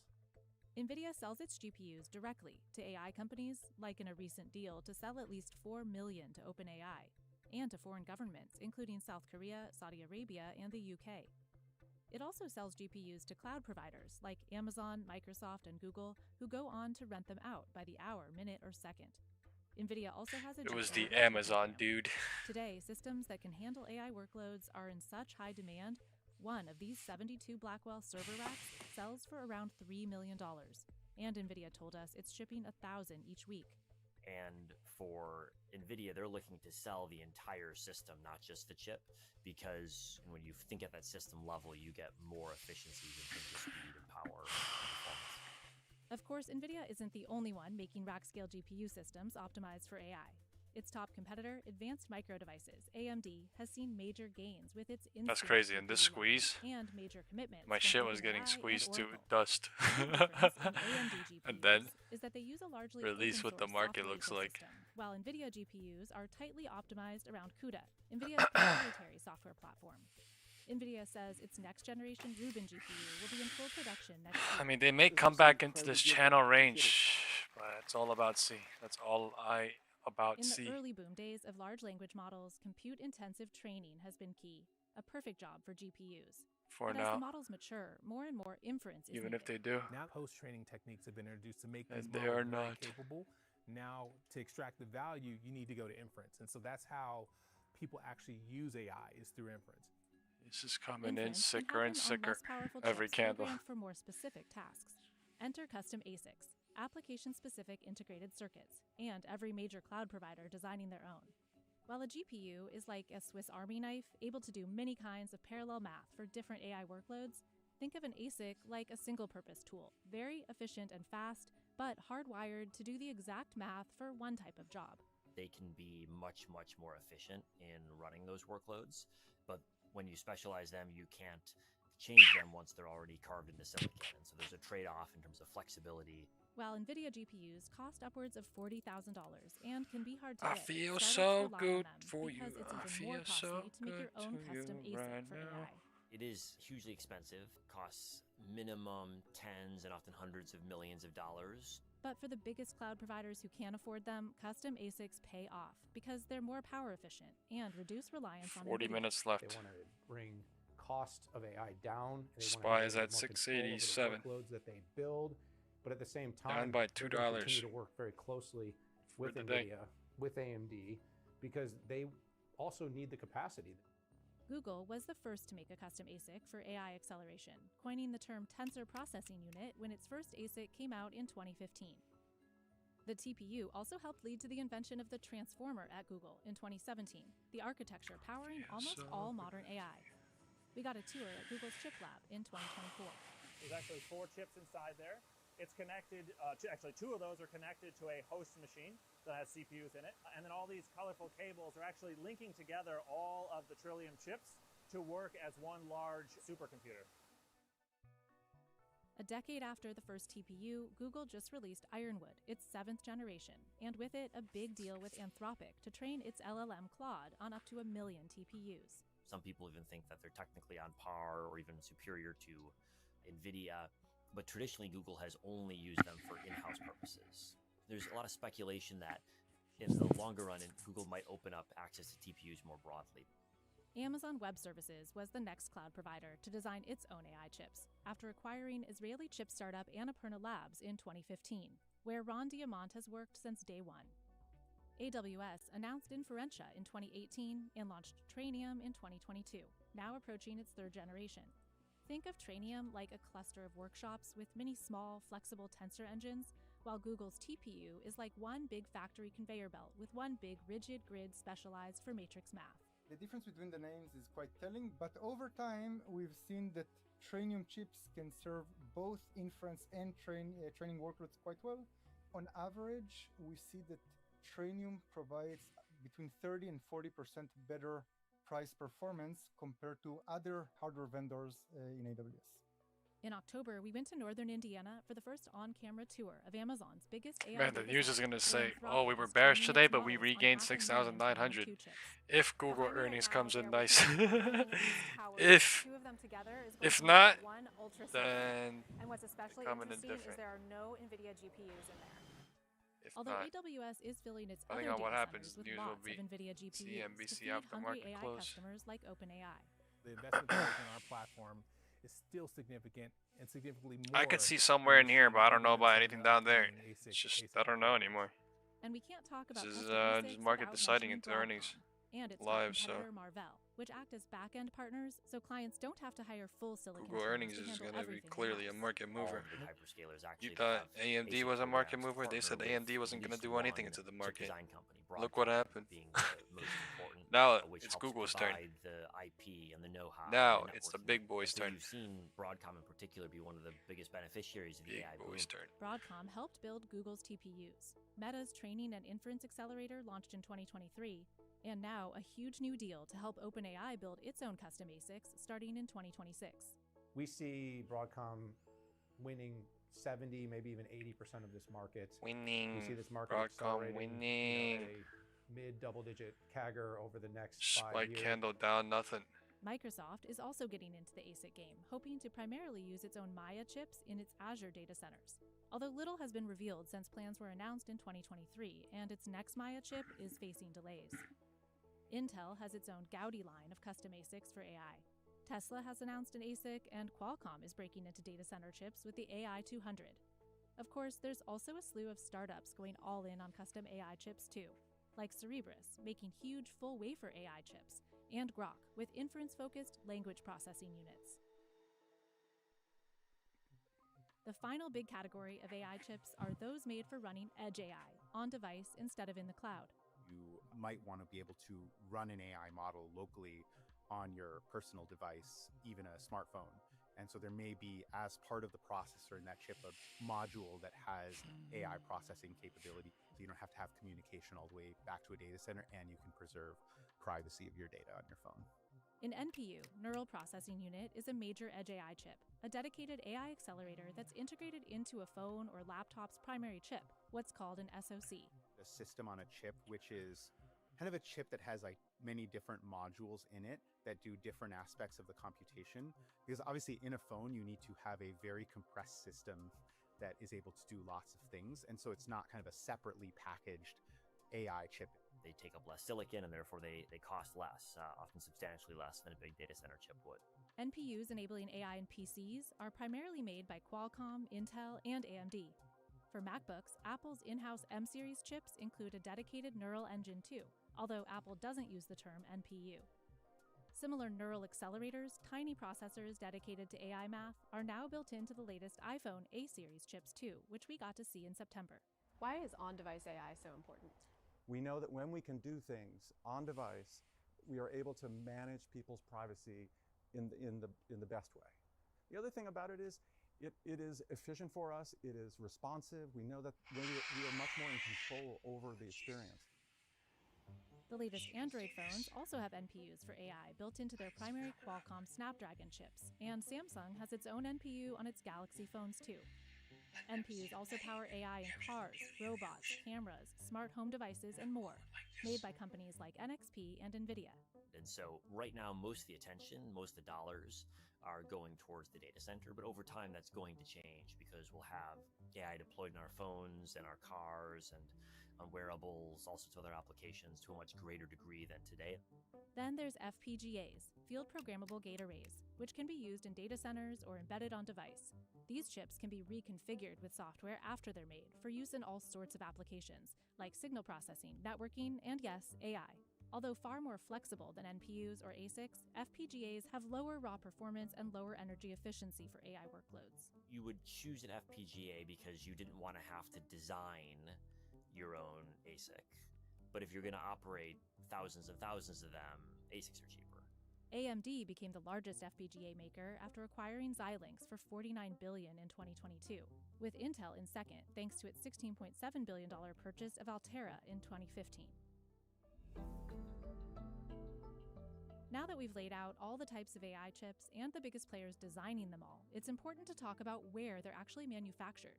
Because the giants like NVIDIA, Google, and Amazon almost all rely on a single company to make them all, Taiwan Semiconductor Manufacturing Company.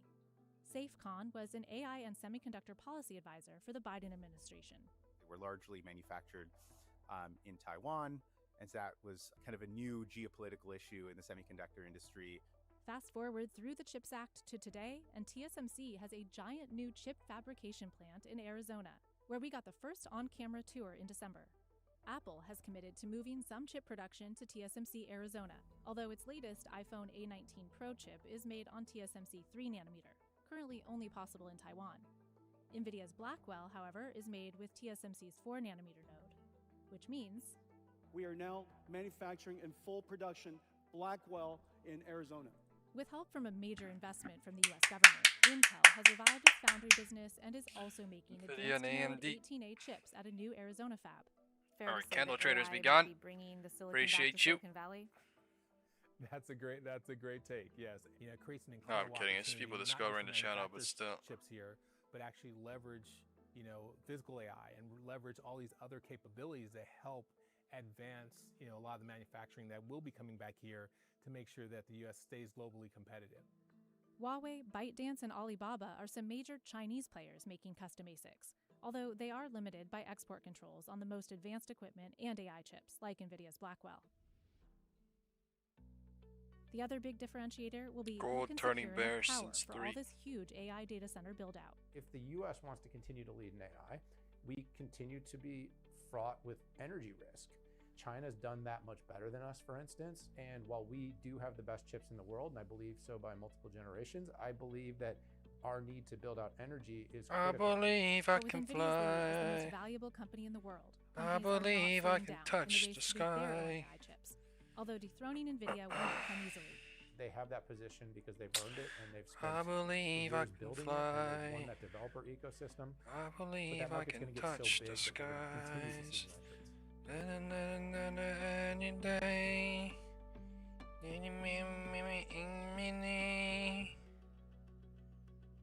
I believe I can fly. I believe I can touch the skies.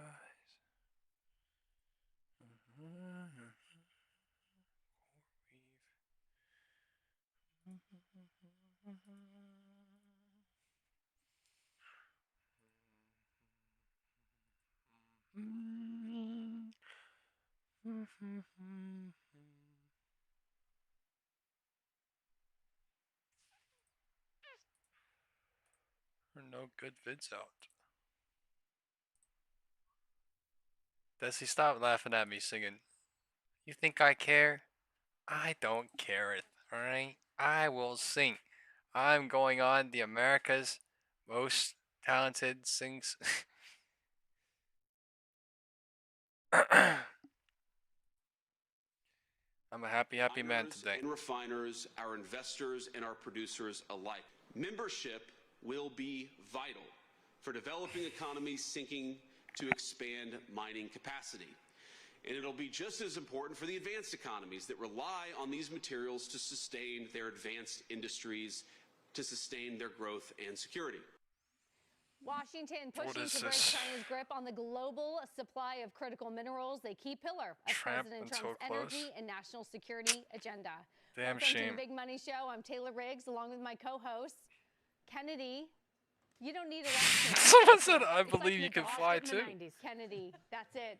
Oh, Brian butterfly. Brenberg, Jackie DeAngelis, and with us for the hour, Michael Lee, strategy founder, Michael Lee. That's me. 2 names, but we still love Yes. it.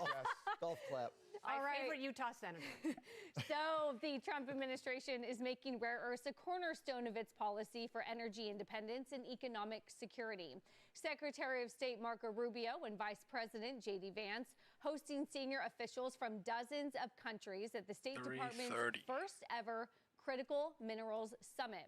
This is all to recruit a coalition to break through China's mineral monopoly and ensure American businesses will not be held hostage by foreign supply shortages.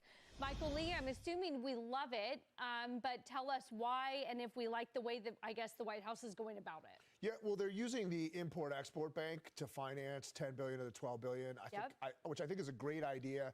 I think the U.S. ends up making out on this. And then also, there's a huge multiplier to mining, right? So this is going to create a lot of jobs, a lot of high-quality jobs. Is this the true American flag? In terms of the output. Wow. And look, the use for these goes far and wide. Obviously, you need them for semiconductors, which is top of mind for all the data center build out that we're going to use, all the batteries for electric vehicles, as well as all sorts of other batteries that are coming online for electric storage and kind of things going forward. And then the defense applications. You don't want to be held hostage to China. I think this is something that really started in the first Trump administration during COVID. We realized how reliant we were on foreign adversaries for a lot of things. And obviously, you know, oil comes top to mind when you think about what are essential resources we need from kind of unfriendly parts of the world. So I think to the degree that we have these, we can I can't believe that's how we filled the SPX 1 minute gap, though. Like, that channel, to crowd everyone else out of the market, so it became unprofitable for a lot of companies to do it, so we just let it happen offshore. Now channel is you're something. this, it's going to make a big difference. You know, it's not necessarily taxpayer money that's coming here, public-private partnership. It's a great deal. So, Jackie, I want to talk to you about the pricing of that because they want to eliminate this problem. J.D. Vance has said this, where China just floods our market with cheap critical minerals to undermine our domestic manufacturers. They want to guarantee minimum prices through coordinated trade rules. And then China's hoping that by doing so, you can have private investment come in that have struggled to compete with the cheaper Chinese version of it. So if you have a group of all of us that have a minimum floor on that, in theory, it helps create a profitable market. Right. Do you like that? I do like it. And what he's trying to do is protect the space in general as we, make our way into it, which we probably should have done sooner. But what it really reminds me of is steel, when Asian countries started dumping cheap steel on the market and basically put our industries out of business, made it harder for us to compete. President Trump, through tariffs, has tried to bring some of that production back. But once you destroy that pricing for the commodity, then you create a situation where it is hard to bring it back. So I think he's trying to be advanced on this and protectionist on this. And any kind of coalition that you can form with other countries to help protect that, any stability. I know Charlie was here yesterday and he was sort of poo-pooing it and saying this is a drop in the bucket. And it is a drop in the bucket, but we do have to start somewhere because to your point, Mike, China kind of came in, took the reins on this. And what are we going to do? Just sit there and say, okay, here's another one, China, that you're just going to take and run off into the sunset with. It's going to be a 3-month supply when all is said and done. And so you got to, so if there's temporary price disruptions or temporary supply, you got to imagine it's not the entire supply chain that gets cut out, whether it's 20% or 30%. But this can kind of be used to smooth over, keep things at an even keel, which is what the Strategic Petroleum Oil Reserve was meant to do, not reduce the price of oil to try and paint the numbers that you have an exploding deficit and what the Biden administration did with all that nonsense. So I think 3 months is a lot in that context, right? If there were no availability to any of these critical minerals, which is very slim chance that he's right, it's not that much, but in reality, it's more than enough and it can be replenished. And I just want to make the point that long-term, supply is certainly part of the equation, but long-term also what happens is our cost of doing business here in the United States and labor becomes the biggest issue with respect to becoming competitive. Look how close we are to the 9:30 open level. But oh we pay American workers more. We also give them benefits, and that's what creates a situation where we're not usually able to compete. So sort of have to look at all of this as we're setting that price with other countries, because the question is, is not so much about China here, but it's can we efficiently compete if China's able to do it for less? So I have a question between two pieces of this. I don't know how they fit together. On the one hand, we're doing the reserve of critical minerals, which I get that, because the fear, you do a reserve when you're afraid somebody's going to cut off supply, right? And that to me seems like the big risk from China. Like they're going to say no more rare earths, okay? Right. But then I don't understand the price floor, because like if they're sending us cheap rare earths, lithium, great. That's like a that, critical mineral. Like that's one of them. That's right. That's great, isn't it? Like, are we? Which one are we most afraid of? That they're going to cut off supply or flood us? We're worried about both. I think we should have to be worried about both. And the long-term ramifications of this, and then jump in, and you mentioned it with the labor market. You flood us enough, then economically doesn't make sense for us to produce it, and then that means we're dependent and reliant on it. So if we stop the flood, it is harmful, maybe in the near term, because it takes time for the domestic manufacturer to make a flora that is more expensive than the Chinese product. But if it makes it economical to make it in the US and not depend on China, long term, is that the win? Is that what you're trying to get at? I am just, it's like what's in China's interest here? Like we're afraid of two opposite things, them cutting us off and them flooding us. And I'm sort of saying like, which is it? I actually think the risk is them cutting us off, which is why I like the reserve. And to me, the price floor, look, you do a price floor when you're worried about prices falling, right? There's so much demand for this stuff. Do we really believe we live in a world where the price of these rare earths is going to crash? I don't think that's the issue. I think we're talking about a price floor, not because we're so concerned about prices crashing, but because we want control over all of the new supply that we're going to produce, and that's a backdoor way for us to get control. I don't think it's actually about a price floor, but I just think it's like we're talking out of both sides of our mouth here. Does anyone go to Cheesecake Factory a lot? Is on them cutting us off, not flooding us. Like, what's the best pasta? Well, until we ramp up, it definitely is. So short term, that's the risk, and then long term, you want to make sure you can control the pricing. But I see what you're saying about that back door, where the two things actually sort of fit together. But right now, having nothing, we're at China's mercy. So that was demonstrated last year during negotiations. Jump in. Well, I think we can look at this like the cannabis market here in the United States, and China is very much like the cartels. I always get the lettuce tie wraps, but like I want to get something else. Everything's $20, so into the United States because the demand has been pasta so robust, with unlimited bread. And the government was really late to the legalization Panos market. and meat. So what they ended up Evangelinas doing and was meat. What's the best overregulating pasta? and overtaxing, and cannabis became priced too high.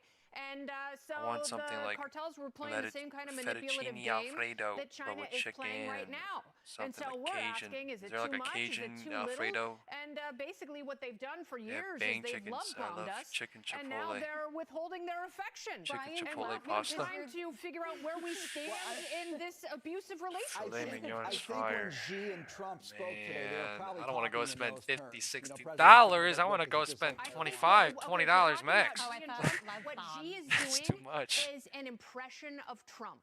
So Trump's greatest strength in his negotiation has always been unpredictability. And that's what China is doing because they realize their economy is teetering. And the only thing they've got, like they want to compete in AI, they want to compete in electric vehicles and all of this stuff. And they have always thought that they were the only ones that have the rare earth minerals. And we need rare earth minerals. We also need the critical minerals, things like cobalt, things like lithium. And now we're turning to places like Congo to get them because the United States is finally realizing, we are in a global hegemony race and we need partners in order to secure the minerals in other parts of the globe. And China is panicking, thus the manipulative tactics of too much and too little and we're on to the abuse. And America now has agency 3:45, over itself, 15 and, minutes left. We are determined to get into a great relationship with a myriad of partners, which seems untoward, but I think ultimately it will work out for us. Let me add a layer of this, and then Mike Lee, quick comment, we got to go. Speaking of other partners, Edward Lawrence is great. He sends this out. The U.S. Trade, USTR is going to be announcing a trilateral critical minerals cooperation between the EU and Japan. So these are developing action plans for critical mineral supply chain resilience. So we're bringing in the EU, we're bringing in Japan, and then quickly with this import-export bank, there were a lot of comments that this kind of sounded like China, the way like it's kind of this top-down model. And the chairman of that wanted to come out and say, no, no, no, this is very much decentralized, not centralized. The public-private partnership will dictate where the market is, where the pricing is. It'll be based on market dynamics. So trying to dispel the notion that this feels like the way China does things by coming top down with this import-export bank involvement. Yeah, so I would say similar to the tariffs, that like you don't want the government involved in these private industries. But like that's only going to work if everybody's playing by the same rules. Right. So free trade is only going to work if everyone's practicing by the same rules. And when you have other governments manipulating the markets, you unfortunately need to step in to defend yourself. And so I think what we're doing here is giving ourselves some resilience and figuring out alternatives so that we're not chicken Alfredo. By I mean, not chicken Alfredo, like Cajun pasta with a fucking lettuce tie wraps. Bad boyfriend, China. I can't ever decide on food. It's one of my mistakes. I should just choose and eat, but like I literally can't ever choose. I'm so fucking indecisive with the shit.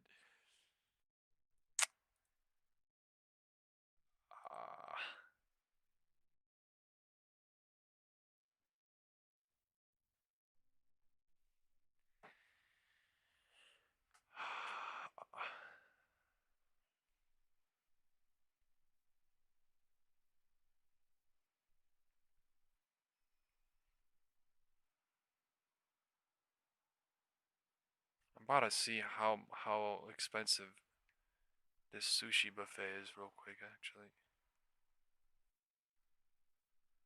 Oh no, they're closed. Oh. They open at 4:30 though. What's the price?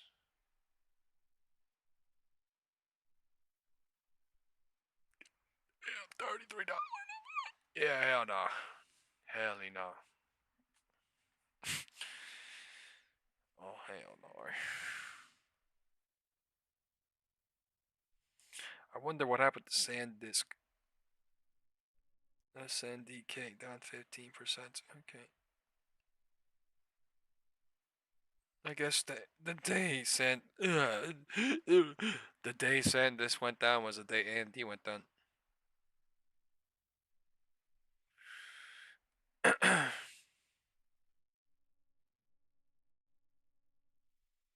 SanDisk. Here comes earnings in 10 minutes.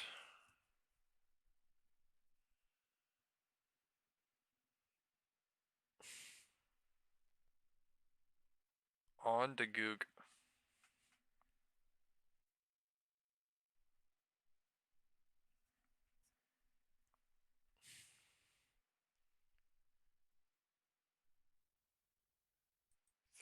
$3.45.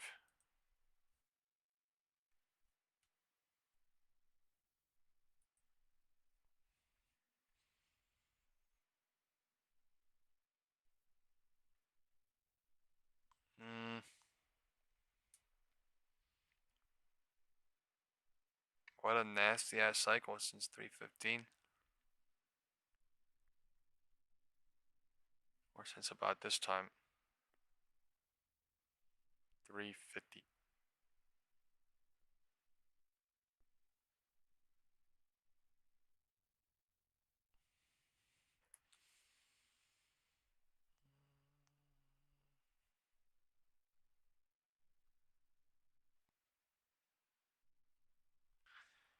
And mucho hungry. Mucho. Mark, I need a damn clothes. Matter of fact, I'm about to go get a snack. Fuck this shit.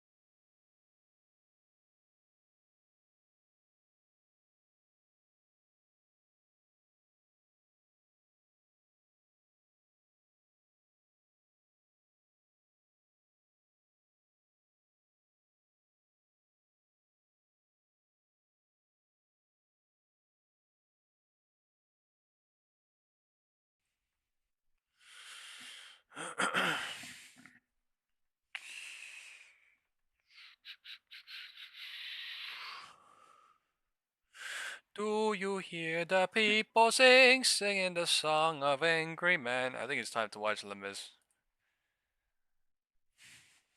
I think it's one of those days to go cry. Jean Valjean! Jean Valjean, what's going on, Jean Valjean? You'll be like,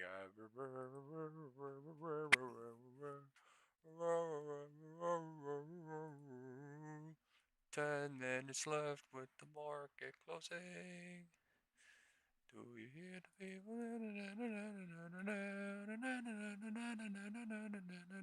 The bears are coming in crazy. What the fuck?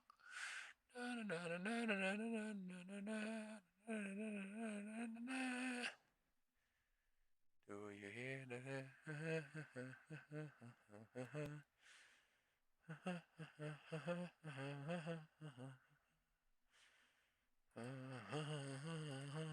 Interior Secretary Doug Burgum confirmed that the U.S. is planning to issue licenses that will allow American firms to pump Venezuelan oil.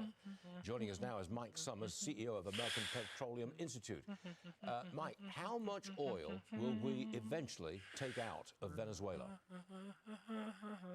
Well, Venezuela is a tremendous resource, and the American refining industry is ready to process Venezuelan crude coming into the United States.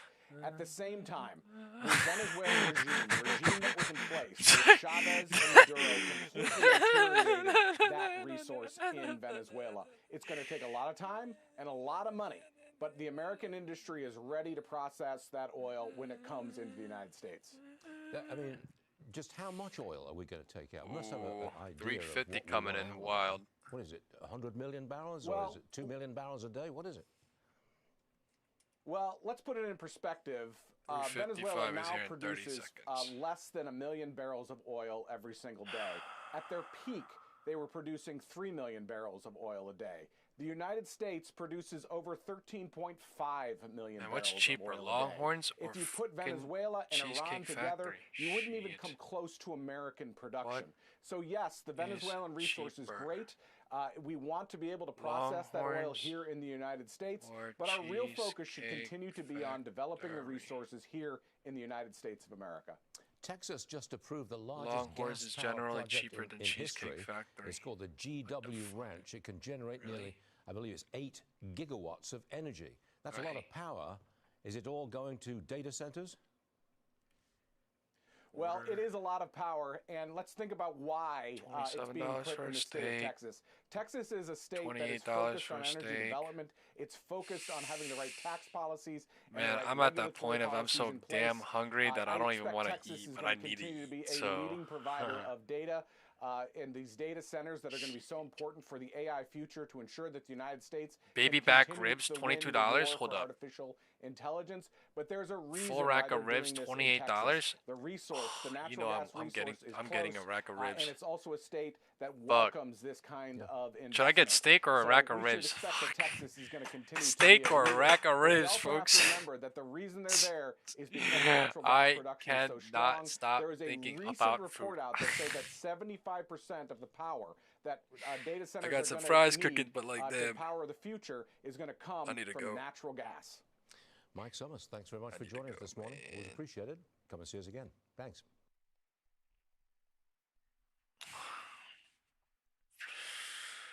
Do you hear the people singing the song of angry man? Do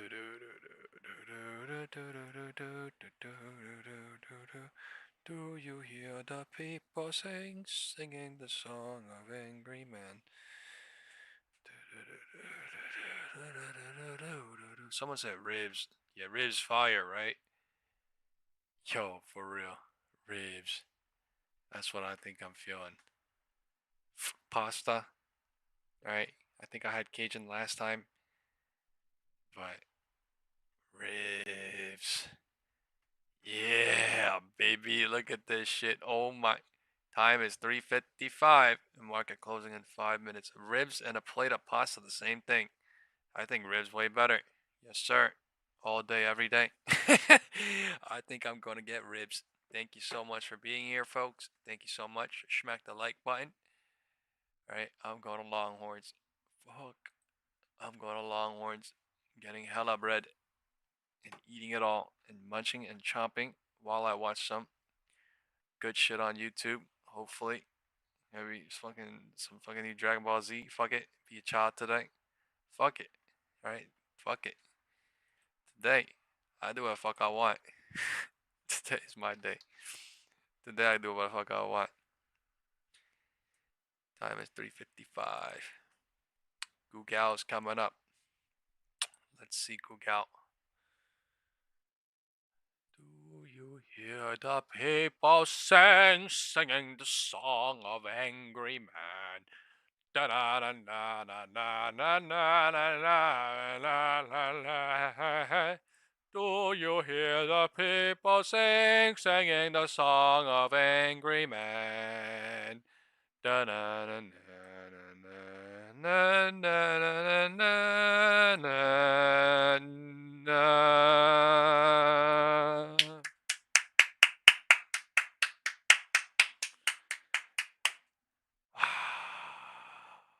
John Valjean, fucking beautiful. Right. Maybe I should go listen to some fucking classical music. Right. Good for the stomach, I heard. Good for the digestion, I heard. Classical music. Do do do do do do do do do. Do you hear the people singing the song of angry man? Nominating Kevin. Cut interest rates, going against his hawkish nature. Brooks predicts about 100 basis points of cuts over the first 4 meetings following Warsh's appointment. He claimed that many came away from last week with a mistaken impression that Warsh will be hawkish. Essentially, Brooks stated that he can't be, and he won't be, because his worst nightmare is probably to have Trump on him the way he was on Powell. Aggressive rate cuts like Brooks predicts could help revive a bull run in Bitcoin and the wider crypto industry.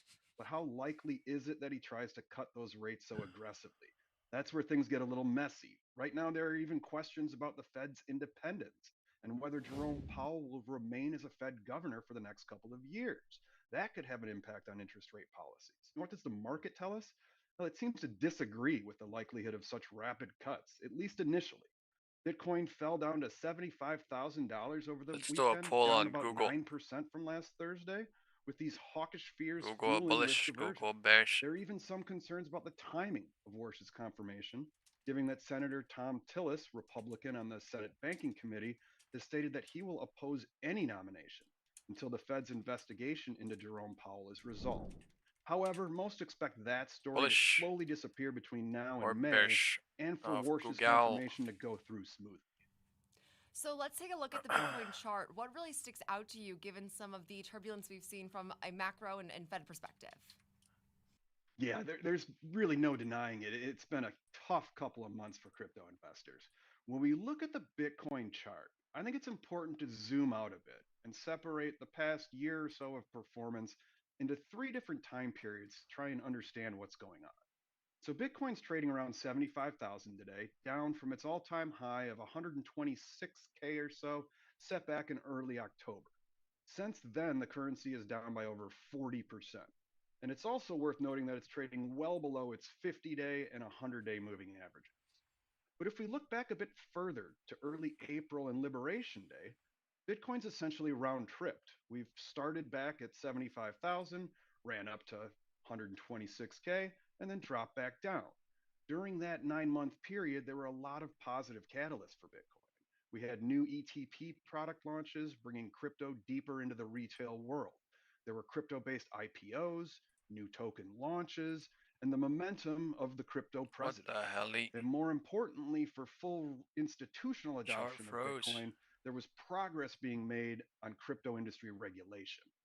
Unfortunately, a lot of that excitement has faltered as the legislation has stalled. The start of 26 wasn't bad for Bitcoin, as it started the year around 88K before reaching 95,000 or so.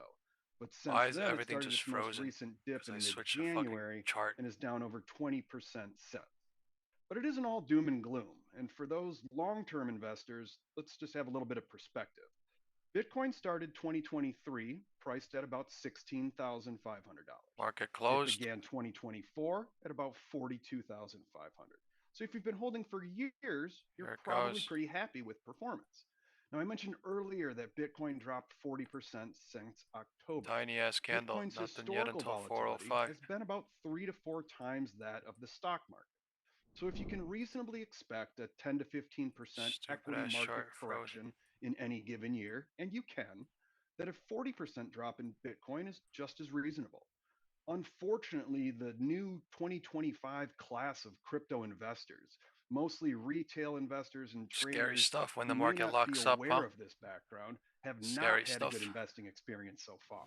And hopefully for everybody, that will turn around. That's what it was for me yesterday on AMD. Shit. So meanwhile, we know crypto-related asset classes and crypto treasuries like Galaxy Digital and Strategy have also been feeling the brunt of this Bitcoin selling. What are you watching in this group with some of these equities that are frankly very exposed to these pricing pressures?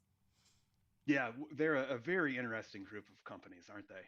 I've mentioned this before, but here at Schwab, we've got an equity rating model, the Schwab equity rating, which has been around for over 20 years. But boy, does that struggle to rate stocks like this. Whenever there I are want new to go watch companies Google. operating in new industries like this, investors should probably expect above average volatility from them. So seeing them down more than the market, while not ideal, is not necessarily something to panic about. But let's take a closer look. Galaxy Digital reported a much wider fourth quarter loss than expected, losing $482 million, which was well above the analyst expectations of $280 million. Coming in with the initial CEO Mike spike up. Novogratz said that falling digital asset prices obviously weighed heavily on their results. And this announcement caused their shares to drop about 15%. Despite the loss, Novogratz has said he remains constructive on the market and argued crypto may have bottomed out. Again. Selling pressure from long-term holders has eased recently, and he said that periods of maximum pessimism often precede rapid reversals. Here they go again. What the hell, Google? What the hell? What the hell? Around 350 in the early October volatility and is down 60% since, trading at about $128 or so today. Google. Strategy did disclose on Monday that it bought 855 Bitcoin last week at a price of $88,000 or so, bringing their total holdings to 713,000 Bitcoin at an average price of about $76K. Which right, means you guys just that saw at live price how the of whales did the 74, American flag, 75,000, right? You they're guys saw underwater. live how the However, Eagles the came move through, doesn't have right? any Google immediate America. consequences, God with only a bless the fraction United of States Strategy's of this debt great set to country. mature And in on this note, 2027. I And they've will also stated that they have go over get 30 months some of steak. dividend coverage. So I don't think there's any near-term Google. concerns or anything here. The But Goog. one of the The most Goog, bullish right? sell-side The analysts when it Goog. comes What do to you say from the LOD from Canaccord's and the Joseph right? Vaffy today cut his pre-earnings price move. target a whopping The Goog. 61%. The Goog. From $475 The a Goog. share to $185, while maintaining a buy rating. Holy sh! You know what's crazy? I wanted to, but like, yeah, fuck that. Ain't no way. Hell, I'm doing Google. That's crazy, dog. Goog, the Goog. What's going on in the Goog? The Goog is trapping Bitcoin amid an everything. identity crisis. The Still Google. somewhat fitting the profile of a long-term store of value, but increasingly trading like a risk asset in the short term. 7, Strategies 8, built 9, to weather 10, this type of 11, 12, volatility, 13, Vaffy's 14, report said. 15, Quarterly 16, result- 17, quarterly 18, results 19, from 20, them come 21, later this 22, week, 23, but have 24, become 25, largely 26, immaterial 27, given 28, Strategy's near 29, complete 30, dependence 31, on the price of 32, Bitcoin. 33, 34, Vaffy's new 35, 36, $185 37, price 38, target 39, assumes a 40, 20% 41, rebound 42, in 43, Bitcoin's 44, prices. 45, 46, So, for the 47, market's 48. sake, let's hope he's right. Absolutely. 2 months and a Thank half. you so much, Adam Lynch, for all that insight into the broader crypto world. That'll do it for this week's edition of Crypto America, Corner. folks. Need more crypto The content? Goog. Be sure to subscribe to our YouTube channel and tune in as we're streaming live every single market day. I'm Jenny Horn. Thanks for stopping by. We talking about the Goog, man. The Goog.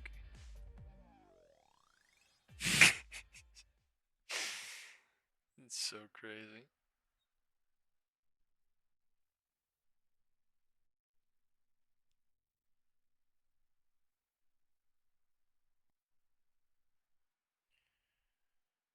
What a crazy ending.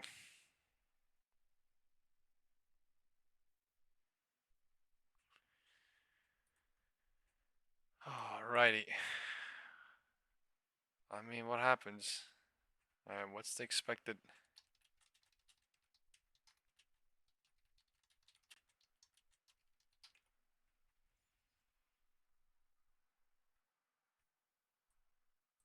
$18 to $19. 342, 308. So 334, 308. This thing already moved $40. Should have moved $60. Thing moved already $60.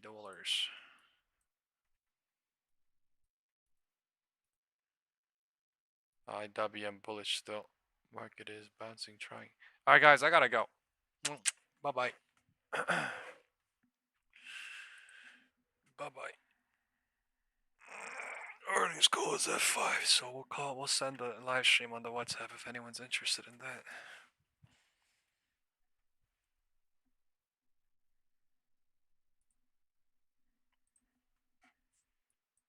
Wow, that's a scary ass candle, huh? That was one scary ass candle. This is one scary ass moment. They're fucking around with the 0D. They're fucking around with the puts. Spy QQQ into 5, I guess. 415. Wow.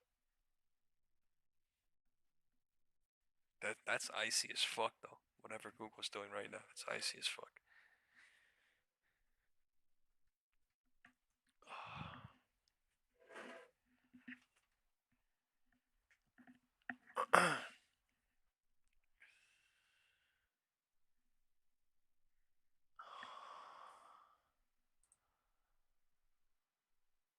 Nobody knows. Nobody knows tomorrow, truly. Look at Google looking crazy bullish and crazy bearish than nowhere. Like, this shit is basically nowhere. Same spot as it was intraday, so it's making bulls and bears all think like crazy into 415, I guess, 5.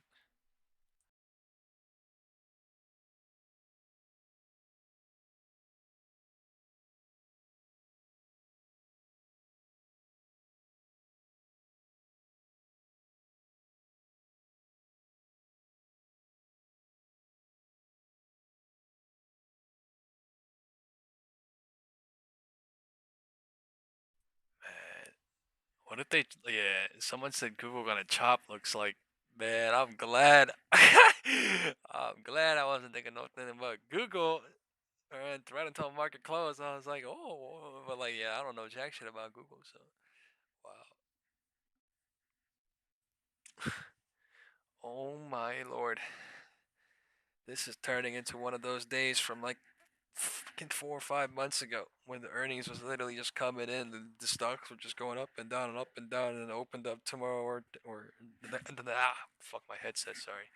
It opened up the next day a little bit up or down. So nobody knew. Could be one of those moments. For sure. Oh, it's so nasty. SPY doesn't look bullish or bearish. It looks both. Because of Google. Google looks crazy. Because it's the Goog. Not the Zuck, but the Goog. G-U-G or G-O-O-G, the Goog.